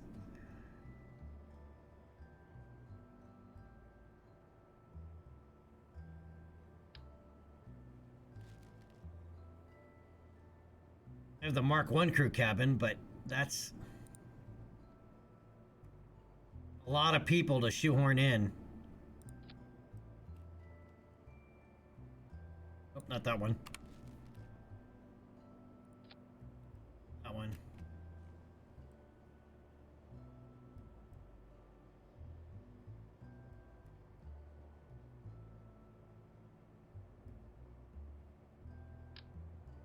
Each of these seats, too, said I would need 5 of these.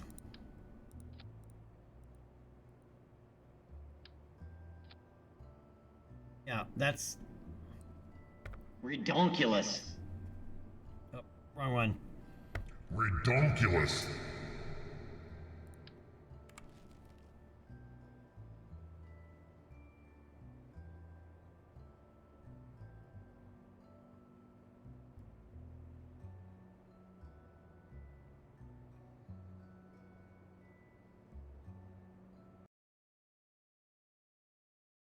Booyah, not too bad. And I was actually going to keep today's somewhat short because I know some people are trying to catch up watching the VODs of these on YouTube. So just so you're aware, like after this episode, we're going to slow down a little bit on Kerbaled. Right, because people that can't watch the live stream, they've been watching it on YouTube, and they're like, I'm publishing the videos out faster than anybody can consume them.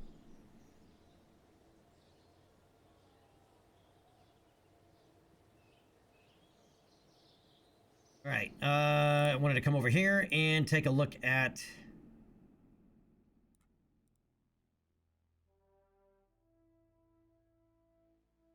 okay, advanced construction gives me the cargo stuff.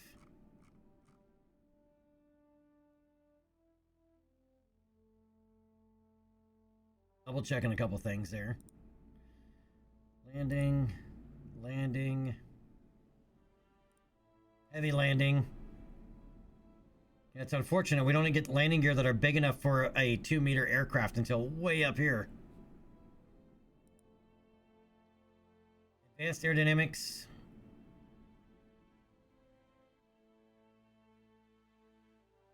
Nope. I know I already have this unlocked, but I just want to double check the node.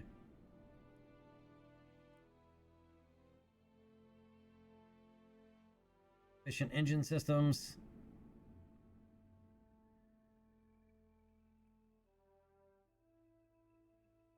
Oh, it's in the wrong node. There it is.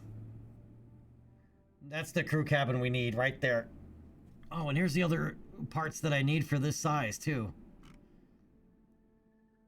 They're all here, up here in supersonic flight.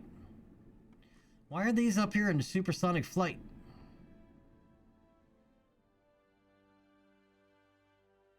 These are all the 1.5 meter parts that I need, or 1.875 meter parts that I need for the airplanes. But we have 2.5 meter parts available. They're swapped. I bet you. Yeah, like these these are 2.5 meter cockpits. They should be further up.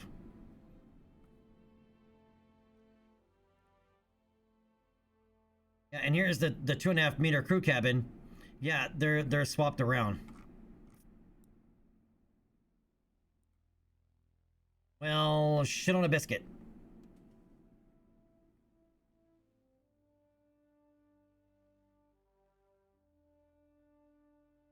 You suddenly imagine that with tail engines? Right, because we have two passenger missions already. One is 7 passengers, the other one is 10 passengers. And neither one is really viable with the parts we have, because they're kind of they're not in the tech tree correctly. Go figure. All right, let me think about it for a moment. I gotta go punch the battle reset button real fast, and I'll be right back. So hold that thought and enjoy your ads. I'll be right back.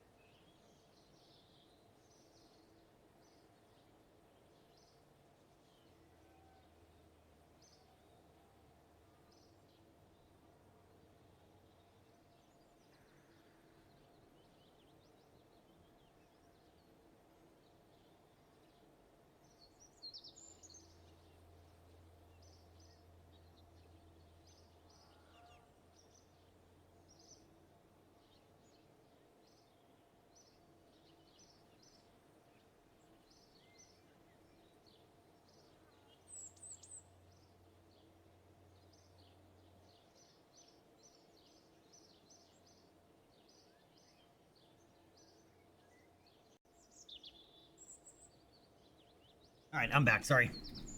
Too many distractions. All right, what'd I miss? E-dub!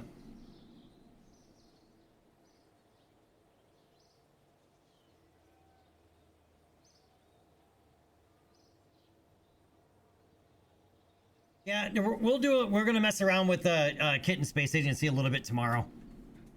You'll see that it's a tech demo for the hard core calculation stuff, and that's about it. That's it. All it is so far.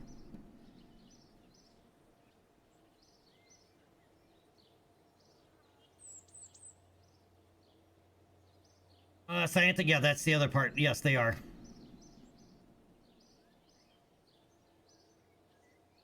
Yeah, but Scientific, that's less than 24 hours. 40 grand in less than 24 hours. Chief, thank you, sir. I appreciate that, bud. Chief, what did you have for dinner tonight, man? You always have something good.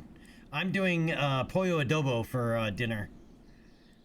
I'll be making it. What are we doing?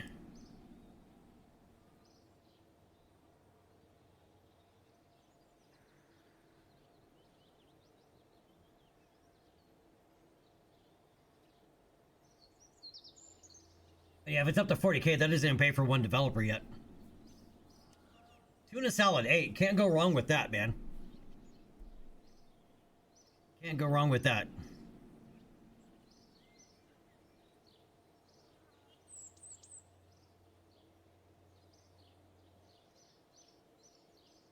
All right, let's take a look at our contracts here.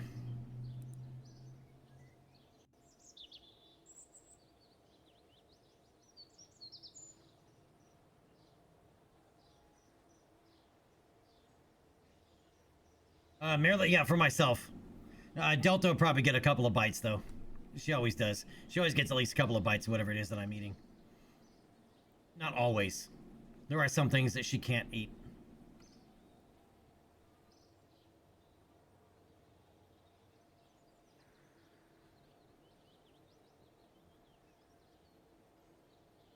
Yeah, but Scientific, I have a feeling, though, too, that KSP2 and its fate is still gonna... They're still gonna feel it there. You know, and as I said, it is still several years away from being a fully playable product.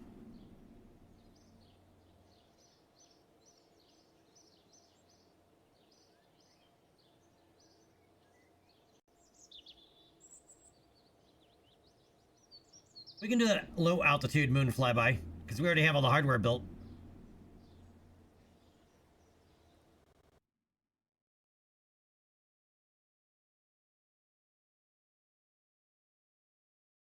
I know I saw like how many people were grabbing it last night in the KSA Discord and everything, and it's just like I don't think they realize where it's at.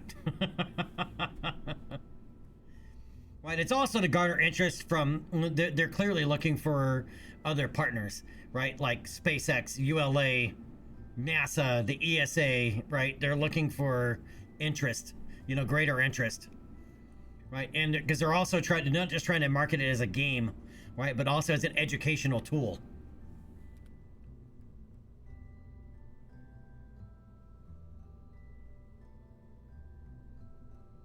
All right, so let's pull out the Mooner Flyer again. All right, except we won't be flying on this launch vehicle.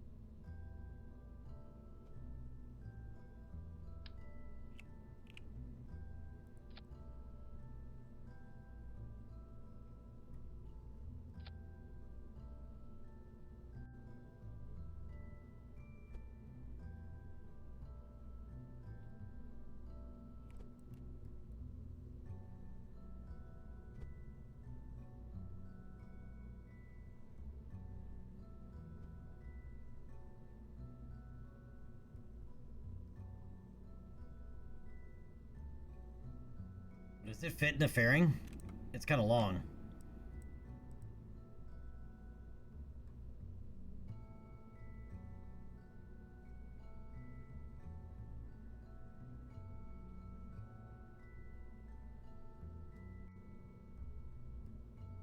It just fits. Wow.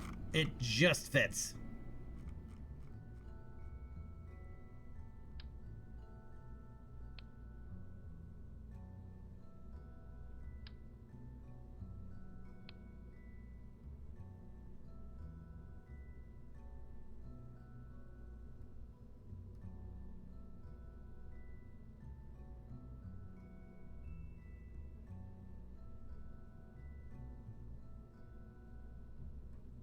Galen, yeah, I hope it does. That's the only thing good. That's the only, well, even KSP2, even the tutorials that KSP2 had, like the airplane tutorial, I was not satisfied with whatsoever. It was just basically, make sure your center lift is behind the center of mass and you're good to go.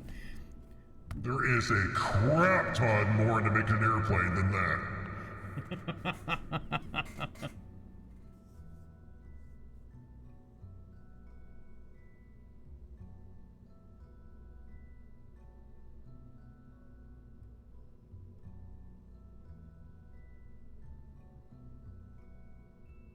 But they want to do more, but they want to do it more like as an educational tool. But they do want that to be KSA to be more scientifically accurate and sophisticated than KSP1 was. Right, meaning more complex. However, but allowing you to give more tools, including automation. There's going to be more automated tools, right, for, you know, flying as well. So how they're going to go about that, I don't know. Like, they don't even have a roadmap for KSA. Because it all depends on how excited people are for where it is now.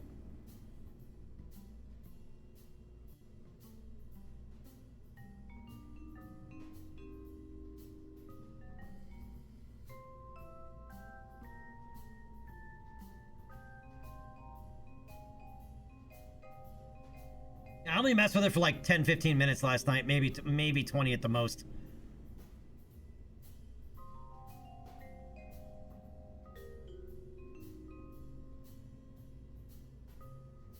Again, who knows? We'll have to see, because of the way they're going about the development of it. It's literally gonna be gauged by contributions.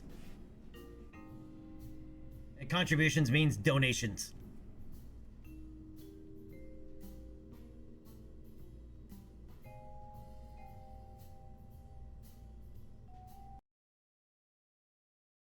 And there are some people that were throwing down some money, man. Like, I mean, there was a lot of, like, I'd say like $20 is probably like the average that people were throwing down. But I saw several $100, even some for $450. I mean, people were throwing some money down.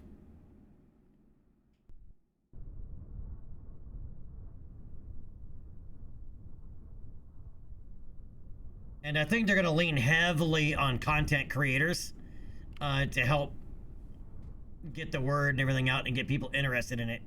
Problem is, there's not enough there yet for a content creator, really, other than to say, hey, this is where it is, and that's it. Right? I mean, yeah, you can go exploring around, but it's right now it's using the real solar system, which won't be what it is going to do. They're going to develop their own, you know, a fictional solar system.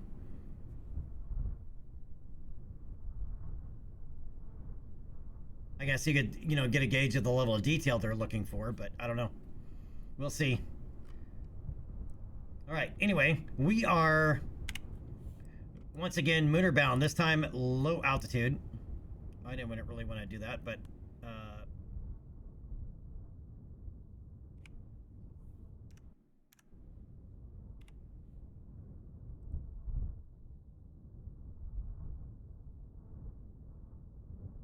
hey. Can I right click here? Hey, all right, set as target. Okay, it wouldn't let me give me a right click window. Oh, moon's high in the sky. It's right there. We're gonna have to wait until early morning.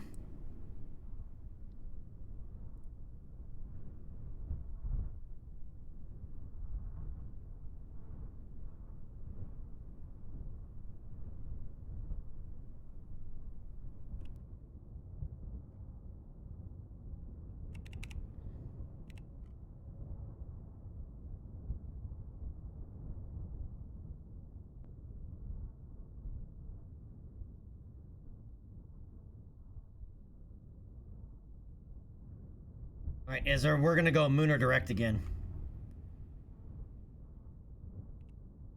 Oh shit, I hit the wrong... I meant to hit stop time warp, and instead I hit accelerate time warp. We went way past where I wanted to be.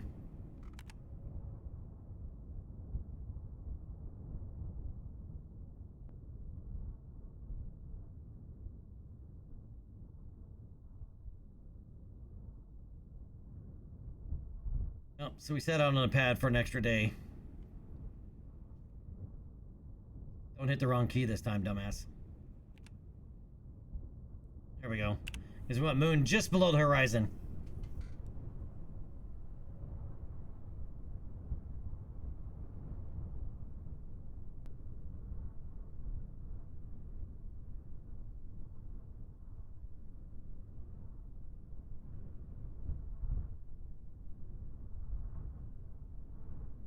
Okay, let's get guidance here set up.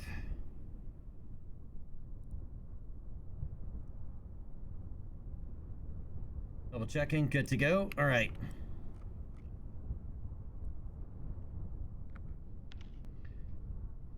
Lunar Flyer mission 2 is go. Lunar Flyer is go. Rocket 1 is go. We are go for launch in 10, 9, 8, 7, 6, 5, 4. Main to start. 2, 1. Send it. All right, we are go for pitch and roll maneuver.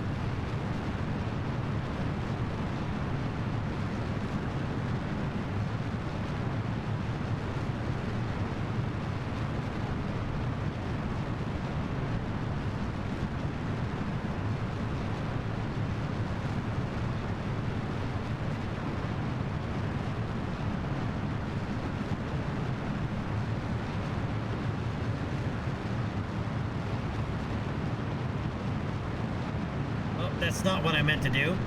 I hit the wrong key.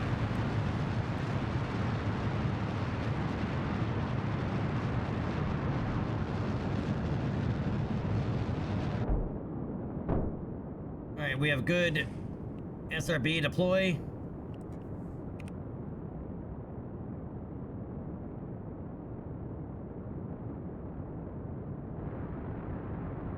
Forgot what button the damn cameras are.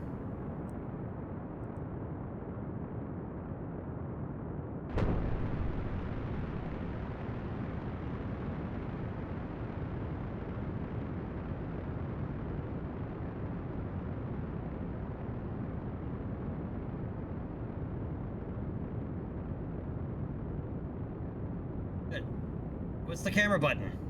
Damn it.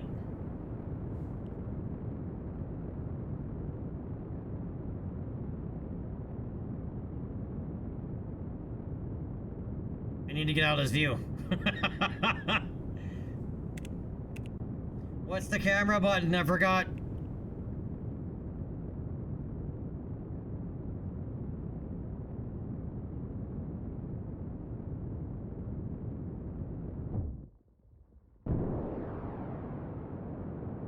We have good stage separation.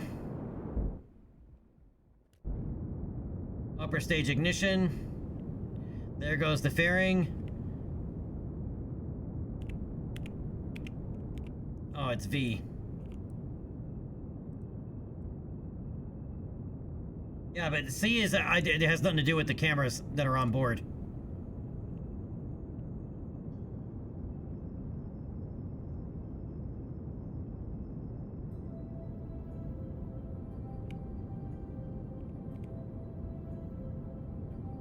V got me out of it, though.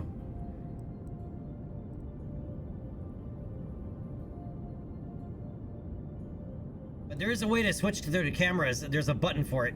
It cycles to the cameras and back to normal view. And for the life of me, I can't remember what it is right now.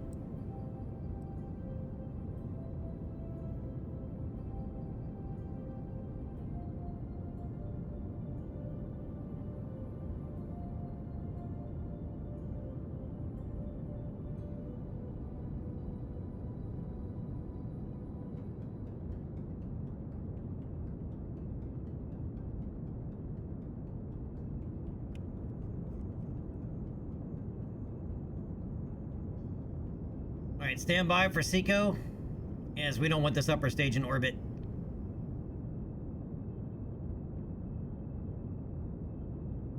Shut down.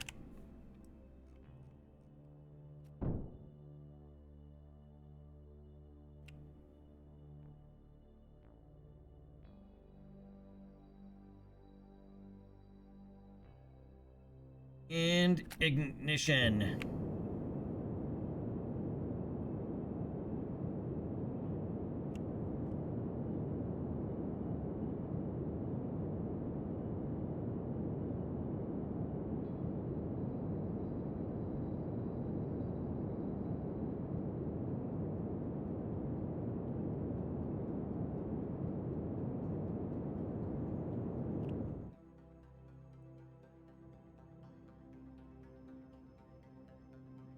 Alright, so this time we need to do a closer flyby.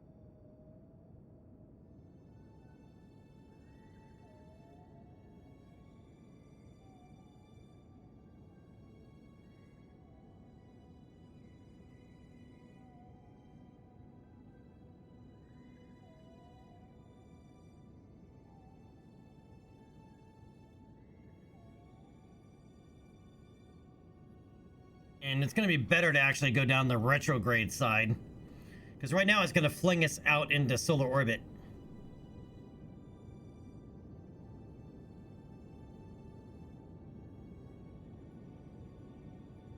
And now it's on an impact trajectory.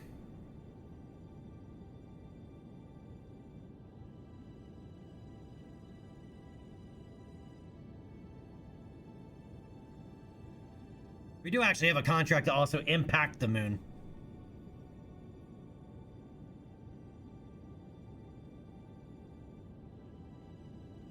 Well, let's save that for a different mission.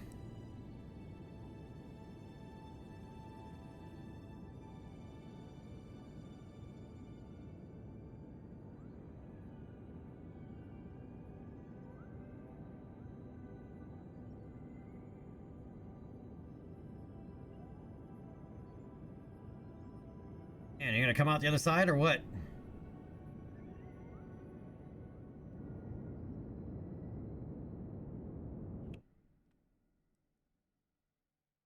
Like right now, it's gonna launch us out towards Duna.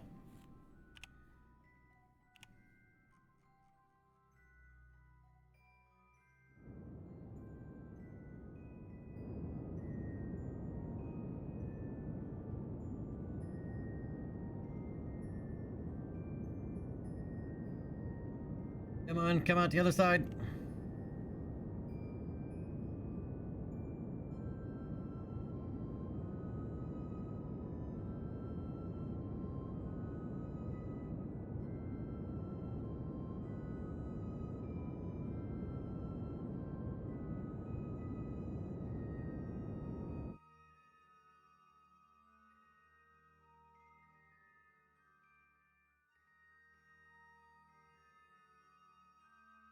Right, well, I guess, because of our trajectory, we're literally going right at it. Yeah, I guess I could make a maneuver node. Gotta come out the other side.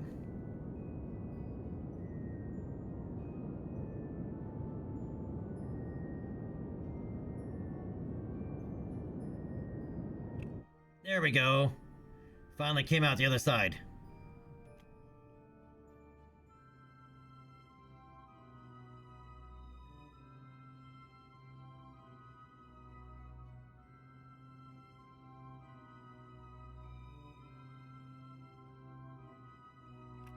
right, we'll set it for 10,000 meters.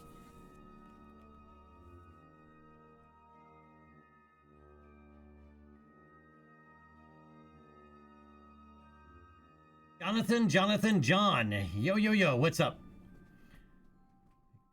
Can we call you John?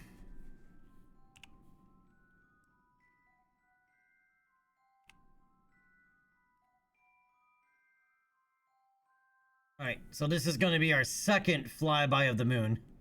But this one will be our first close approach. Oh, I forgot to switch guidance modes. There we go.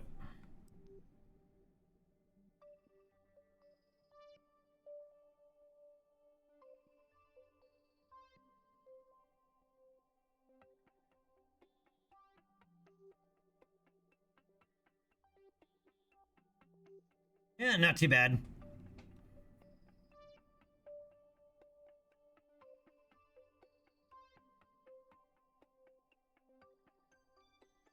Still gonna send us... Where's it gonna send us here?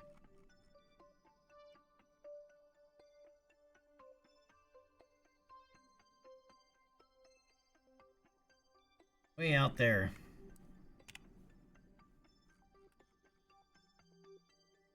Let's see if we can't fix that.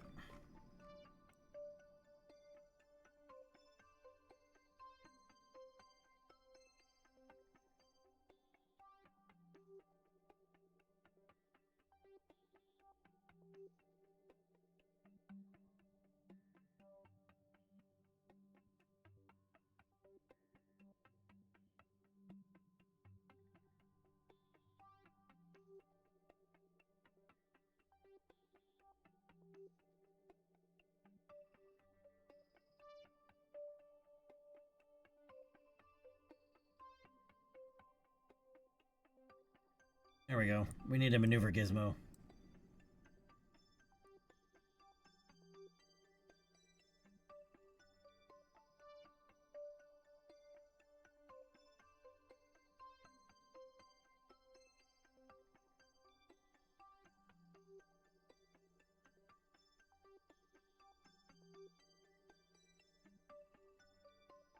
Really? No matter what we do, we are...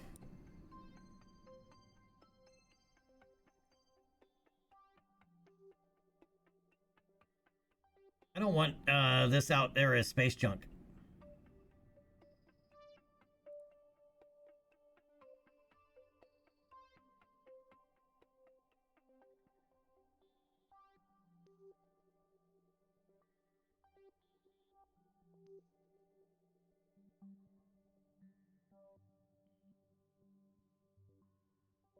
Alright, well, we just became a lunar impactor. Or we're about to.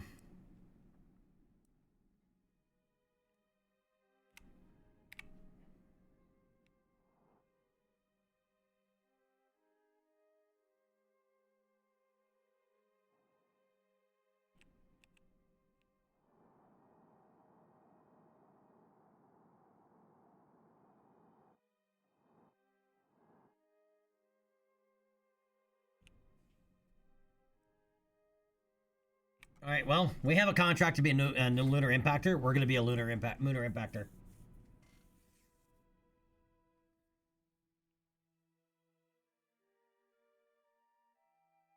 All right, let's warp up here.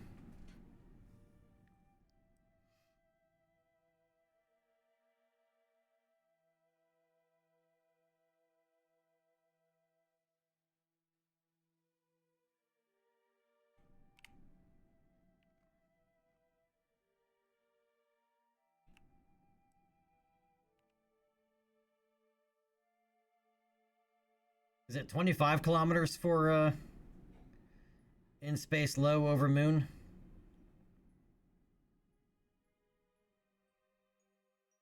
$50. All right, let's start transmitting.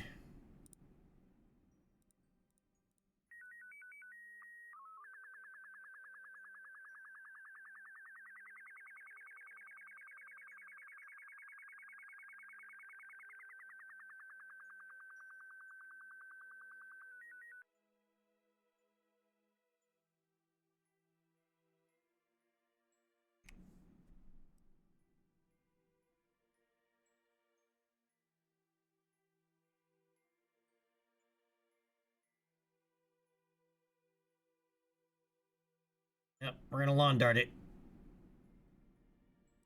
We'll still have to do another flyby, but our velocity's too high. Speaking of...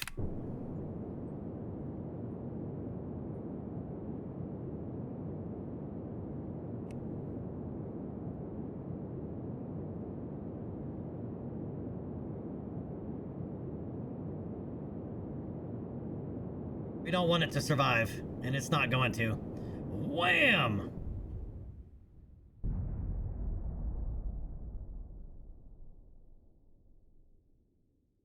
I guess instead of calling that Mooner Flyer, we could have called it the Mooner Penetrator.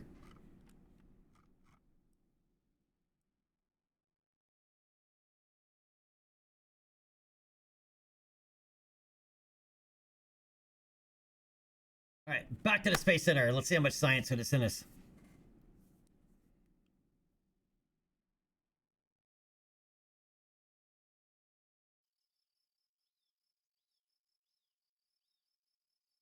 How many of you have ever actually launched to the moon without making a maneuver node? Alright, contract complete. Perform an unmanned flyby of the moon. Well, we got that. We don't have to do another one. We got the reward for it right there, and 6 science. And impact the moon uncrewed. More science. And 54 grand. That'll work. Alright, the recent accomplishments of our spacecraft have attracted contributions from numerous organizations. We have initiated the first flyby of the sun. What? So a piece of our debris apparently went through the moon.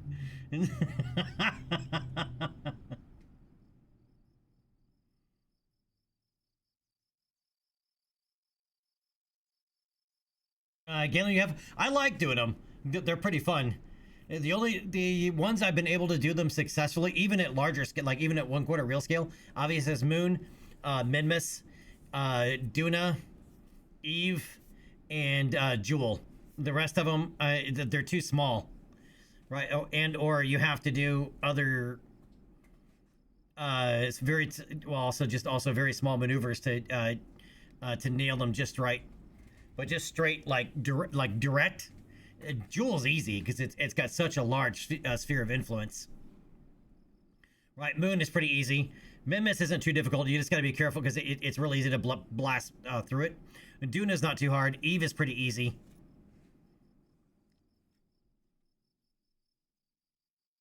Dude, again, it's the same way. You literally wait for the target to be just below the horizon and launch like normal until you can see the target and then just burn straight at it.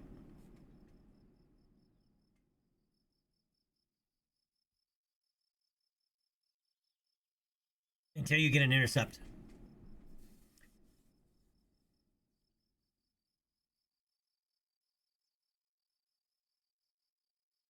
However, it's not always the best intercept, and it's not always the most efficient way to do it. Moon, it doesn't really matter. You're not going to save that much. All right, let's warp to the morning.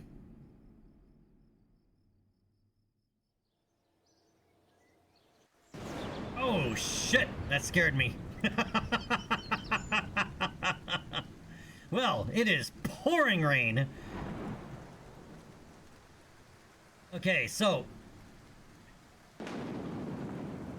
that literally scared the shit out of me.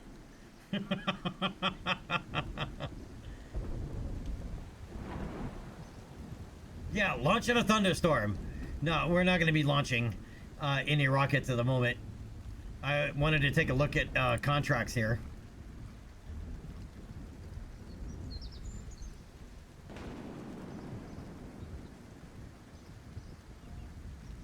We have a lot of surveys to do on Kerbin. I just got to see where they're at.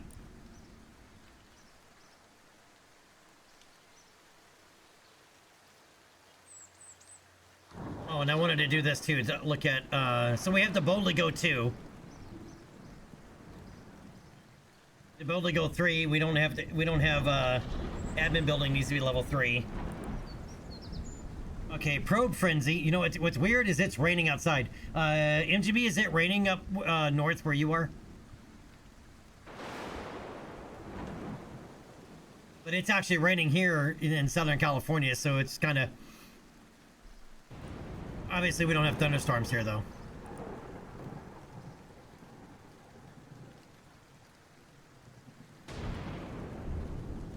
You got hit yesterday?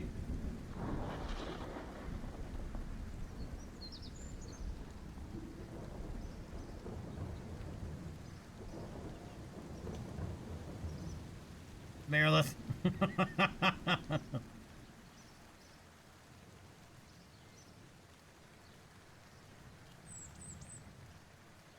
Well, I could do Probe Frenzy.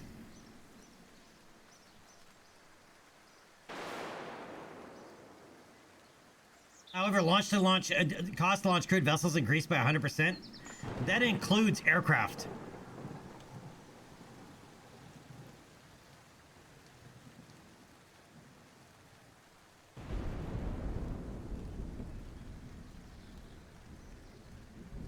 And this local science is a little too late.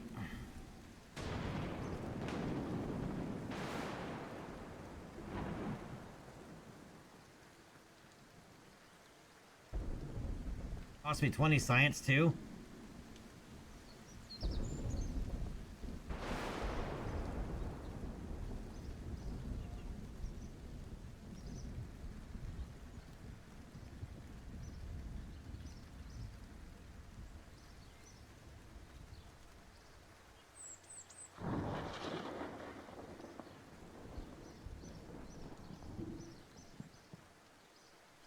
Oh, I should do this one now. Well, see, the problem with some of these with Strategia is the penalties for not doing something. Like, for example, 400% increase in milestones gains for any contract regarding the moon.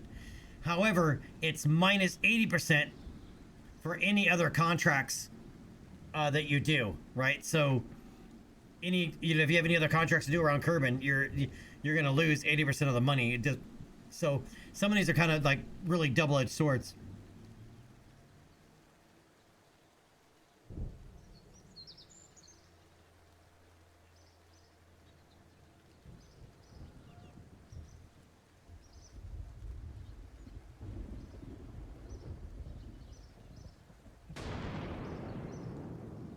And the moon program is for actually launching Kerbals to the moon, which we're not ready to do yet.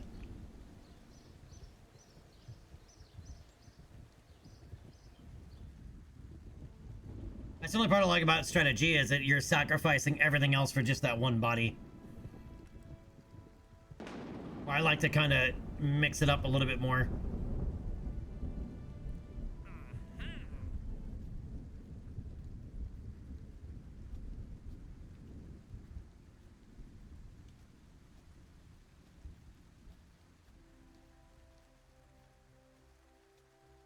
All right, not ready for any of those.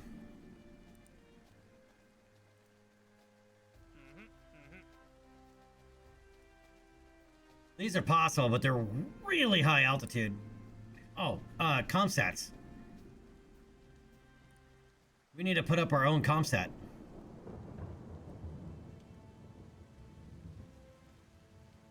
Obviously, we're in a weather hold at the moment, but...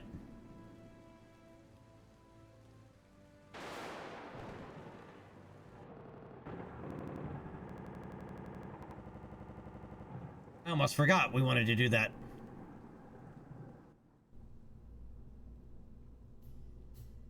And what the hell is the... Oh, while I'm thinking about it, what the hell is the button for the goddamn cameras?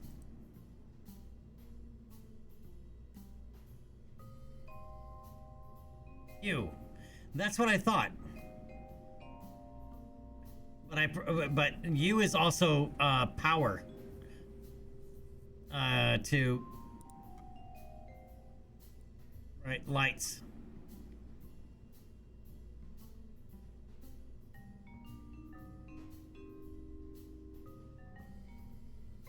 I mean, that's why the magnetometer came out, is I hit you because that's what I thought it was for the cameras.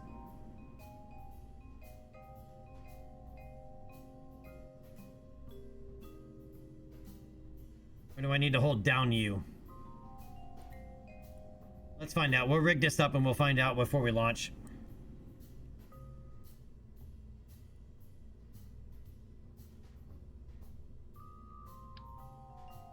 This comm set is 101 parts.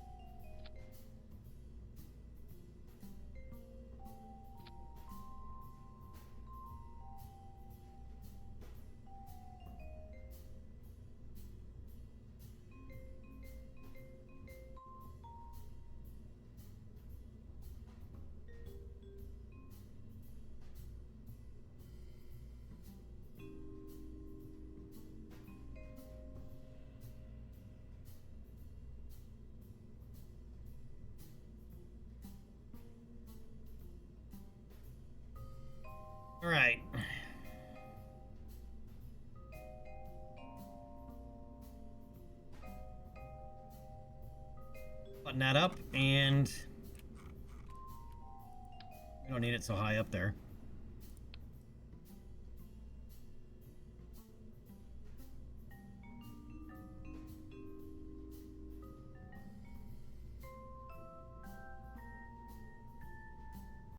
All right, goal here is geostationary orbit. So what I'm going to do is with the upper stage is we're going to burn out up to about 3.5 million kilometers. And then we'll raise, with the satellite itself, raise the periapsis out to altitude. To the correct altitude, to 2863-ish area. And then we will bring it back down once this thing is back over the top of the KSC where I want it. Hopefully it's got enough fuel on board to do that.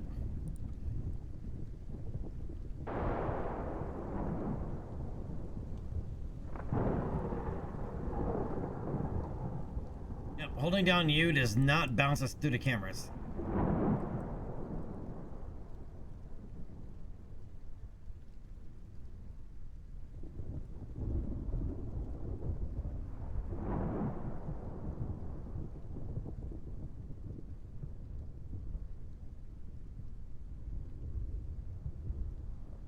Where's the other camera?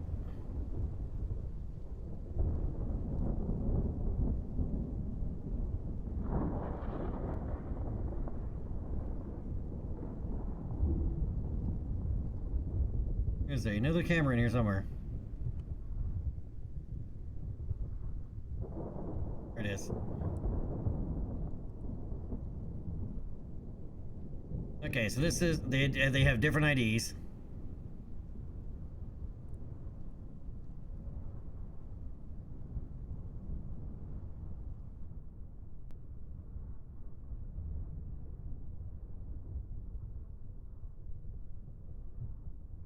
Okay, it's plus minus. That's what it is.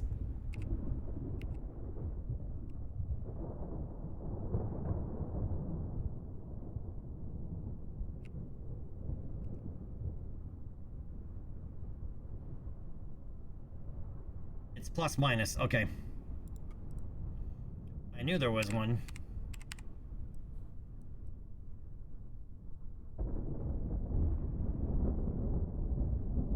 And everything looks so gorgeous when it's wet. Infer that how you will.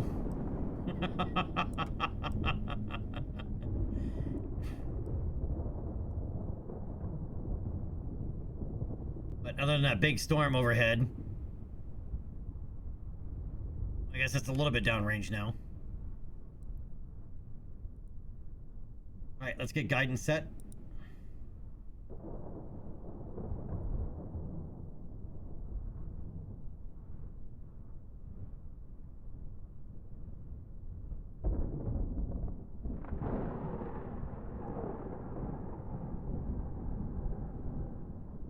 Alright, the storm should be far enough downrange.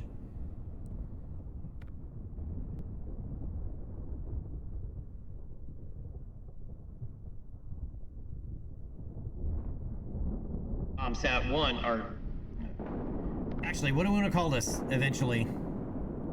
Not ComSat 1. KSC ComSat, yeah, KSC Com. KSC Com is go. Launch vehicle is go.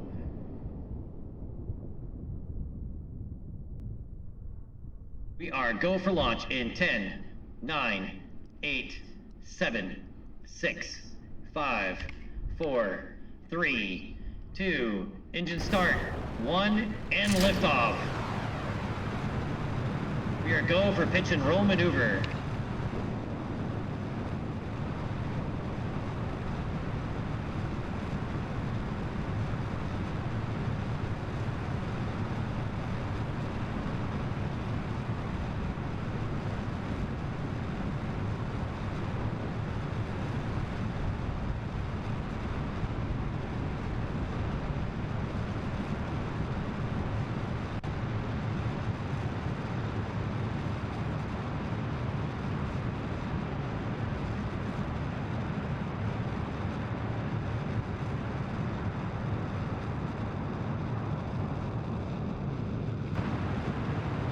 Alright, stand by for booster separation.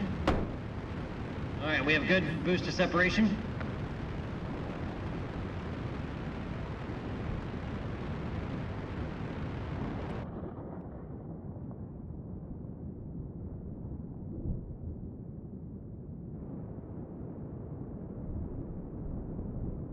Alright, passing an altitude of 15 kilometers, and we are 17 kilometers downrange distance from the KSC. Coming up on Mach 2.5. We're gonna go ahead and throttle down here to 2/3 thrust, as our fairing still keeps getting really hot.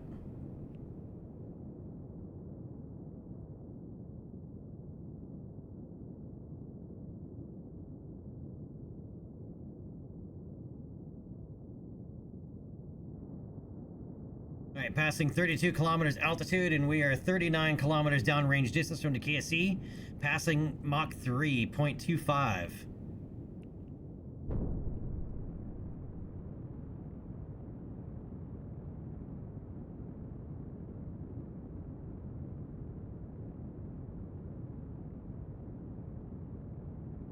And there goes our fairing, getting warm again.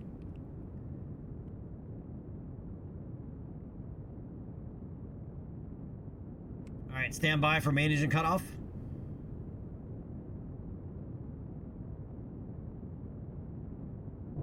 And Miko. Alright, we have good stage separation. Fairing deploy, which I was going to do from the other camera, and I forgot to switch, but I forgot how close that is.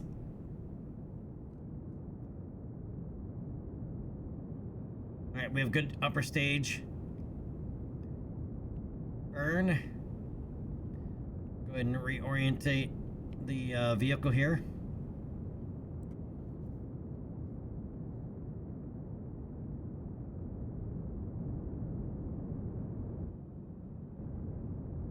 Payload camera. I might move that in actually a little bit more.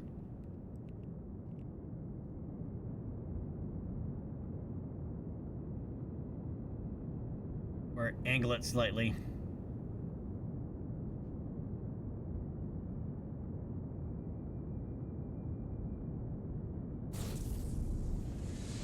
Galen, dude, thank you, man.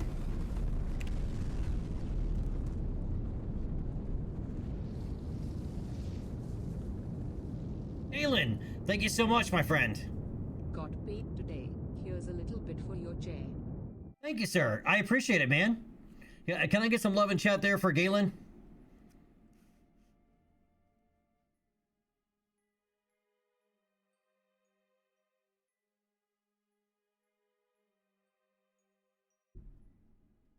Galen, thank you so much, buddy. I appreciate that.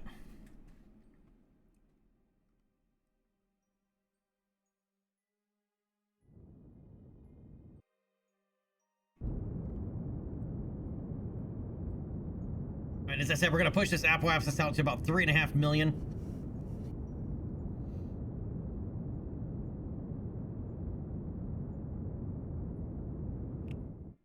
Right about there.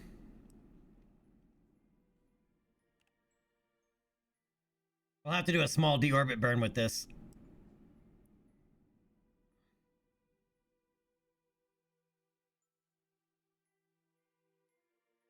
All right, we are go for payload deploy in 3, 2, 1. All right, we have good payload deploy.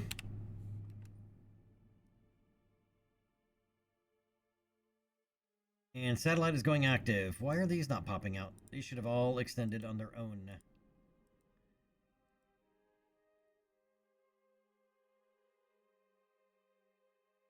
All should have come out when the solar panels came out. Did I forget to add those to the action group?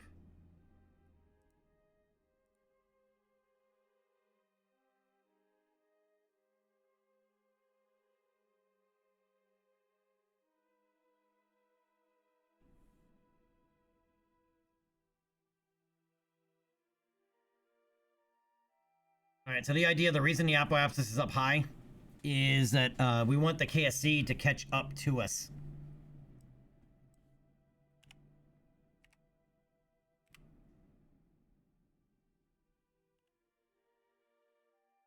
All right, so we are going to swap to the upper stage.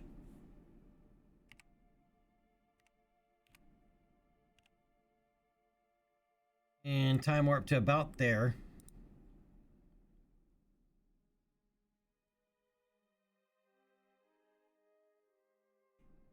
We're not going to be too far from the satellite. Probably won't be able to see it anymore, though.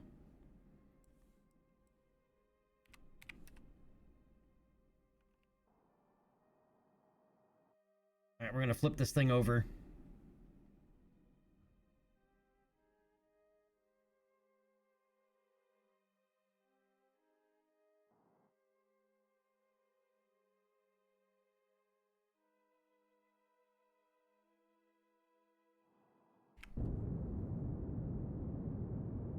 All right, ignition, and that's it. It'll now tumble in and burn up in the atmosphere. Okay, so now we can swap back to the satellite. Swap back to the satellite.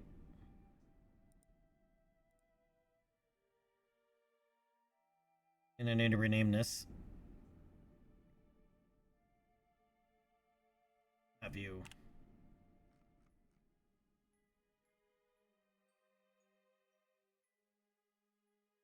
What do I gotta do it from the tracking station? I don't remember how to rename. I thought I could rename it from here.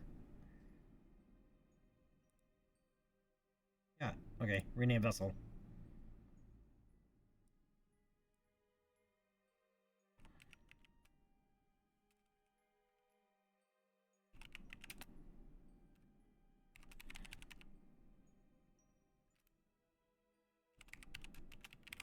All right, we're gonna call it KSC Prime Comset.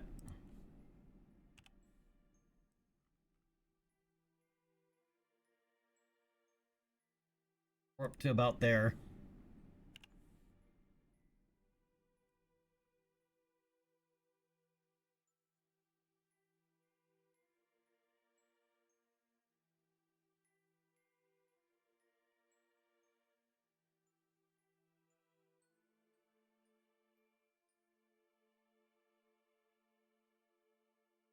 Time to Apple Apps. This is a little over a minute out.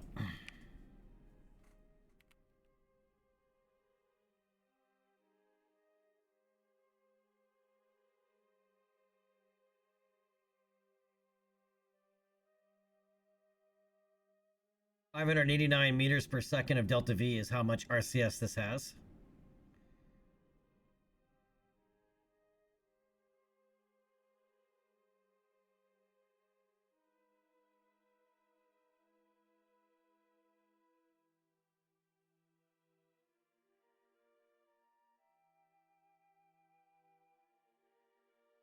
Right around a minute here, we'll start our RCS burn.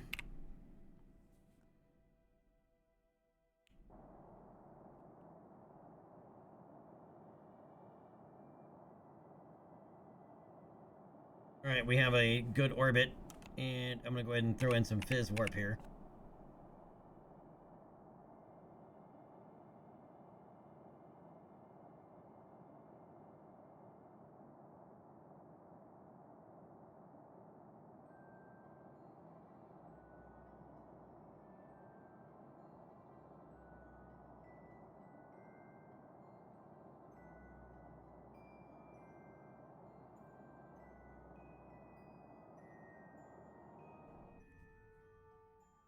All right. We're going to stop there because we're going to continue to push our Apple Apps away. So we're going to have to time warp.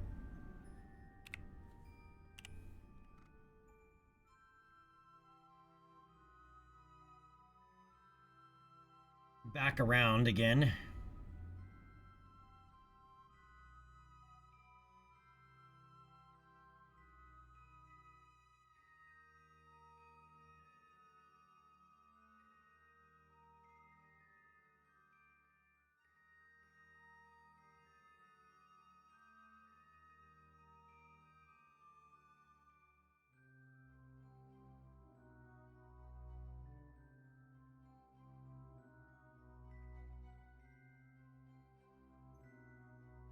So it'll take us a couple of orbits to get it to where we want it.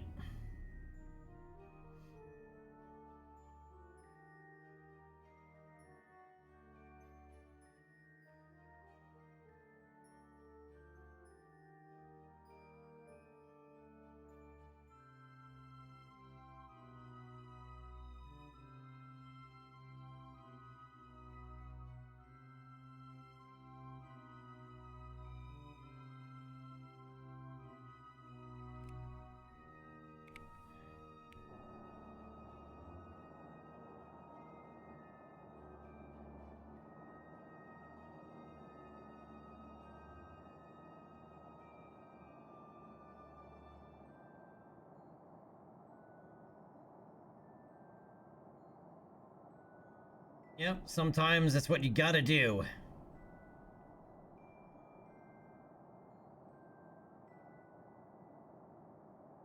I mean, we're literally using RCS thrust, so we've gone through 1/3 of our fuel.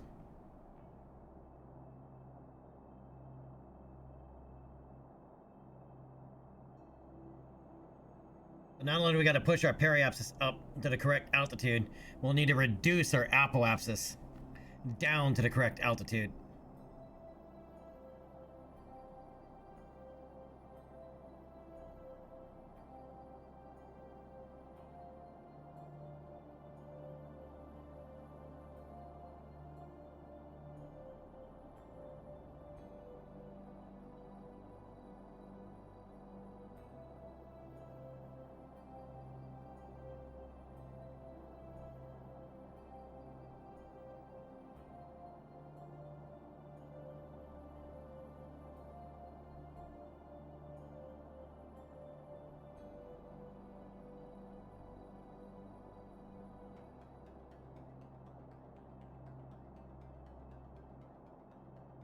Making use of our lever arm.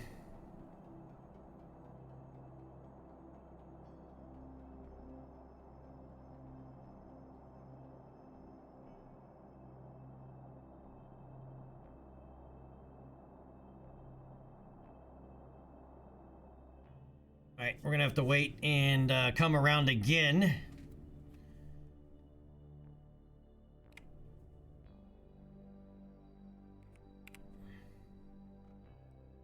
Trying to be as lean as possible with our fuel burn.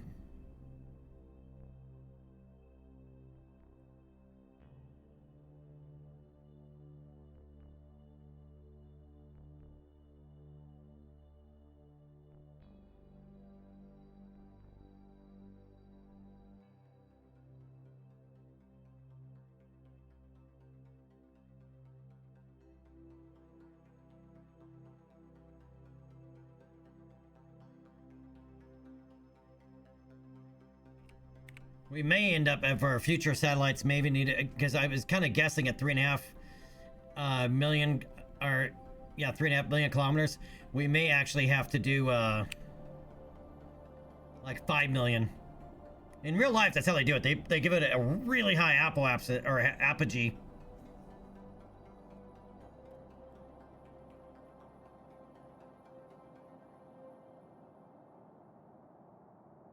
To give you a better lever arm, and then they slowly pull the satellite back down after several passes.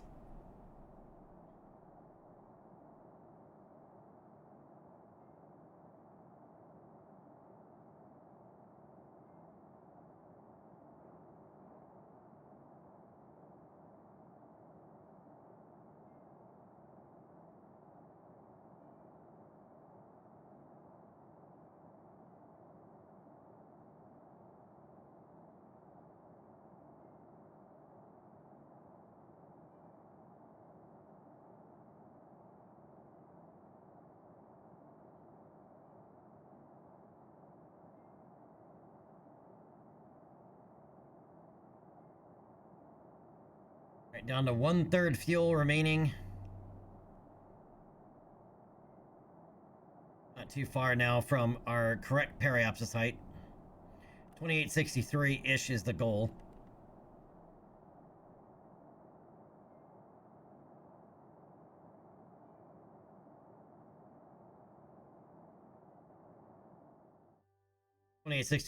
Good enough.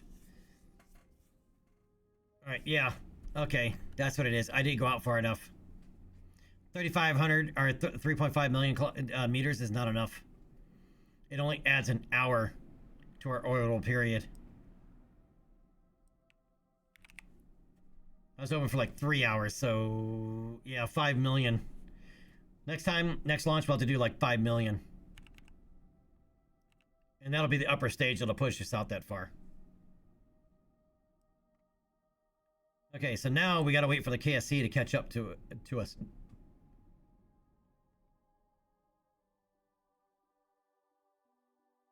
Where is the KSC?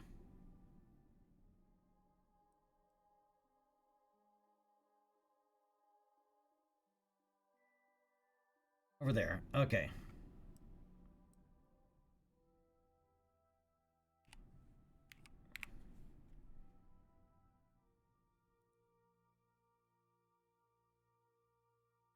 All right, let's warp here.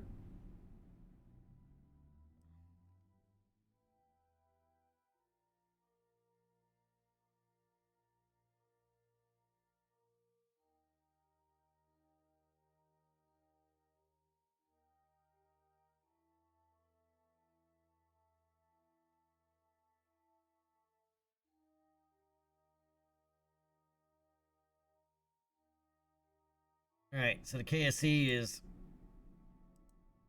right there. All right, let's go around one more. It's going to gain on us 1 hour per orbit.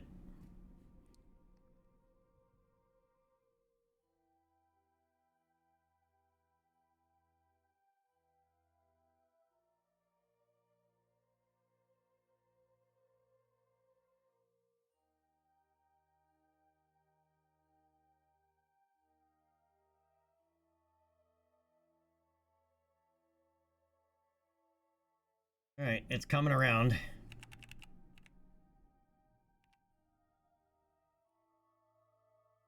right, let's go around one more.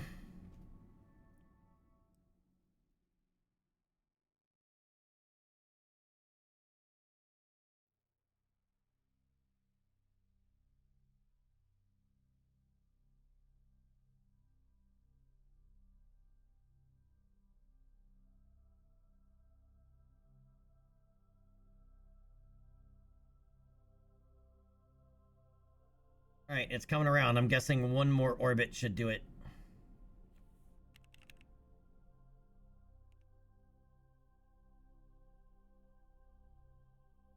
One more orbit and we should be directly above the KSC.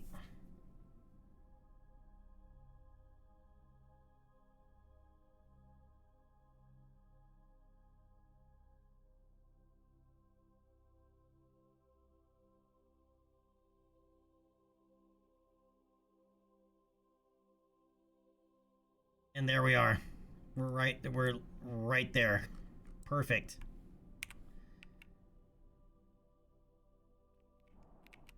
All right, I gotta flip the satellite over.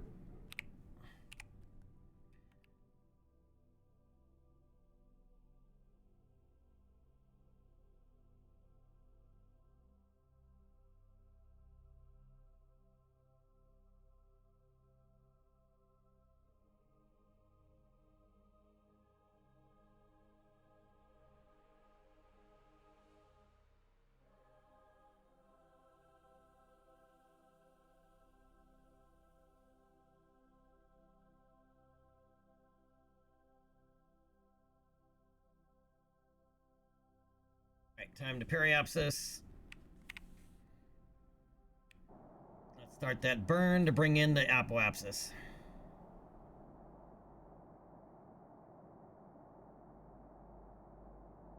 Well, here's 5 hours, 59 minutes, 9 seconds on the orbital period. All right, we're pushing our periapsis away, so I gotta wait for it to come back in.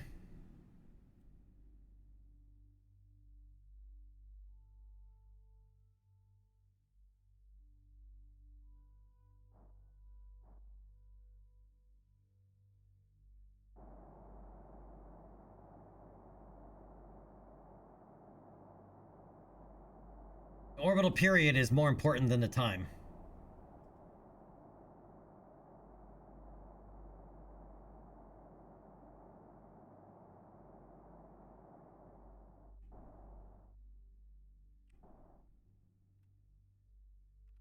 And there we go. 5 hours, 59 minutes, 9.42 seconds.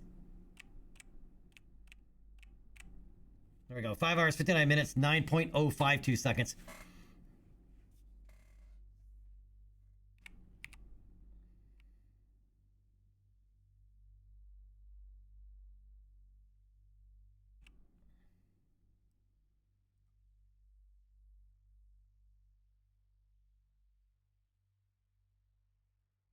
Orient the satellite correctly here.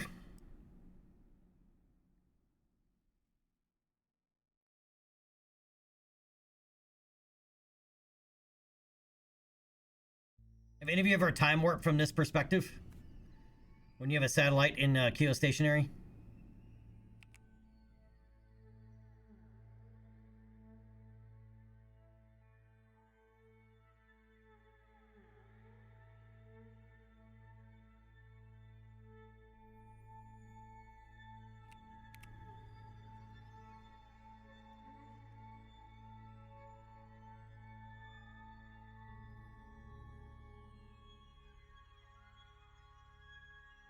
All right, so as you can see, the KSC is right there. And as we time warp, change camera view.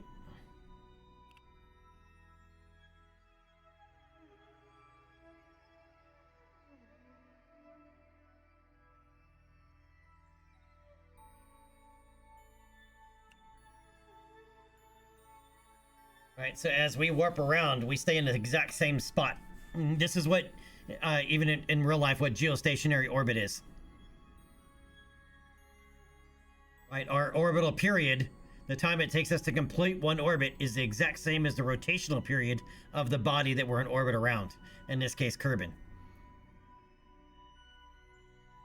Right, so as you can see here, we can just stay in time warp, and the satellite just stays right over it. 16865, what's up, my friend?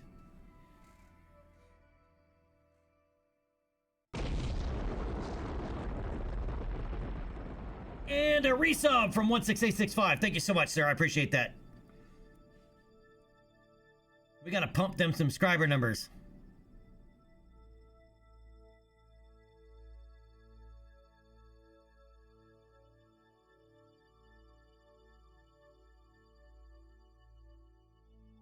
Thank you, sir. I appreciate that, man.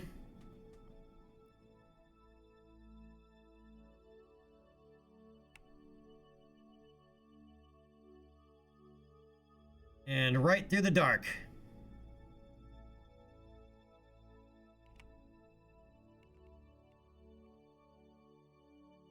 So this is the position that I wanted a satellite in. And we still have 145 meters per second of delta V remaining, which is more than enough to put this up into a graveyard orbit later when we go to replace this with a much better, longer reaching satellite. But we'll no longer have to worry about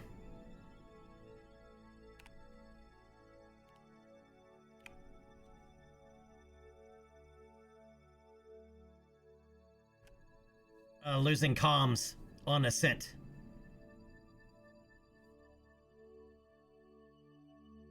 Polar! What's up, Polaris Spider? What's up, man?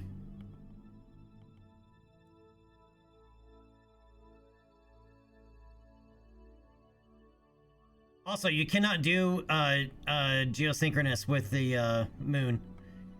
You'll be outside of moon's sphere of influence.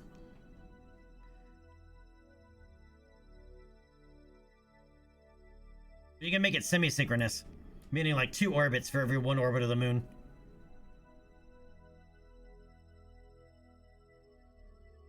So Polaris, we finally just put up a comm set where I actually wanted the other one that we launched up. Speaking of, let's go to that one.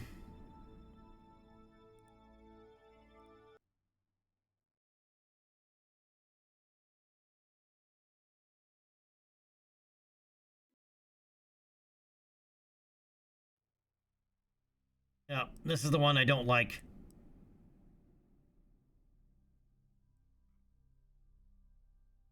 And we didn't have enough fuel to put it in the exact it's in a geosynchronous or a geosynchronous orbit. It's just not over the area where I wanted it. However, it's in a perfect spot for a constellation. And all I gotta do is launch up one more and put it over there, and we have a constellation. A perfect constellation. That one's in a perfect spot for it. Who knew? Because I was thinking about terminating that one, but nope. I might as well leave it there because it's in a literally perfect location for our first, for their full ComSat constellation. All right, well, I guess we're going to keep that satellite for now. Because at some point we'll have to get rid of this one too. Well, this one and the other one we just launched. All right, back to the Space Center.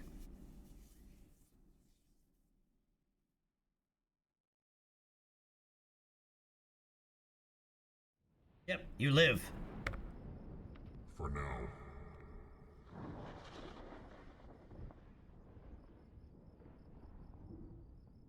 All right, let's warp to the morning. Oh, look at that sunrise. Gorgeous. All right, let's see. Are you done yet?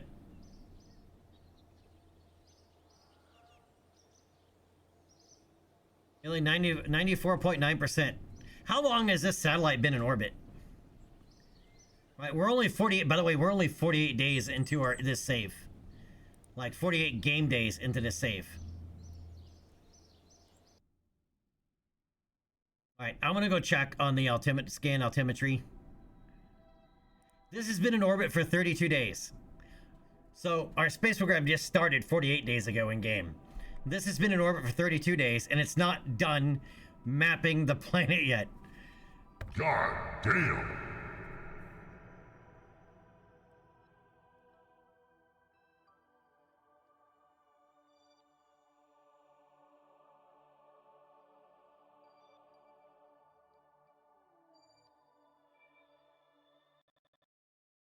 All right, because we haven't sent the science from this thing home yet.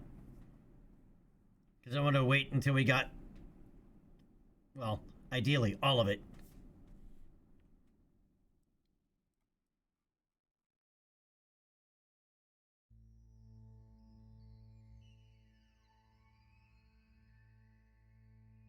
And it's only, we're only going to get like 7.5 science total off of this thing. We're at 7.1. That's the vast majority. All right, let's go ahead and send it home.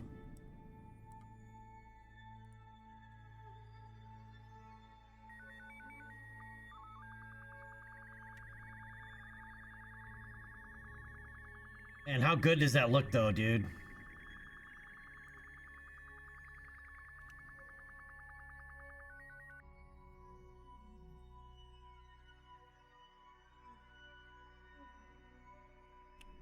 Yeah, so this is what it's doing. It's doing this, but it is just slow, so slow. Coming up on the pole, you can tell. And if BlackRock could figure out how to add in auroras and everything, dude, that would be awesome.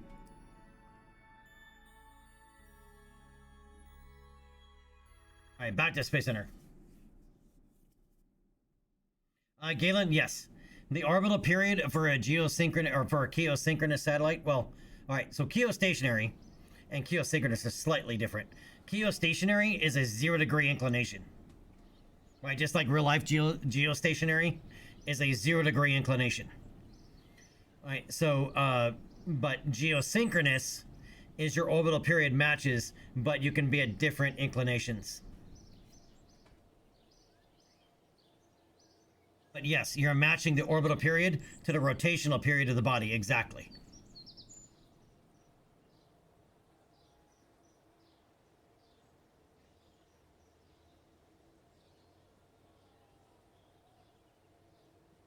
In a mostly circular orbit. It doesn't have to be exactly circular. Like you didn't see me. Like I don't worry about like 2863 point blah, blah, blah, blah. Exactly. It's more about getting the time right. Right, so our apoapsis is slightly higher than our periapsis, but it's mostly circular. And the reason I don't worry about it too much is in real life, a circular orbit is unsustainable. Right? By definition, all orbits are ovals. And that's because of all of the other orbital bodies in our solar system pulling and pushing, or, you know, pulling on everything, plus the solar wind. You know, depending on how big, the bigger the satellite, the more likely it is or the more the solar wind will affect it. But yeah, there's no such thing as a perfectly circular orbit. That one website, Stuff in Space, which is, I don't think is up anymore. You used to be able to look at like satellites in geostationary orbit, and you'll see that, you know, that their orbits are not circular, or not perfectly circular, right? They always have an apogee and a perigee.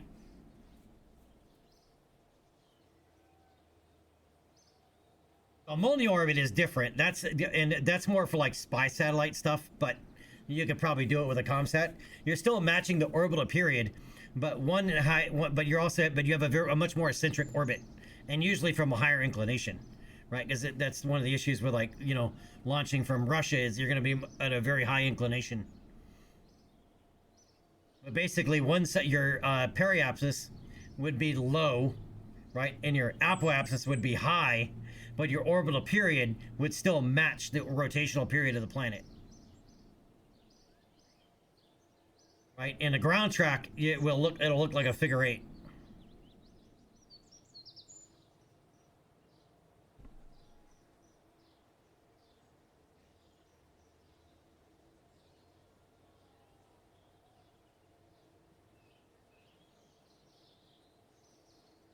All right, we're at 63 science. Any other quick, easy contracts?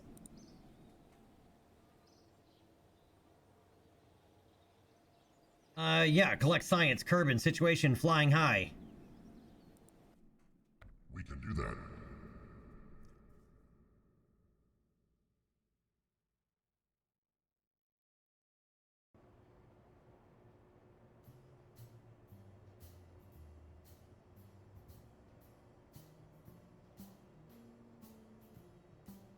We just need our Sonic 2 aircraft, which we didn't have auto strut before, so I need to auto strut a couple of items here.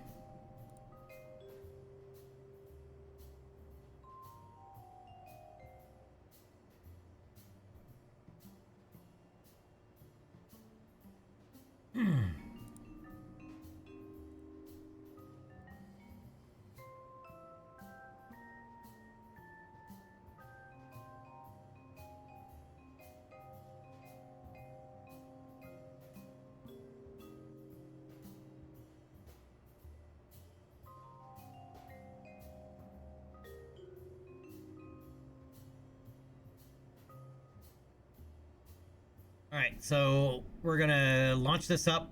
Where's Galen? Give me Gimel, or Gimmel, rather. Galen. Yeah, let's launch Galen. No, give me Gimmel.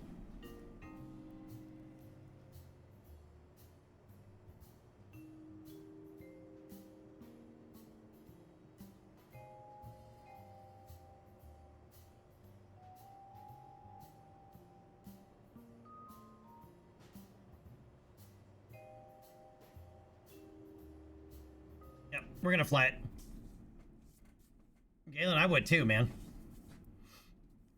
I was thinking about at some point we may need to develop a better plane for this, but I have a feeling that by the time we actually do, we'll actually have the science to just make a supersonic airplane that can just go fast enough to get up there on its own without a rocket assist.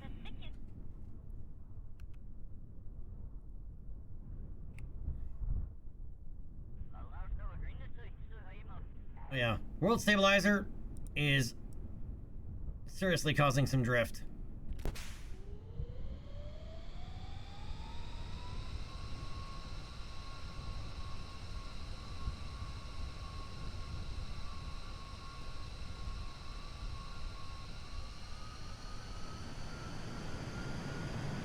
All right, Gimmel, you're clear for takeoff.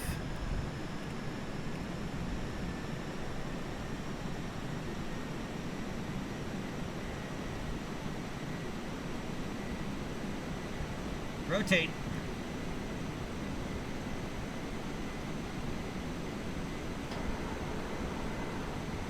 All right, gear up.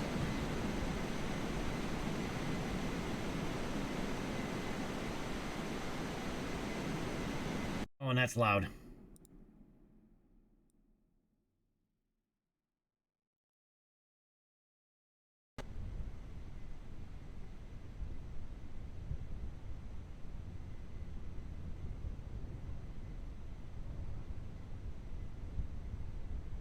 Gimmel's gonna build up a little bit of speed here.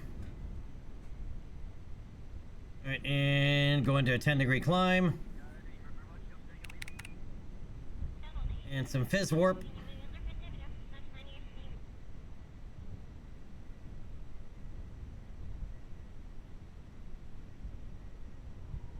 Going up into the clouds.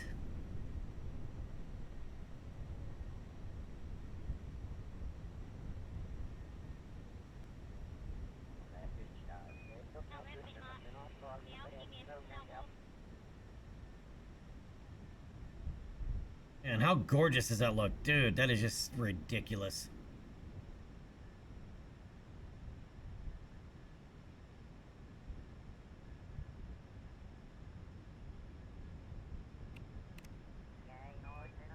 All right, put us in a slow turn here.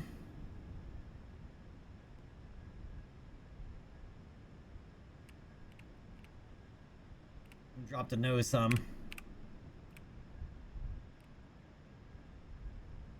Let our speed come back up as we continue to climb.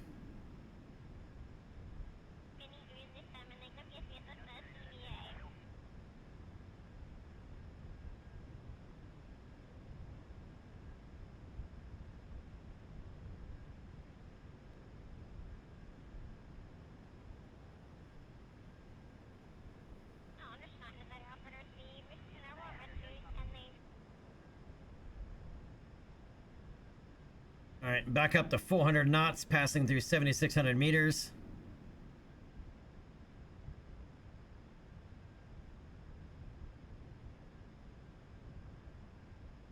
I want the nose or speed to drop too much. I want to turn them just slightly sharper.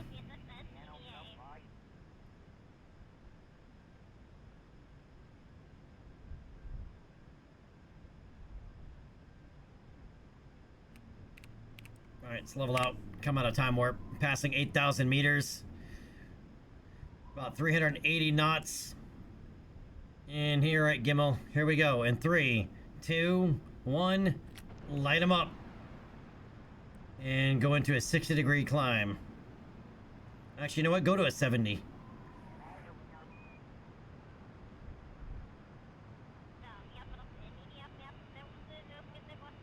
Let's see if you can break the altitude record.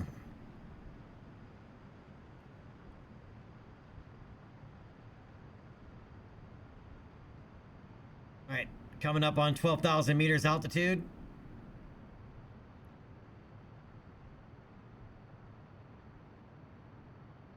I don't think we're gonna go supersonic this time. All right, 15,000 meters.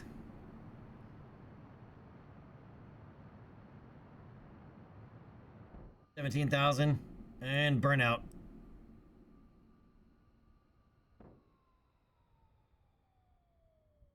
Nope, she's not gonna break the altitude record.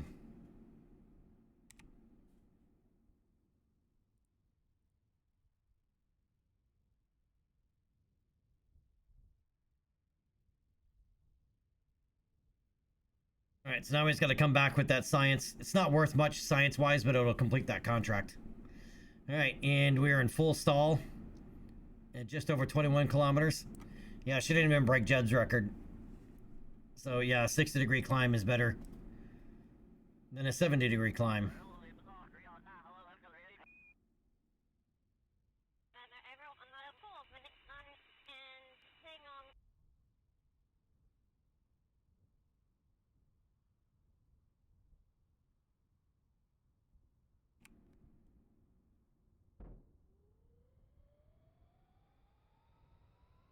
Yep, I was gonna see if I could get this thing to deviate flight, but I can't.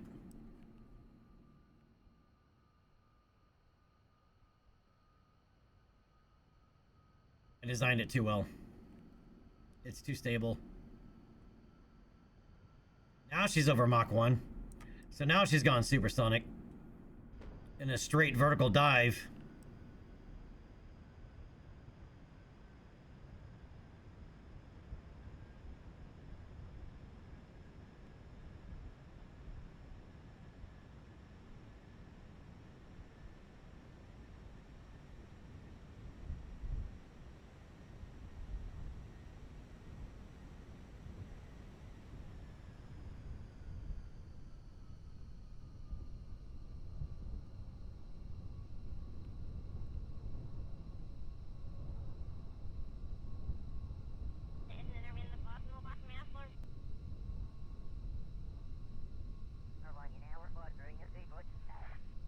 Alright, trying to burn off some speed here while losing altitude. Doing the side slip thing. Side slip's probably the best air brake you have. For anybody that ever needs to slow down, side slip.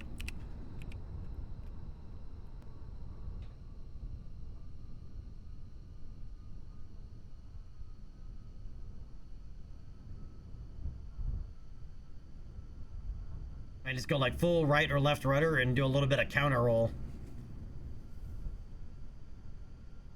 And it basically turns almost one side of your aircraft into the airstream. So you slow down pretty quick.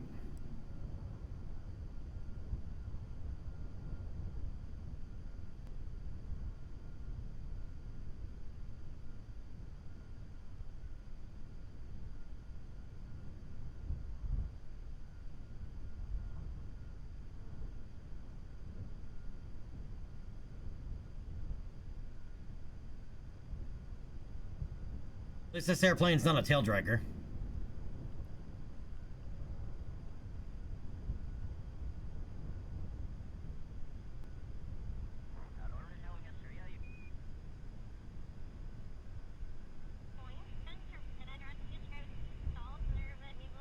And wow, it's the first time I've seen Pappy tell me we're too low.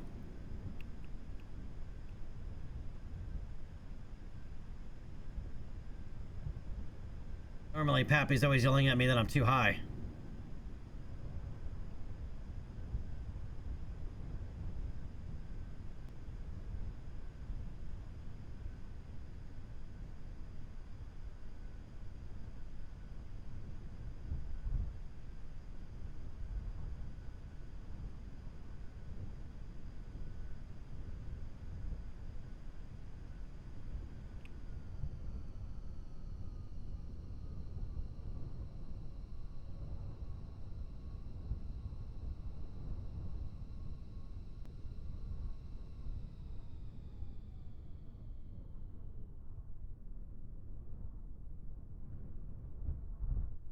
And we're back, safe and sound. Brakes. And recover vessel.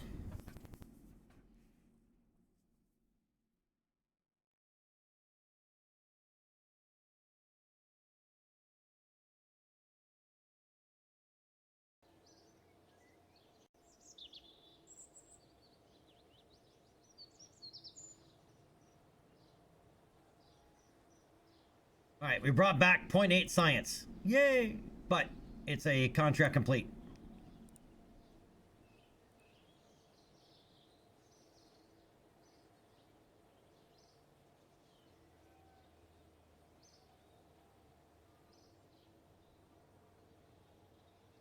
What's our next unlock? It's got to be fuel systems. Doesn't have to be, but we get much large. The full size 1.25 meter tanks, the half size 1.875 meter tanks. Hey, Pancake, what's going on, man?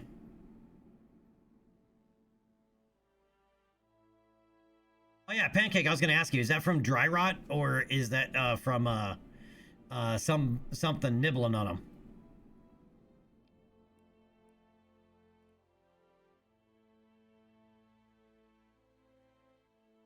Dear Jonas, do I also play in proper widescreen?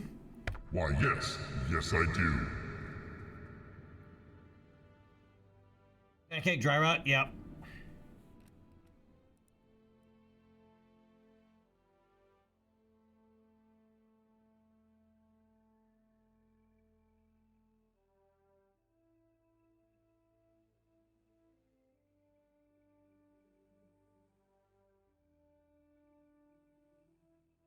Yeah, Pancake, I actually have a pair of Bose 501s or 701s. I can't remember what they are. Actually, I'm looking at them right here, that I bought when I was in the Army, and they still work. I just don't have a use for them. So they're in storage in the upper attic.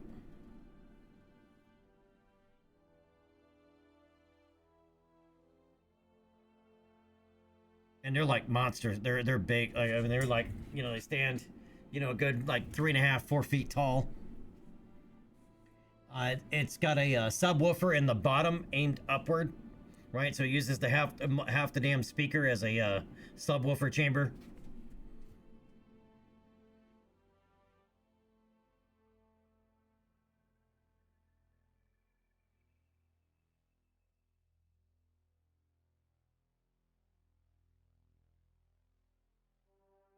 All right, KV1 Onion.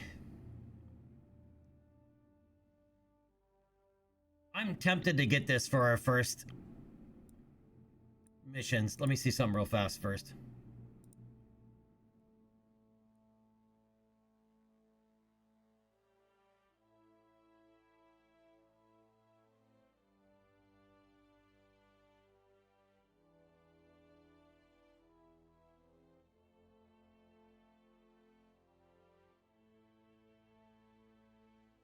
Ooh, an enhanced multispectral scanner.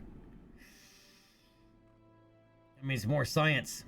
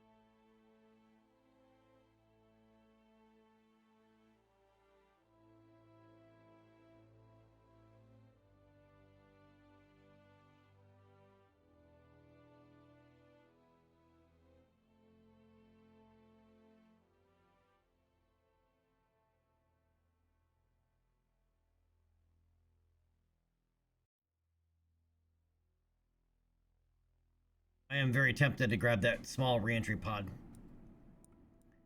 But I think I need...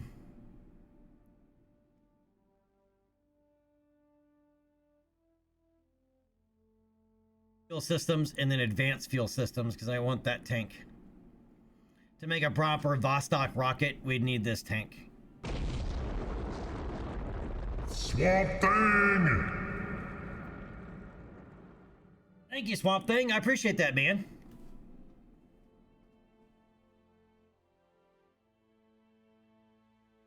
What are you up to, Swamp Thing? Oh, so Pancake, are you ready for IAE next week? Everybody else, I know I've been going pretty rapid on this, so after today, after this episode, episode 9, we're gonna slow down a little bit on the Kerbal, right? Because there's been people that have been trying to watch the VODs on YouTube and they're unable to catch up. But I already knew that next week was gonna, or the next 2 weeks, anyway, is gonna slow down a little bit because there's gonna be a lot going on with Star Citizen, as it is the International Aerospace Expo 2955. That's the year, 2955.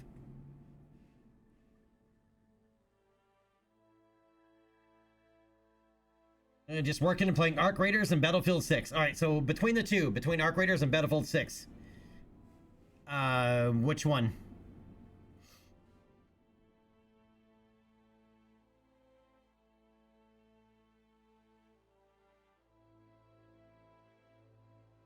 Arc Raiders?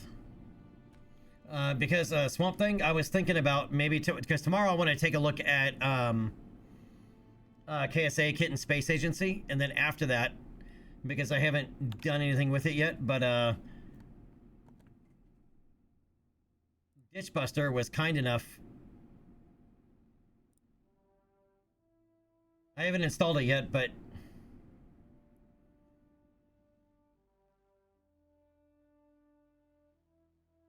There she sits.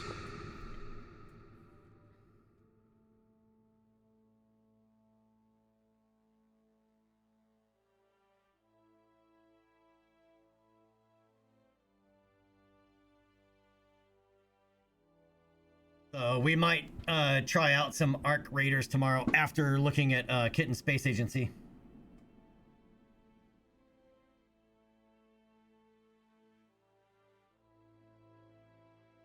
Swamp Thing, you got them at the same time? Nice.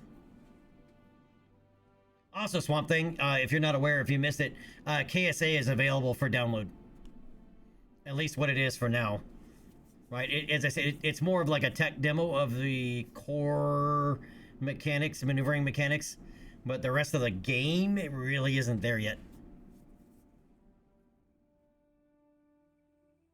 Download links are in Discord if you are interested. I should probably actually make a KSA command. I should make a KSA command. One moment, please.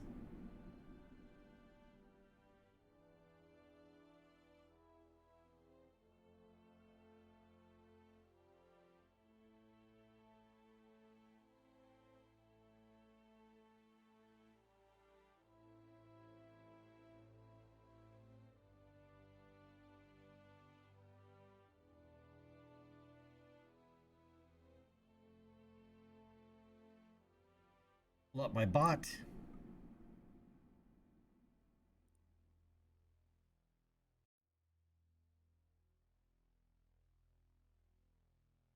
Oh, why did you have to change things again? Add a command.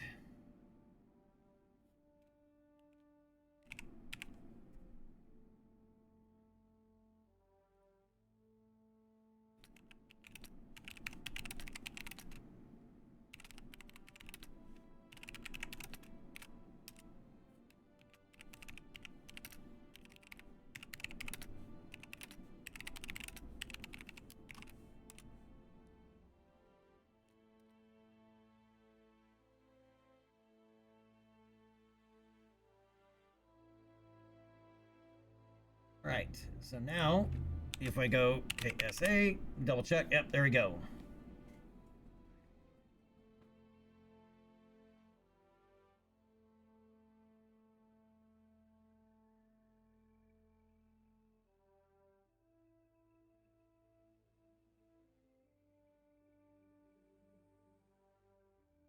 Pancake, you'd be surprised that there are more and more actors, like like big time, like some of the most prolific actors, lending their voice for AI.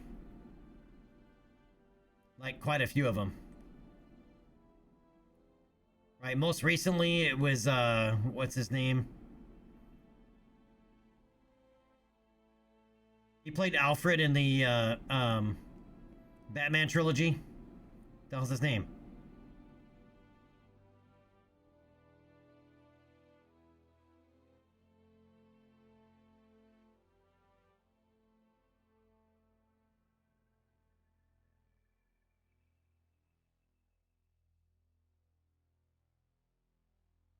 Yeah, Michael Caine. Yes, that's it. Yeah, that's what. Yes, yeah. He has licensed his voice to an AI company, along with like there's like several others that have done it too. Oh, the other one was what's his name? Not Sean Penn, but Matthew McConaughey. Matthew McConaughey has also recently done it.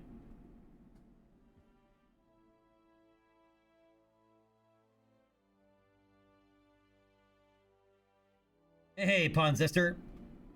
Well, don't get you too used to the solar system because they will be developing a fictional solar system for the game, and probably not at that scale. However, I do hope that they leave it as an option, since they've already done the work to put the real solar system in. I hope they leave it as an option at least, like an advanced option or something.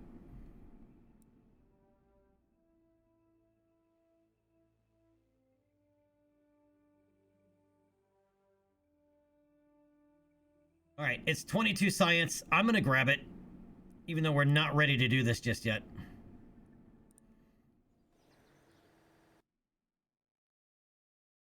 Pawn Sister, mods are always an option. Like, I mean, obviously, I mean, I'm sure you've seen how Kerbal, like KSE1 or KSP1 now exceeds anything KSP2 got to. With mods, of course.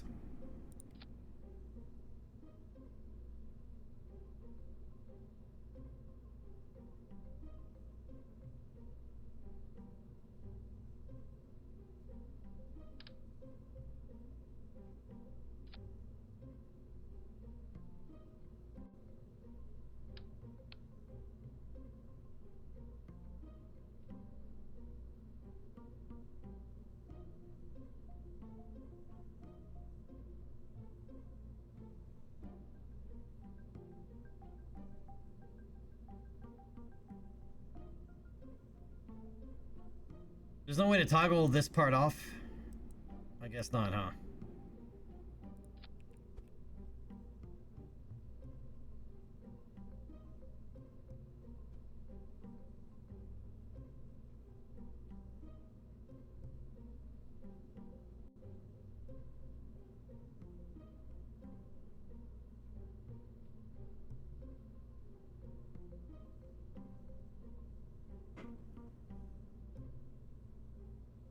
Swamp Thing? Yeah, I can imagine.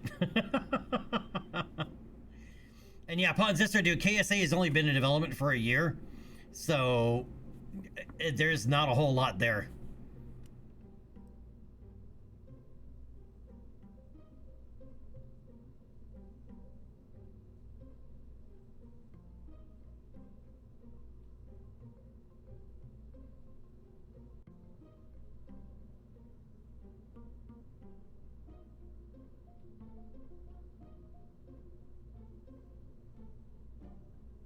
Really?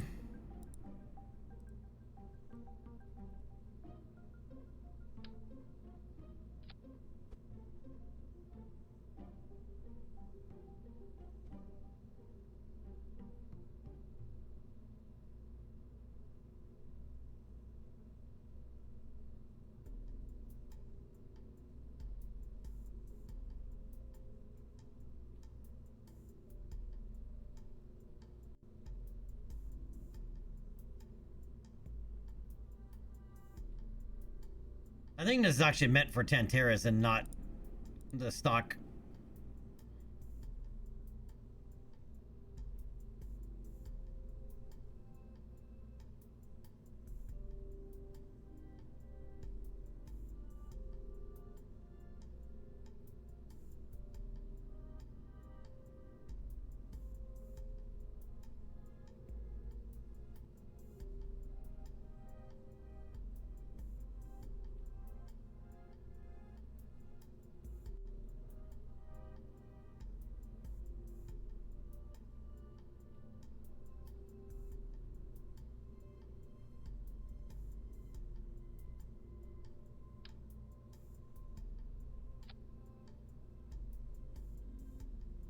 Oh, Pancake, yeah, dude, all those changes don't surprise me with all that stuff because they're not gonna. The cargo containers aren't gonna happen. They've already stated that the triangular cargo containers isn't gonna happen.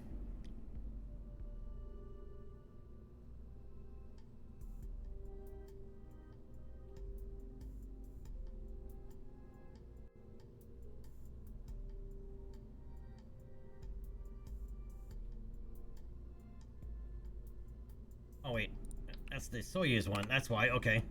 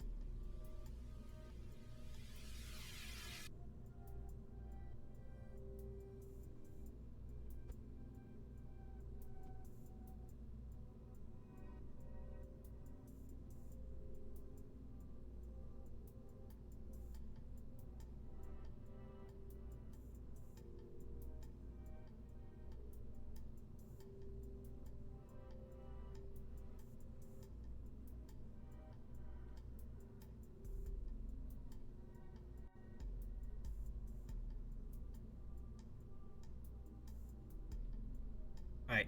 I haven't used these parts before, so.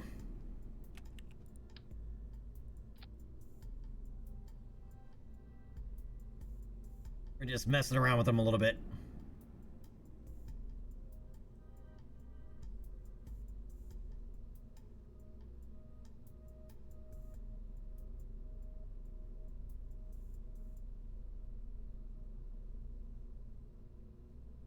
Pancake, yeah. Apparently, they've kind of been indicating that prices for a lot of ships are going up after IAE.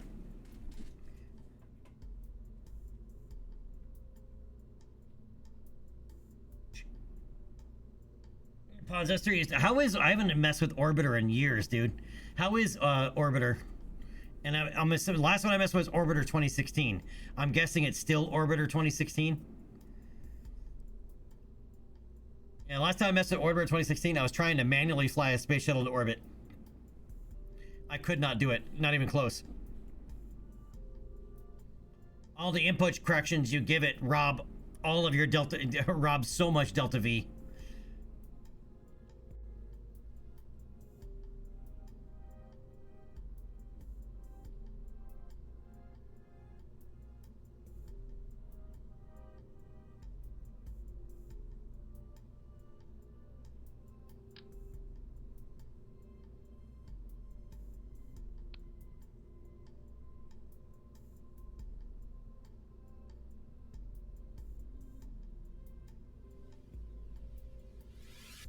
Okay, it's kind of like that. Just doesn't have the Vostok looking stuff in it.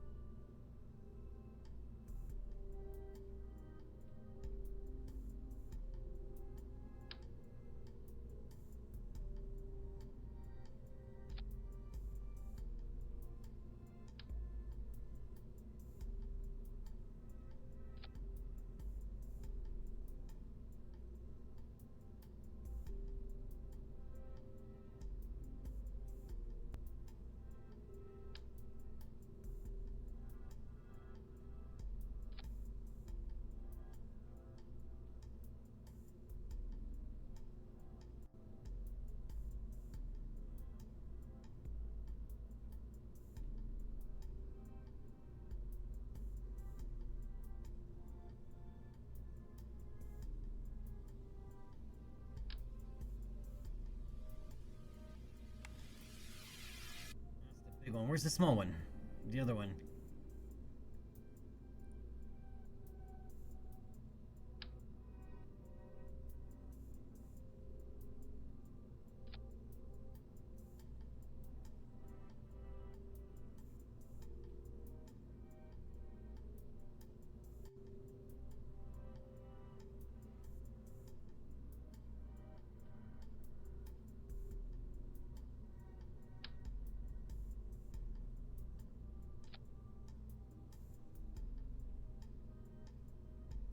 that would require double bays.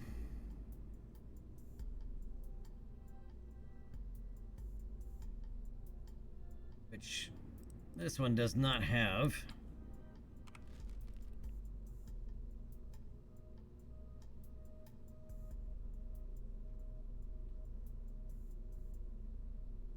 Pancake, I don't think there'll be that much. If, like, think before in the past where they bumped like the Cutlass Black from like $100 to $115.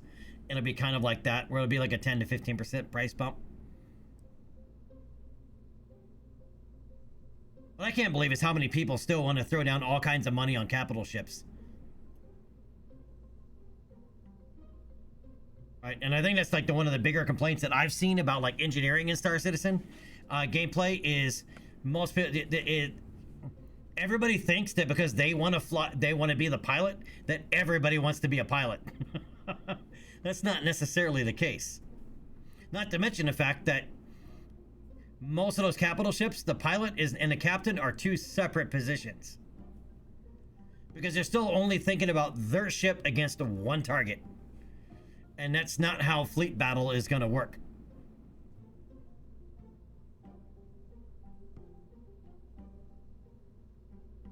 Yeah, because there's too many solo players that think that, oh, I'm going to be able to fly a whole fleet of capital ships in the battle. And it does, yeah. Wrong game. Anyway.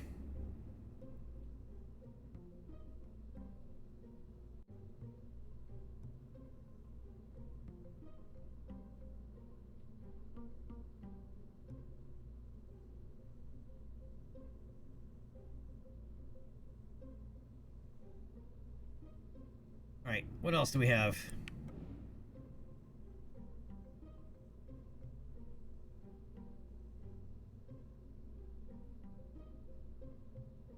I think this is...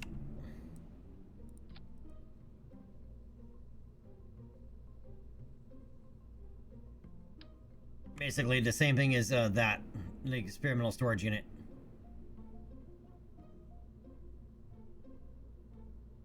Oh, 61 grand. I'm gonna go ahead and pay to unlock it, but I think it's a double tall. Yep. Oh, it's also a self-sustaining.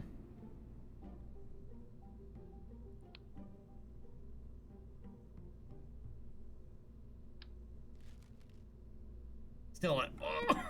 Ah! Look at that price tag!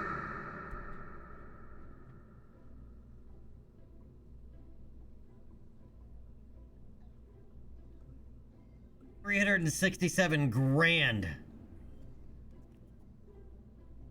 Better bring that sucker back.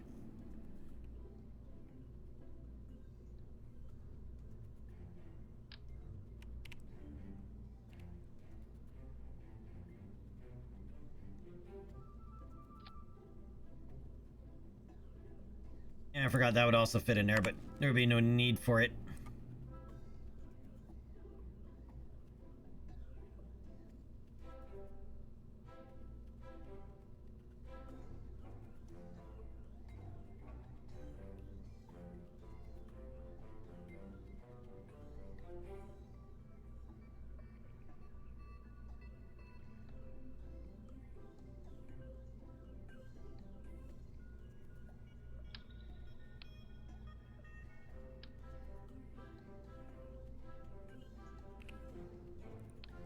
Oh, I can also launch it as its own.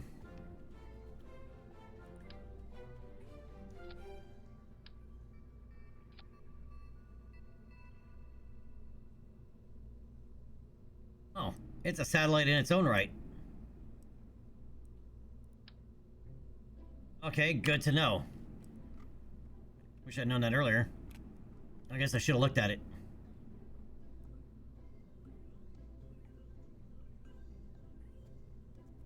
I enjoy it, yes, but you have, you know, basically drones and crew,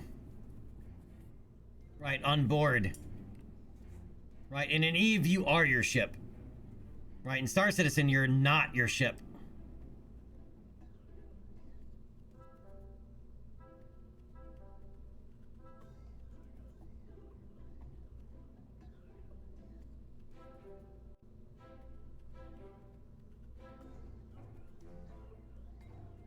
just experimenting with this a little bit to see if this is something that we may wish to do for our first Kerbal space flight here.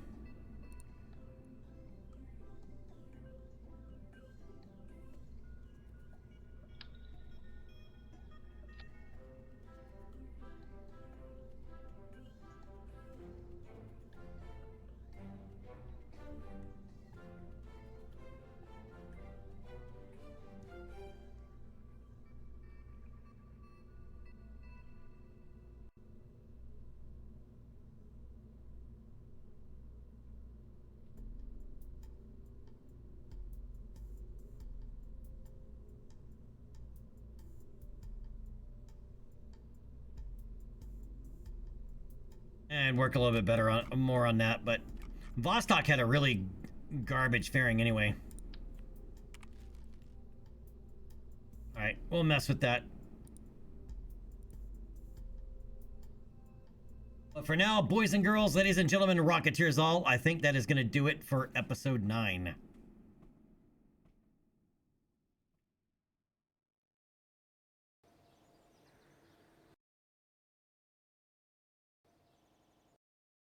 Okay, so once again, tomorrow we'll be checking out KSA and then maybe Arc Raiders after the fact. After that, right? We're going to slow down a little bit on Kerbal.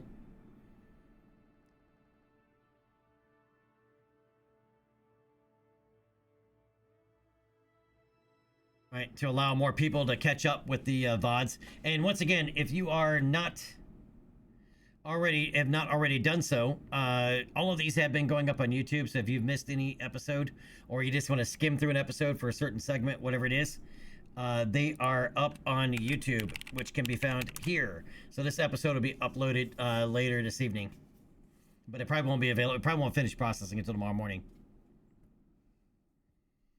All right, so let's see here. Who is up and running today? And if you are new here, if you have not hit that follow button for me, please do so now. Much appreciated. Neville's, Neely32, thank you guys for the follows. Hinkloff, thank you for the bits. And Galen, thank you for that donation, Bart, my friend. Inching ever closer towards a chair. Okay, so we have... what is Ozzy doing? Call of Duty Black Ops 7. But we have Jamorian doing some space engineers.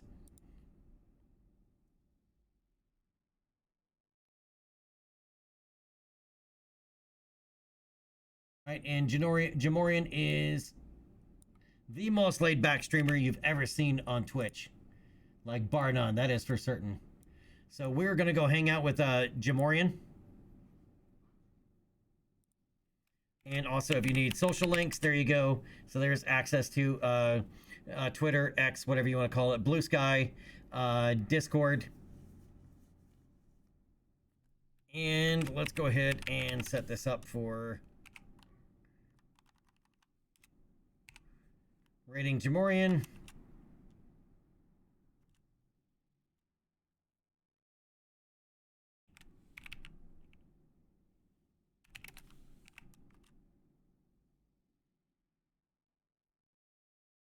All right, is this gonna work? Come on.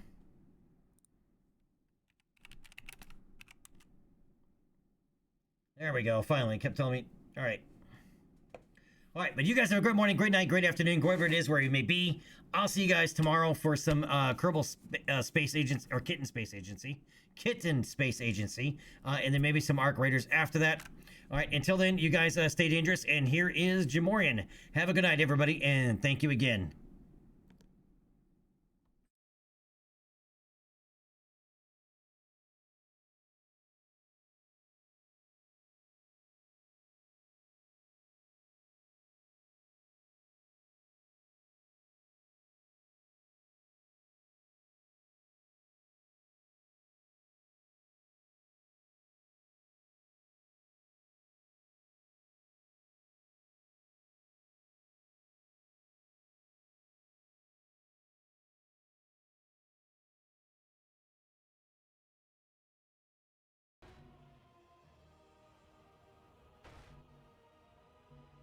Construction components again.